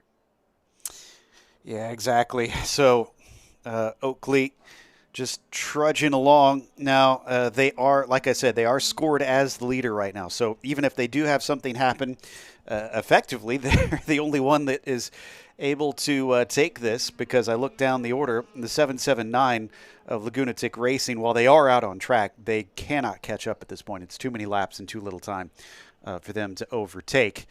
And this car is trying to make the same situation between themselves and the 4, which they've done pretty good so far, keeping themselves out of reach. It's just if they have an issue, it is not over. They do have to keep it clean. And 7 hours of racing, we haven't touched on it much yet, Ozzy, but things get exhausting. And I think as we've seen, mistakes start to happen late in the race. It's not just the cars that get worn out. The drivers as well lose a little bit of that edge. Oh, they absolutely do. Because at some point early on in the race, especially at the start of your career, you start to get sort of trembly at the start of the race. You get the shakes, so to speak. And that's not necessarily a bad thing. A lot of drivers have commented, a lot of sport athletes have commented that if they're not feeling tense, if they're not feeling nervous before the race, they can't perhaps compete at the highest level, because that means that you care. You really care. Some people don't get the shakes and they're able to perform just fine, but some people do, and they can feel their legs tremble as they go into the first corner. They can feel sort of themselves a little bit over-agitated at the start, and then as the race starts to progress, that sort of edge gradually it wears away. It becomes a little bit duller and duller and duller. You start to complete on the lap times. You start to fall into the rhythm. And mental fatigue is a thing. Even if you're not feeling particularly fatigued, you start making silly mistakes, start making errors. You lock up the brakes. You try and take a corner perhaps a little bit tighter than last time around, or you just take a lapped car for granted. You don't realize that it's a different guy in that lapped car that you've been passing for the previous 2 hours, and they may be taking a corner differently. All sorts of things, because this is in the end very interactive, in a sense that drivers make mental notes of how a different driver is doing. So one driver let's say you're a prototype driver. Let's just put an example. You're born in that 77 and you're used to, say, the 392 taking the bus stop section that we see here, or the 41 indeed that we're following, taking the bus stop section in a certain way, and a certain way each and every time around you come across them. And you see them, they see you in the mirrors, they let you pass you on the inside. Okay, a driver change happens. Another driver may be trying to gain some time, maybe taking a corner differently, may have a different preference on how they let you by. Do they do it in the entry of the corner, the middle of the corner, the exit of the corner? Do they hold their line at the exit right to the outside? As we saw earlier with that great pass on the Porsche holding their line here, in fact, a little bit tighter to the inside, allowing the 77 to get through, whereas some other driver might be taking it right to the exit. It's just one of the things, and those are the kind of things that lead to silly errors, silly happenings, and that might lead to some drama late on in the race. Drivers getting fatigued, but also drivers having to get accustomed to changing situations, even when everything seems normal and you're no longer on that edge. You're no longer expecting new things to happen. So we watch the Ginetta of Tom O'Gorman, Camberton Performance. Been doing a great job out there. Anthony Pacelli has been in that car as well in this race. Currently 1.5 laps ahead, it looks like, over Hoffman and the number 96 machine. The 177 has just been chugging away, and they're hoping to also clinch this with 36 minutes left to go. The 96 car with Hoffman, remember, they got a lap penalty recently, so they probably would have been within half a lap, looking at that, at how things are with them currently, if it wasn't for them having to take that emergency run through from turn 5 down to turn 9. But it is what it is, and they're still well in second place ahead of HQ Autosport in the number 330. Donick currently inside that car, and the podium of the ZR3s, all basically just trying to run these laps out from here on out, stay out of trouble to clinch what is going to be a trophy. Absolutely so, absolutely so. Lap times 10, perhaps not the most consequential thing at this moment of time in the race. A couple of mentions I want to mention. The 59 Stratus Racing is showing to me that they're back on track. Mind you, they are still the team, I believe, that is holding the fastest lap of the race. They are 158.293. We noticed that earlier on, and they're still doing a pretty good pace. Last time around of 159 flat, I do believe. So good to see them still out there on the track and getting those laps done. I love the variety in this series of different cars and different drivers and different sort of approaches. I actually kind of want to poke your brain on that show and poke your brain just a little bit on especially the ZR4s. If you had a car to pick in a ZR4 class, what would you like to build into that class? What is the sort of thing that you would like to see built? And I know that comes out of the blue. I know I threw you maybe a little bit in a tight spot there, but I would like to see something front-wheel drive maybe. Oh, you know what? Yeah, that would be interesting. And I am kind of surprised that we haven't seen a team maybe attempt that. But that said, remember, the tires have to go the whole race. A front-wheel drive would probably wear out those fronts pretty quickly, so that would be difficult. Both the 14 and the 66 are going to get the penalty, so they did not find one car to be wholly to blame on that one. They're both going to be docked a lap. For the 66, it won't mean a whole lot. The 14 is still in pit lane, I'm showing, so I'm not sure if they've actually taken it behind the wall. They may have because I don't see them in front of me. So it's, I guess, moot point for both of them. But to answer your question as to what car I would probably choose, with all the experience on sim racing with a Miata, I feel like that would be a good choice. I feel like that would... It would. Yeah, be a good car for this. So, yeah, I know that sounds like a bit of a disappointing answer since we've already got a Miata out there. But as far as my knowledge on what would be a good choice, I feel like that would be the realistic one. Oh, it would absolutely be. And when you look at the calendar, there's some tighter tracks coming up here in this series, and surely next year too. Perhaps not the best choice for power tracks like Road America or Watkins Glen, but then when you get to Barber, for example, you get to Sonoma, it might be a surprisingly good choice because, again, lightweight cornering performance, it's a great thing. And that's why I was thinking about the front wheel drive. I mean, it's going to wear out those front tires surely, but I would love to see somebody attempt something like a Renault Clio, for example. That would be a fascinating one. And that is another proven platform, which has its own race series elsewhere. So I could see that boding well out here. We'll see what the future holds. There could be some other teams. It does seem like, from my discussions with the various teams in the paddock, that a lot of them already actually have these cars racing in other series. And so it's kind of what we have already fits this, so let's give it a go. And the good news is that pretty much everybody that I've talked to, when I ask them, how's it been making that switch over to ZRS, they love racing in this series. It seems like, we heard from the driver liaison earlier that driver focus is paying off, because the joy that I've been seeing from every one of them getting to participate has just been ear-to-ear grins. Yeah, and I think the biggest hurdle is logistics, of course, especially for startup racing teams. Got to talk about it, making all those races, because this series is racing all over America. And from what I know about your continent, it's quite big. So Just a little.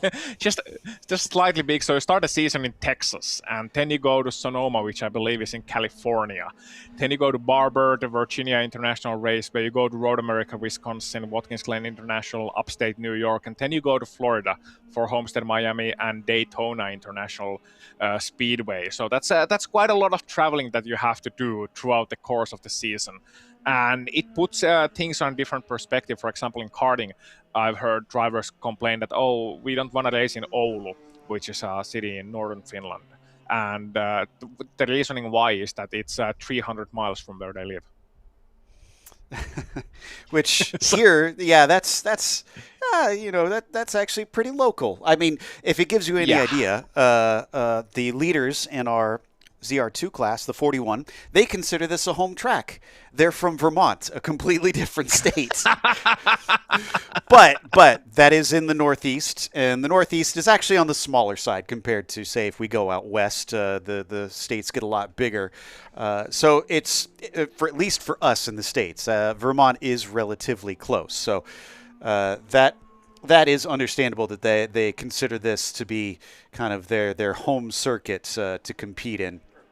But you're right that it is impressive what they've organized with this being the inaugural season of this series, that they've had these teams travel literally the breadth and width of this country, because like you said, Sonoma to open things up, that's on the complete West Coast. VIR a little bit earlier, that was all the way over to the East Coast. And then we had Road America a little bit earlier in the season. That is state all the way up to the north. And then Florida, completely all the way to the south. So you are getting all of what this country offers in terms of some amazing racetracks. And that's the other thing, is that all the tracks that we are going to are all top-end racetracks. So these are not little rinky-dink club circuits that we're going to. These are fantastic historic courses. And I do love a rinky-dink club circuit sometimes. I do too. Like, for example, Lime Rock Park, one of my favorite, if you call it a rinky-dink club circuit. And that's not That's not a slight on Yeah. Lime Park by any means. I don't want to slide it. It's a legendary venue. It's an absolutely is, but it's also small compared to these places. Yes, it's a short circuit. It's a smaller circuit when you talk about this. So these are definitely some top American racing circuits that this series is going to, and for drivers getting to experience that right off the bat is absolutely brilliant, especially considering the club circuits growing up, and then you suddenly find your way trying to tackle Virginia International Raceway, which is a fantastic venue. Watkins Glen, which we see here, a fantastic venue.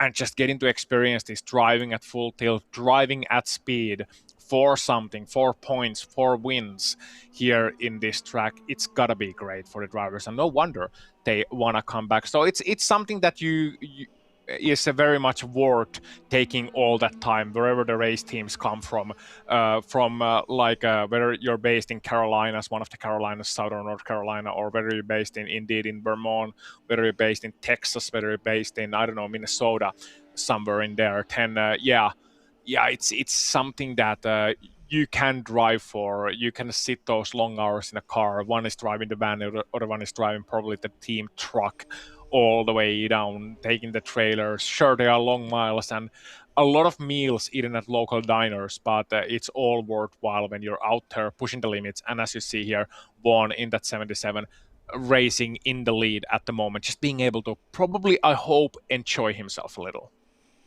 I think he will be. I need to check the results of this 77 team as well, because obviously it's been a little bit all around in terms of who has been taking the win. And I believe this is going to be victory number 3 for this team. Ethan Barker and Gavin Vaughn took the win at race 1 at Barber, race 1 at VAR, race 2 at Road America. But they're looking for win number 4, being the third time for the first in the weekend. Interesting little trend to note. Not sure if that is a factor to consider or if that's just sheer luck on their part. But hopefully they can break that for the next time out. They have not gone back-to-back in a weekend yet, we should say. And no, actually, they have not. Real quick, I do want to correct myself on VIR. They did not win VIR because there was only the endurance race at VIR that was a 12-hour race, and they won. They scored first in the first half of that race. So apologies, misreporting that. Go ahead. No worries, no worries. Just wanted to mention briefly on the driving, because that's a big part of it. Unseen part to us, because we talk about racing, but driving to and from locations is also a thing which you have to do, and usually the team staff is kind of split into duties of that. Rarely do you see somebody taking an entire stint from one place to another, unless it's short of a drive. And reminds me when we talked about initiations earlier. You remember, we talk about the initiation, possible punishment. One initiation that I've heard about, and this is from Europe, an unnamed karting team, not going to throw anyone under the bus here, had a new member, a new mechanic joining them on one of the European Championship rounds.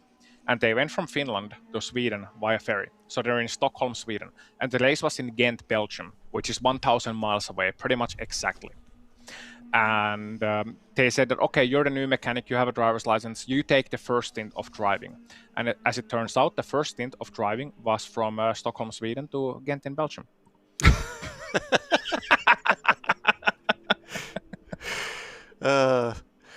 I'm sure he learned very quickly not to volunteer for that one anymore in the future. No, and even said previous day that, okay, fine, I can take the first stint, sure.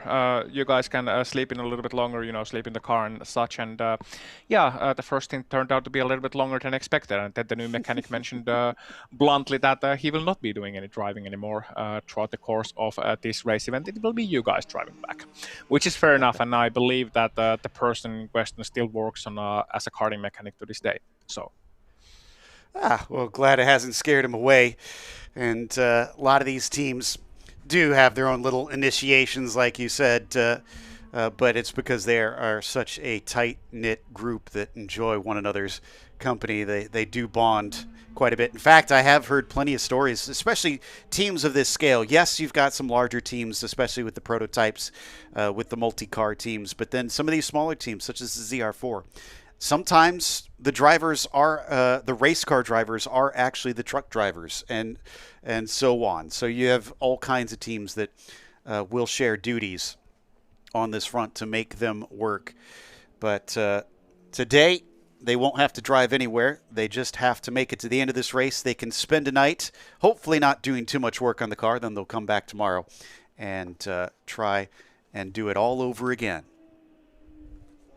Yeah, they do so once again. Hopefully they have lodging somewhere close. It is a beautiful part from what I've seen. Sadly only in images, sadly only remotely Watkins Glen and upstate New York in general, especially as it comes to the as the autumn nears. We're now on the first day of August, but as the autumn nears, we get to September and October, all the trees turning various shades of red and yellow and orange, and it's a beautiful sight. It's certainly worth a visit, whatever racing series is visiting here, and I do hope we get to see more racing here, aside from tomorrow too, but also in the upcoming years of this new series.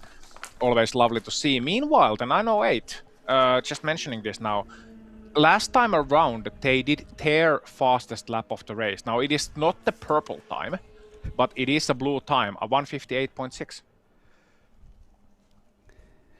Yeah, I think most of them are probably settling in at this stage, just trying to finish the race and get themselves to the line. And you can see the 41 not actually looking all this quick towards the end of the race. He's got himself a handy lead, being the only car in his class to try and take this one home.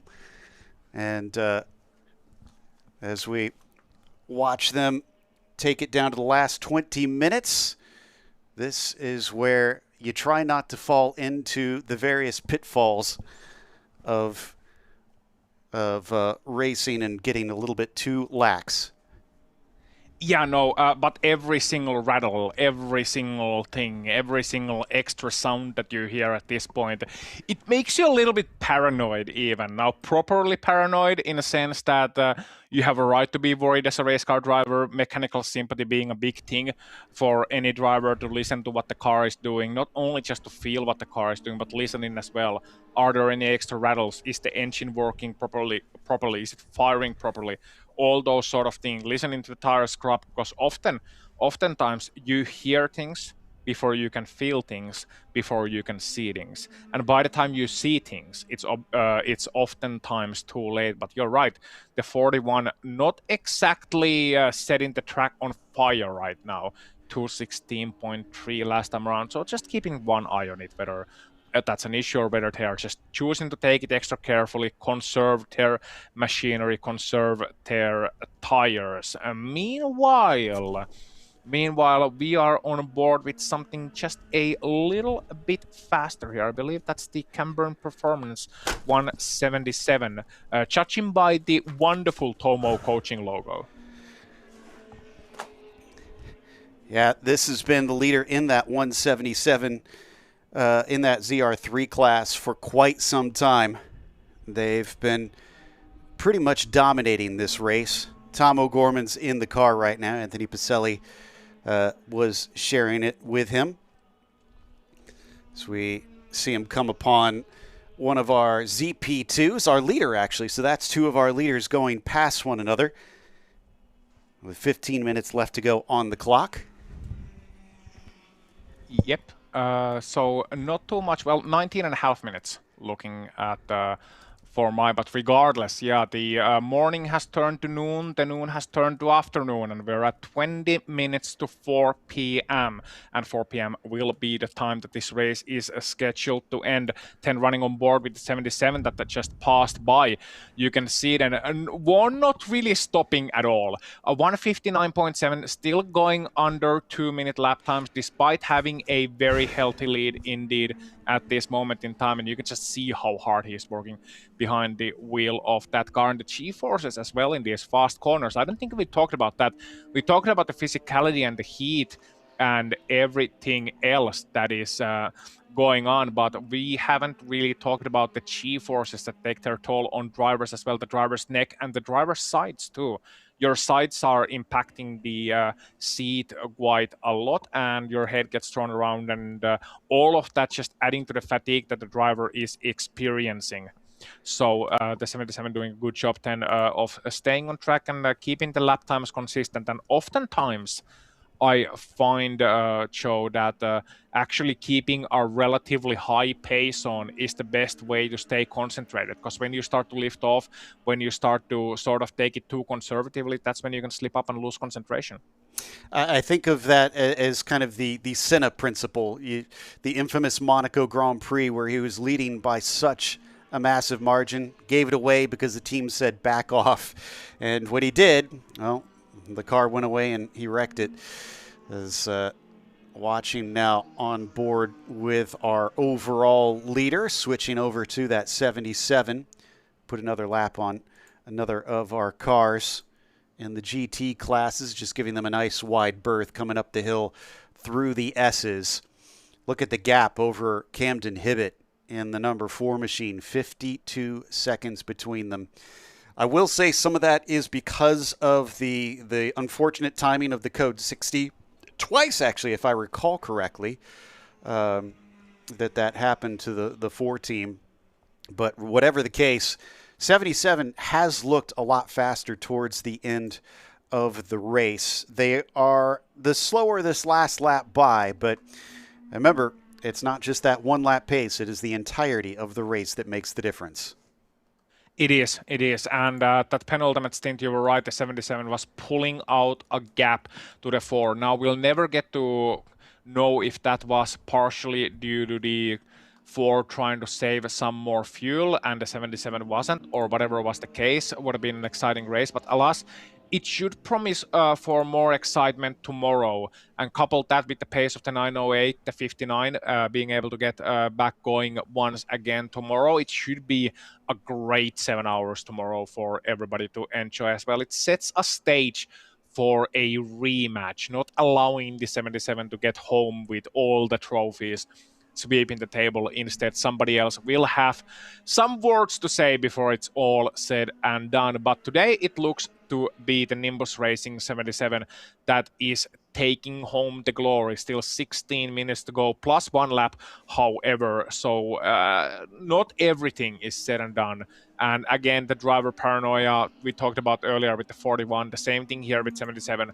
Hoping everything goes smoothly, and each extra rattle and each extra thing has just gotta feel, extra punishing at this point. You start to think, is everything all right with the car? You may be slowing down more easily than before.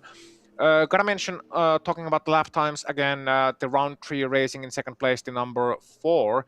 Did a 158.7 last time round, so that's their fastest lap of the race. And again, you mentioned extra points in offer for that fastest lap. Not extra points in offer, but rather the starting position for tomorrow in offer for that fastest lap. So I gotta actually check briefly. That is faster than the 77 has done so far here in this race.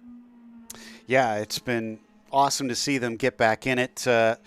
They did change tires, of course, but that's just to kind of test for tomorrow. So they know there's not really much to worry about where their finishing position is.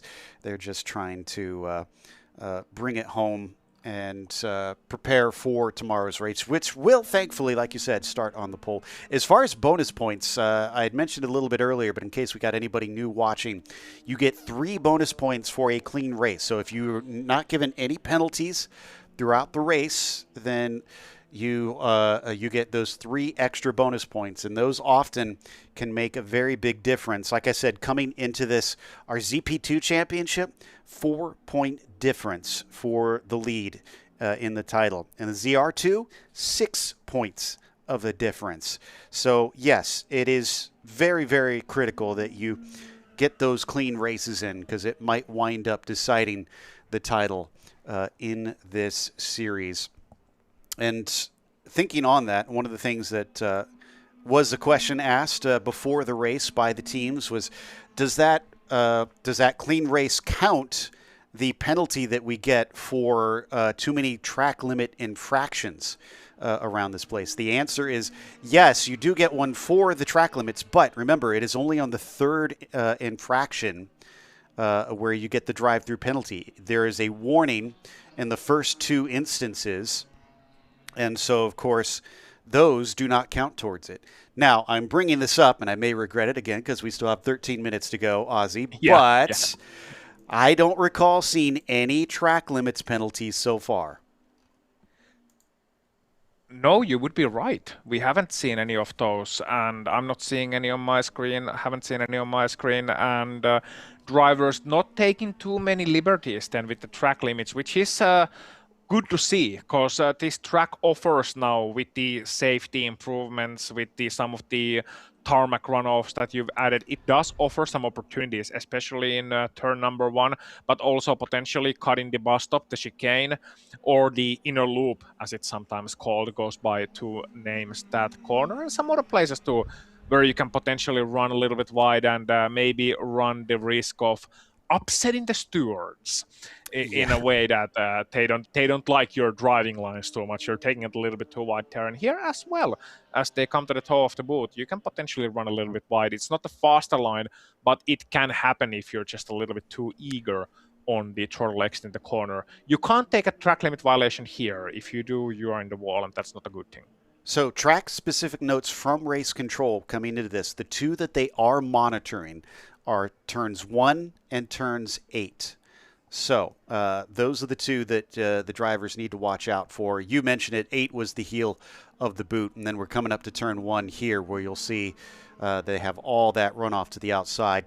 Looks like Brad McCall in the 5 has brought that car in. They're currently running 4th and not showing that they're catching up to the 908. So that one maybe is just that splash and dash to get to the finish of this race. Won't change their position at all. Coming down to, let's see, well, we have to remember that this is also 11 and a half minutes plus 1 lap. So we're looking at probably about 6 laps left to go or thereabouts in this race. Now, the way this works, Ozzy, because it does take us some getting used to remember when the clock gets close to 0, is essentially instead of the normal situation you see in most endurance racing or timed racing where the flag comes out, the checkered flag comes out immediately after the clock hits 0. In this case, the clock will hit 0. Then the next time the car goes by, the white flag for 1 lap to go will come out. So that's what the +1 talks about. You know what? You're in luck, because that is the exact same rule as is used in karting. So in karting, when the clock hits 0, you get a last lap sign actually physically shown. I believe here it might be a white flag, but in karting it's a sign, a slightly different rule set, which says last lap, and that's when the last lap starts, and then you get the checkered flag. So it's a similar situation, actually the exact same situation. So that's what I was kind of half expecting when I saw the +1 lap, because it seems to be a pretty universal signal, but it's good to get the clarification. So still around, it's going to be actually a bit of a nip and tuck when I look at the 77 around the track. I'm seeing the lap times 159.5 here, and we get roughly exactly 10 minutes to go on the line. So I wonder how many laps will they still do. Is it 6 or is it 7? 10 minutes exactly to go, and I wonder if he slows down a little bit just on the penultimate lap to avoid doing that extra lap to make it, make sure you make it across the finish line on fuel and everything else. They shouldn't have fuel limited problems, but you'd rather avoid that extra lap. Then again, if you have a chance to do an extra lap at Watkins Glen on racing speed, I wouldn't fault him for taking that opportunity. Same. And it's, 51 seconds. He's got plenty of gap to slow it down if he wants to. And as you pointed out, he crossed that line pretty much exactly at 10 minutes to go.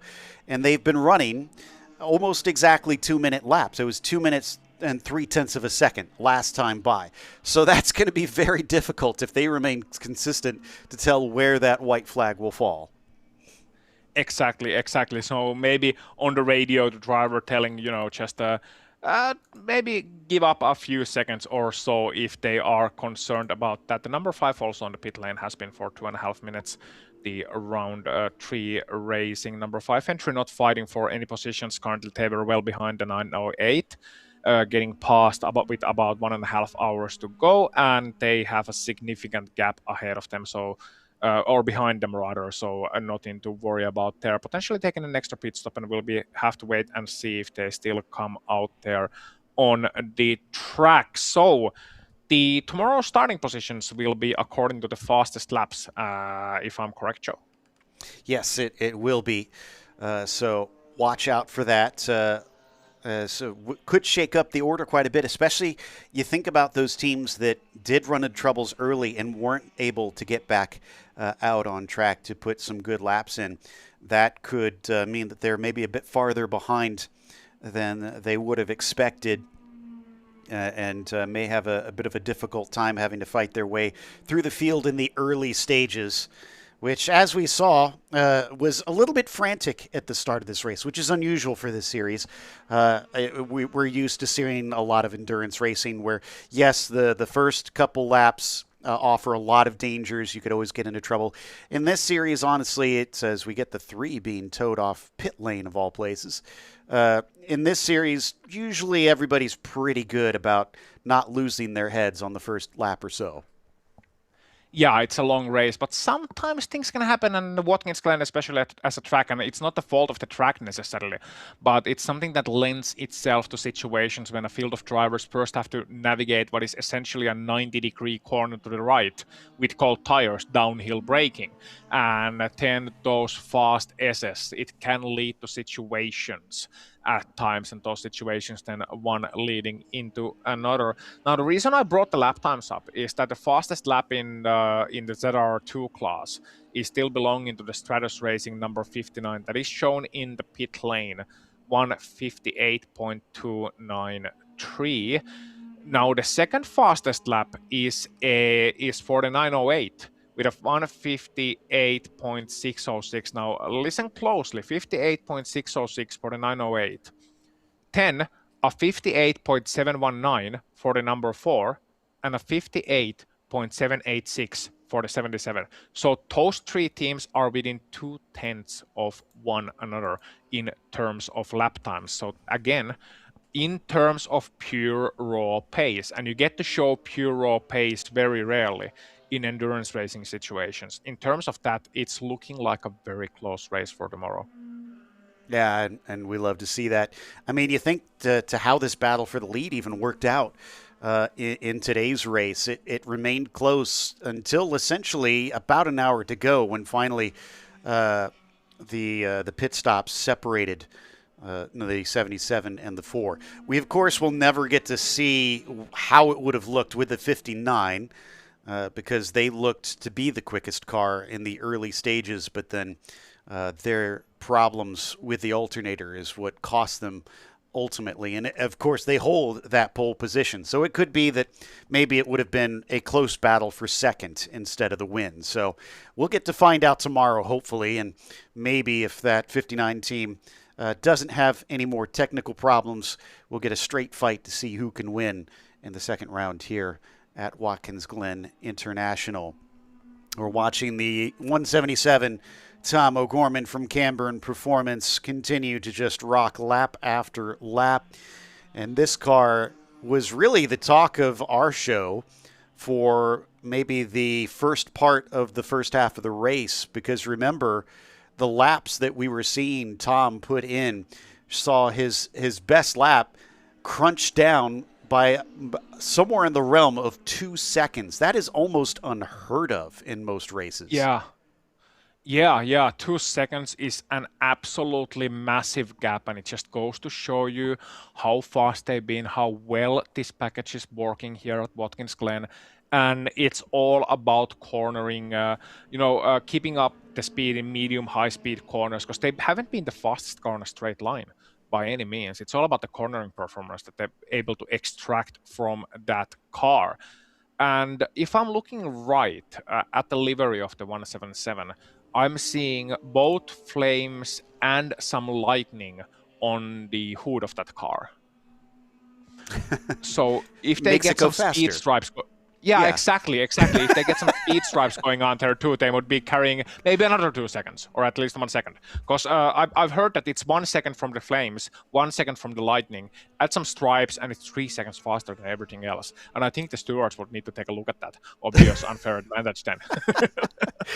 New rule needing to be added to the Zenith Racing Series rulebook, maybe. But or everybody adds flames to the car. Yes, then suddenly it doesn't look as varied out there on the livery of these machines. Okay, so the 77 is coming down the backstretch. We need to stay with this one until we get to the start-finish line, because this will determine if we get the 2 to go or 3 to go this time by. I almost caught myself out because, again, we have to remember, we have to go to 0, and then we will get the white flag. Yeah, it's very different from what a lot of people are used to. Very similar to what I'm used to in karting world, so I can be a little bit proud about that one. Then again, sometimes it can be very difficult to see when you're out there on a small karting track, even on a smaller track like this, 1 kilometer in length, about 0.6, 0.7 miles, the average length of a karting track, to actually see that white sign being shown on the start-finish line. It can be a bit difficult, but yeah, looking at this 35 seconds still remaining to the 2-minute mark, which we are looking to, and the 77, judging by the sector times, is still pretty much chugging along at race pace. If they have slowed down, it hasn't been too much, but it may be some unintended slowing down play to them, as they have had to navigate some lap traffic there in that last sector, seeing last time by, and we'll be looking forward to see the lap times. Joe, I think you see the car out of the window, and it's going to be 1:59, I think. You are correct. 1:59. Great call on that one. So, again, it is still very tight. Last lap was still at a 2-minute 3, which is just barely over. That should mean that we will get to 0 and we'll get the white flag next time by. Now, you were talking about the order of our fastest laps. I just noticed that Camden Hibbett set his personal best last time by. Has that changed things? 158.5, and I can tell you that it might have, it changed things in that the number 4 has now passed the 908 in terms of the fastest laps, and they are looking at a provisional second position on the starting grid for tomorrow. And that is on tires that have been going for 7 hours and 50 some odd minutes.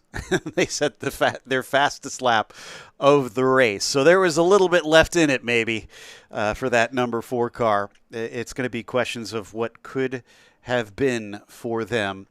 And the only good news for the 908 team is that it's going to be a long race tomorrow. So the starting position of 1 position difference isn't going to mean a whole lot in grand scheme, although I'm sure they would have loved to have had a front row start for this one. And the other thing that we should note on that rule is that the driver that set that fastest lap does need to start the race. Aha, so the last driver in is going to be the first driver tomorrow. Mm-hmm. Interesting. Yeah, so Camden Hibbett gets to kick things off again.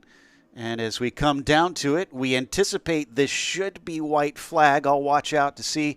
Yep, they are pulling it out. White flag is waving. 1 to go, and they hit 0 with just a couple seconds before they get to the start-finish line. So there was some excitement for the 77-10 for the last portions of the race as well, but I'm not sure if they were trying or not, but they didn't quite beat the clock on that one. So last lap around for Nimbus Racing and for 1, the 77. What a job they've done today. It has been a long and grueling race. I got to give credit to the Nimbus team for the way that they have been running this season and this race itself, and certainly have been looking so fast. While Gavin Vaughn might be in the car, you have to think back to Ethan Barker and the way that he was battling with that 4 car for so long, with Oliver Piatek in that stint. Has to take a little bit of a weave to get around I think that was the 392 of Ramirez inside the Harrison Motorsports BMW.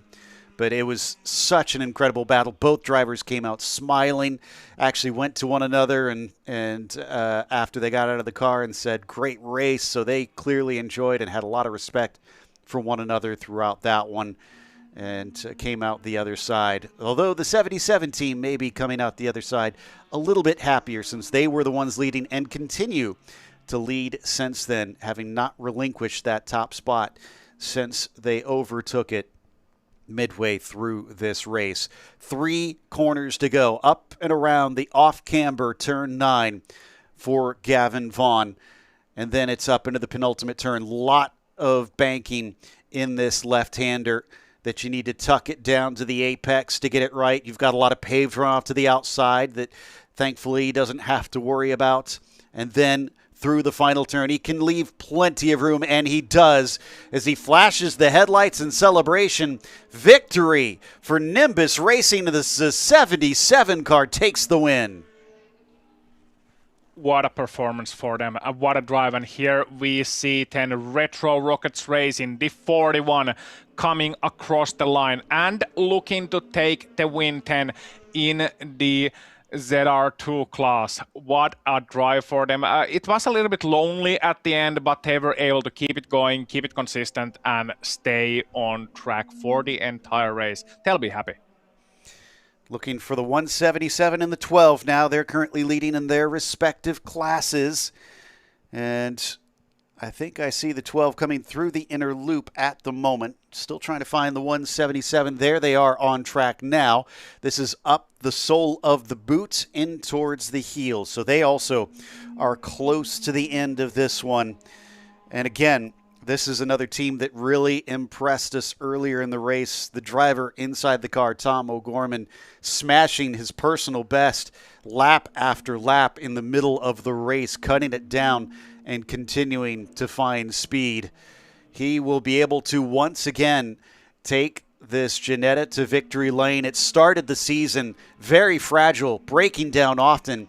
Today, it was flawless. I don't think we saw a single issue for this team as Camburn Performance will win in the ZR3s.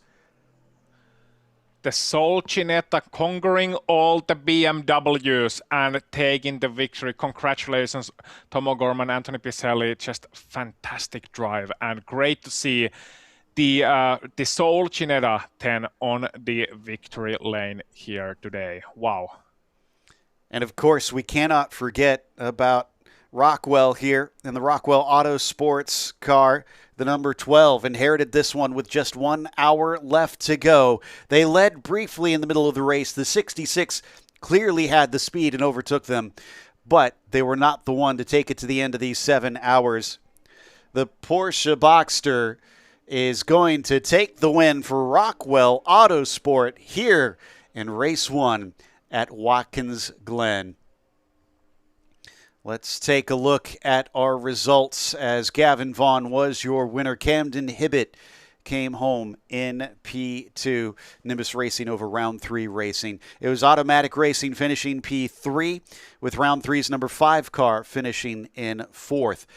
Nimbus Racing's number 80 car did get to the end today, but they wound up with only a top 5 after looking quick partway through the race. Stratus Racing saw the 59 cars, only 641 laps completed with early issues. A DNF for Oleg Gorshkov in the round 3 car. Stratus Racing's number 57 did not start this race. Meanwhile, Retro Rockets taking the win as 9-4 Motorsports finish P2. Camburn Performance, unfortunately, not making the 50%, so they are not going to score points on this one. Did not start for the 9-5 and the 9-7. Well, they started, but they only did test runs today, I should clarify. Over in the ZR3 class, Camburn Performance takes the win for the 177. 9-4 Motorsports, numbers 96 car. Great job finishing P2. HQ Autosport and the 330 machine finishing on the podium. Then in AOA's Racing, the 54 team came home in 4th. Harrison Motorsports splits them with Sergio Ramirez finishing 5th. AOA Racing's 85 and 74 rounding out your field of ZR3s. And then last but not least, of course, we have the ZR4 class. Rockwell Autosport, the only team to see the finish line in the 12 with Paragon Performance 66. Unfortunately, not getting the checkered flag, but they will score points. Chase Anderson and Powell Racing also winding up finishing on pretty much the same time, but not the same lap. They're winding up on the podium. Of course, we have our GPX fastest lap. Ozzy, do you want to talk us through how to be fast around Watkins Glen? Well, I'm the wrong person to do that, but let's try anyway. Taking very wide line, just about nipping the edge of the track limit throughout turn number 1 and 10. You can see blasting full throttle, 115 miles an hour through the SS section, and then you can really open it up as the track starts to even out throughout the course of the back straight. 5th gear here, 130 miles an hour, then switching to 6th and accelerating just a little bit. Starting to look for that braking spot on the left. You can see it there, just 200 spot. Nip and tucking it in over 100 miles an hour through the bus stop. You can see the driver working the wheel there as they come approaching the outer loop. Early on the throttle, once again, look for that curb on the left. And then again, a downhill braking zone. Turning already as he started braking. Staying tight on the inside, not utilizing everything on the outside because the curb kind of runs away from you. Then the uphill, the heel of the boot. And you can see the track just running away from you. You have to look for the exit curb there and the exit extension as well, I should rather say, utilizing that beautifully. Then 4th gear, we'll be able to get to 5th gear before the braking zone. Looking at there, once again, the 100 mark, your spot, turn into the corner, use all of the track and then some on the exit. Beautifully done. Keeping even the inside wheels on the right side. Then the anti-cambered corner. Looking towards the exit, nice and tidy of a job, and just 2 corners to go. Turning it nice and tight into the penultimate corner. Early on the throttle, get it turned to the left-hand side for the last corner.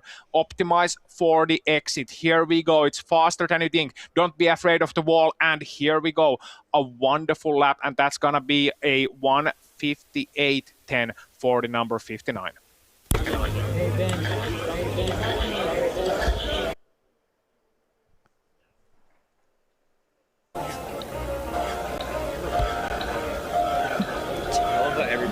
Lots of good celebrations happening down here, but we want to start over here with our ZP2 winner, the 77 car. We have Ethan Barker and Gavin Vaughn over here. Congratulations. This was an insane race. You had some crazy battles out there. How are you feeling right now?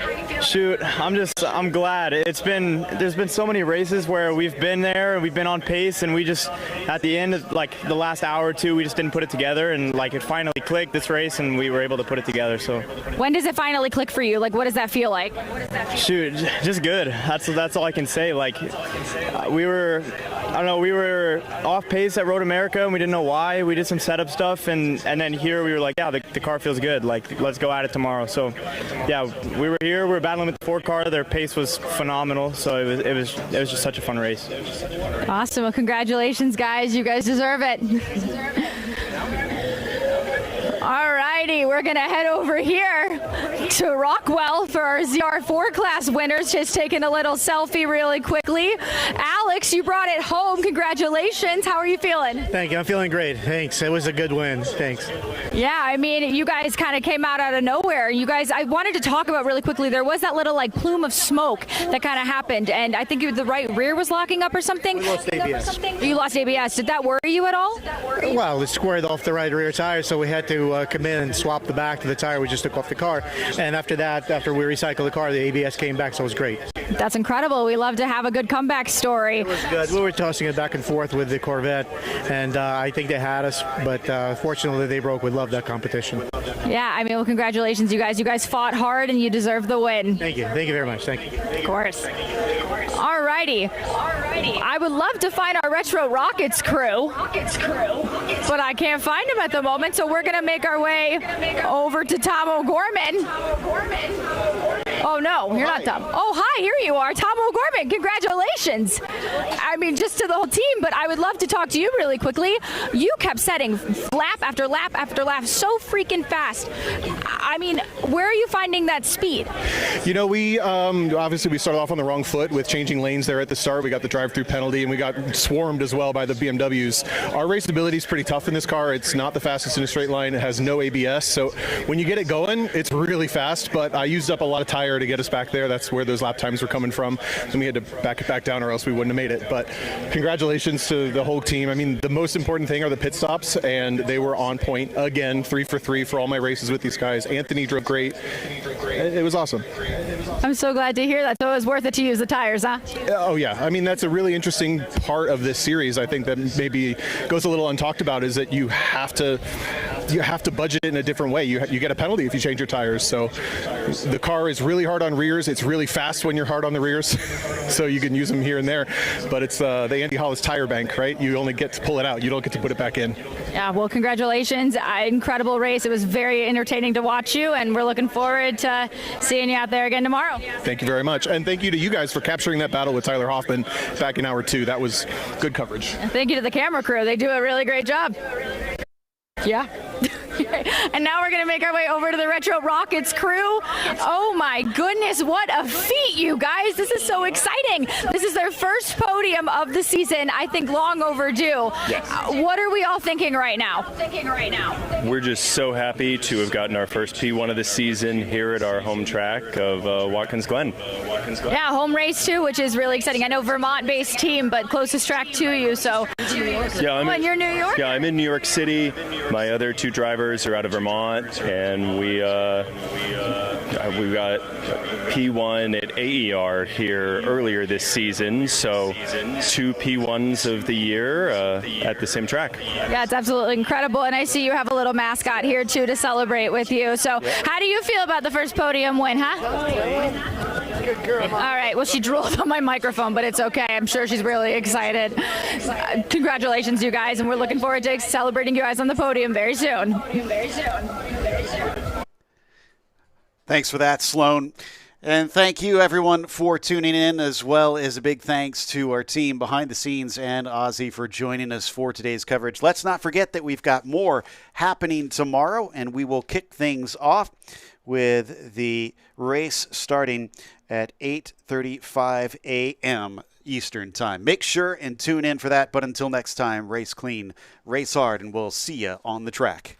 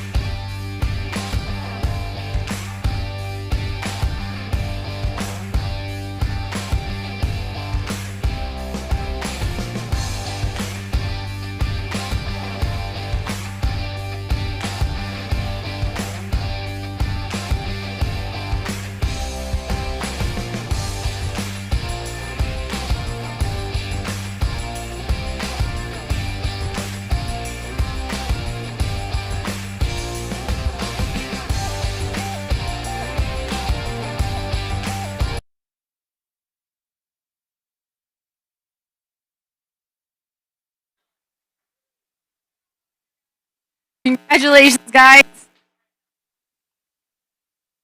Hi, we're going to take some pictures. Beautiful.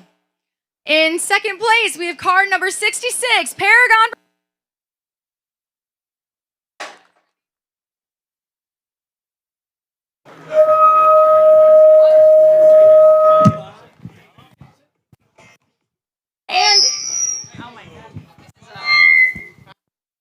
And in first place, we have car number 12, Rockwell Autosport. Oh, we got a dog.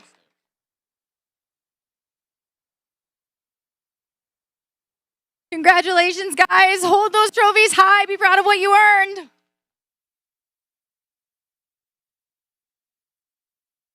And when we get the all clear from our photographers, they're ready. Spray some champagne!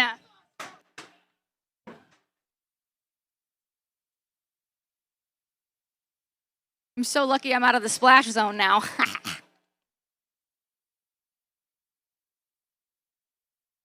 All righty, moving on to our next class is ZR3 class. In third place, just kidding, I'm gonna pause. You know what, things happen sometimes where you just go with things, you know? That's why I'm up here on a balcony. You all look beautiful down there. Everyone looks gorgeous. Thank you to our lovely champagne ladies. All right, the ZR3 class. In third place, we have car number 330, HQ Autosport.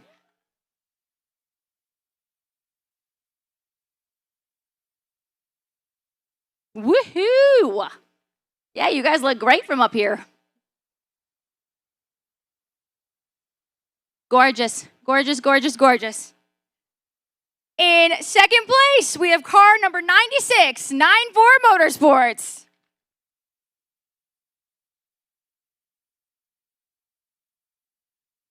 Handshakes all around, we love it. Oh, we love good sportsmanship.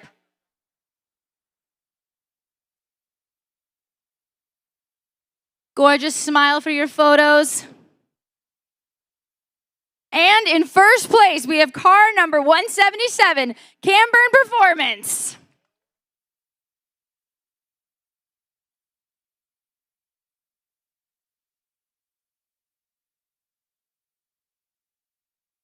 Look at that. Handshakes all around. We love it. Everybody's friends. I'm going to smile. Hold your trophies high. Hold them up. Hold them up. Yeah. Hold the trophies up. And when we get the okay, Evan's given the okay, spray some champagne. Whoa, okay.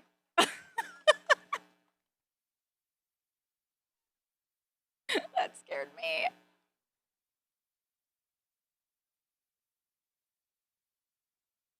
Truly an amazing race, you guys. With the weather conditions too, we had a really beautiful day. Very, very lucky. We're hoping for some good weather tomorrow too, but whatever the weather, we're in it together, you know what I mean? I'm like a poet. That was awesome. And we're gonna get ready for our ZR2 class next. In second place, we have the car number 94, 94 Motorsports.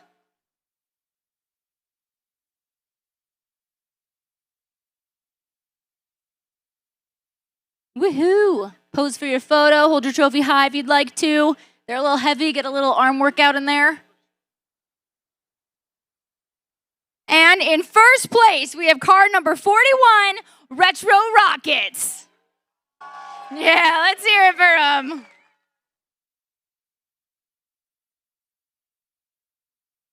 We got the dogs. Oh, I love when people bring their dogs. It's so exciting. They deserve to celebrate too. All righty, pose for your photos. Photographers, make them look good. Make them look beautiful. Make them shine. Hold the trophies up. And we're going to wait for the okay. We got the okay from Evan. Spray some champagne!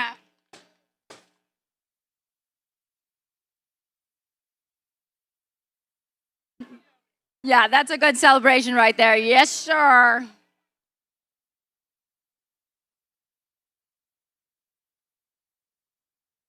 And we're going to get ready for our last but not least class, ZP2.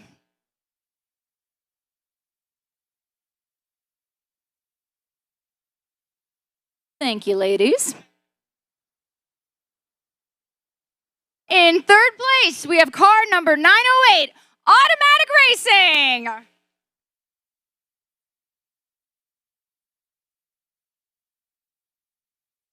Woohoo!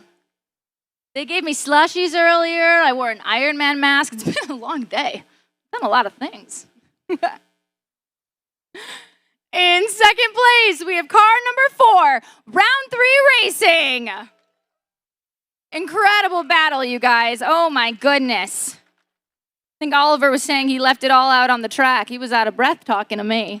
Hopefully you've recovered.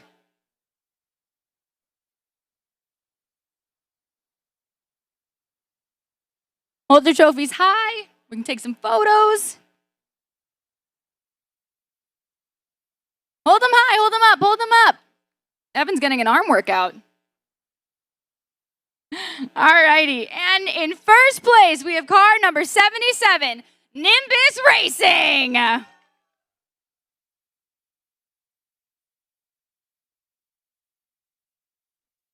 Congratulations, guys. Hold those trophies high. Yep, just look at Evan getting his arm workout in there. Come on, guys. All right, and when we get a big thumbs up, I think we got the thumbs up. Spray some champagne!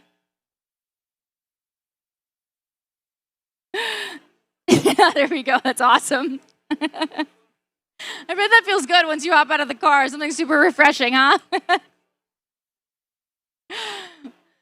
Congratulations to all our competitors. Thank you to the friends, family, fans, dogs that came out. We appreciate all of you so much. You guys really, truly left it out on the track there today. But please come prepared for tomorrow because we have another 7 hours of racing here at Watkins Glen International. Please help yourselves to some beverages, hang out, shake hands, tell stories, and we'll see you tomorrow for the green flag. Sloan, out.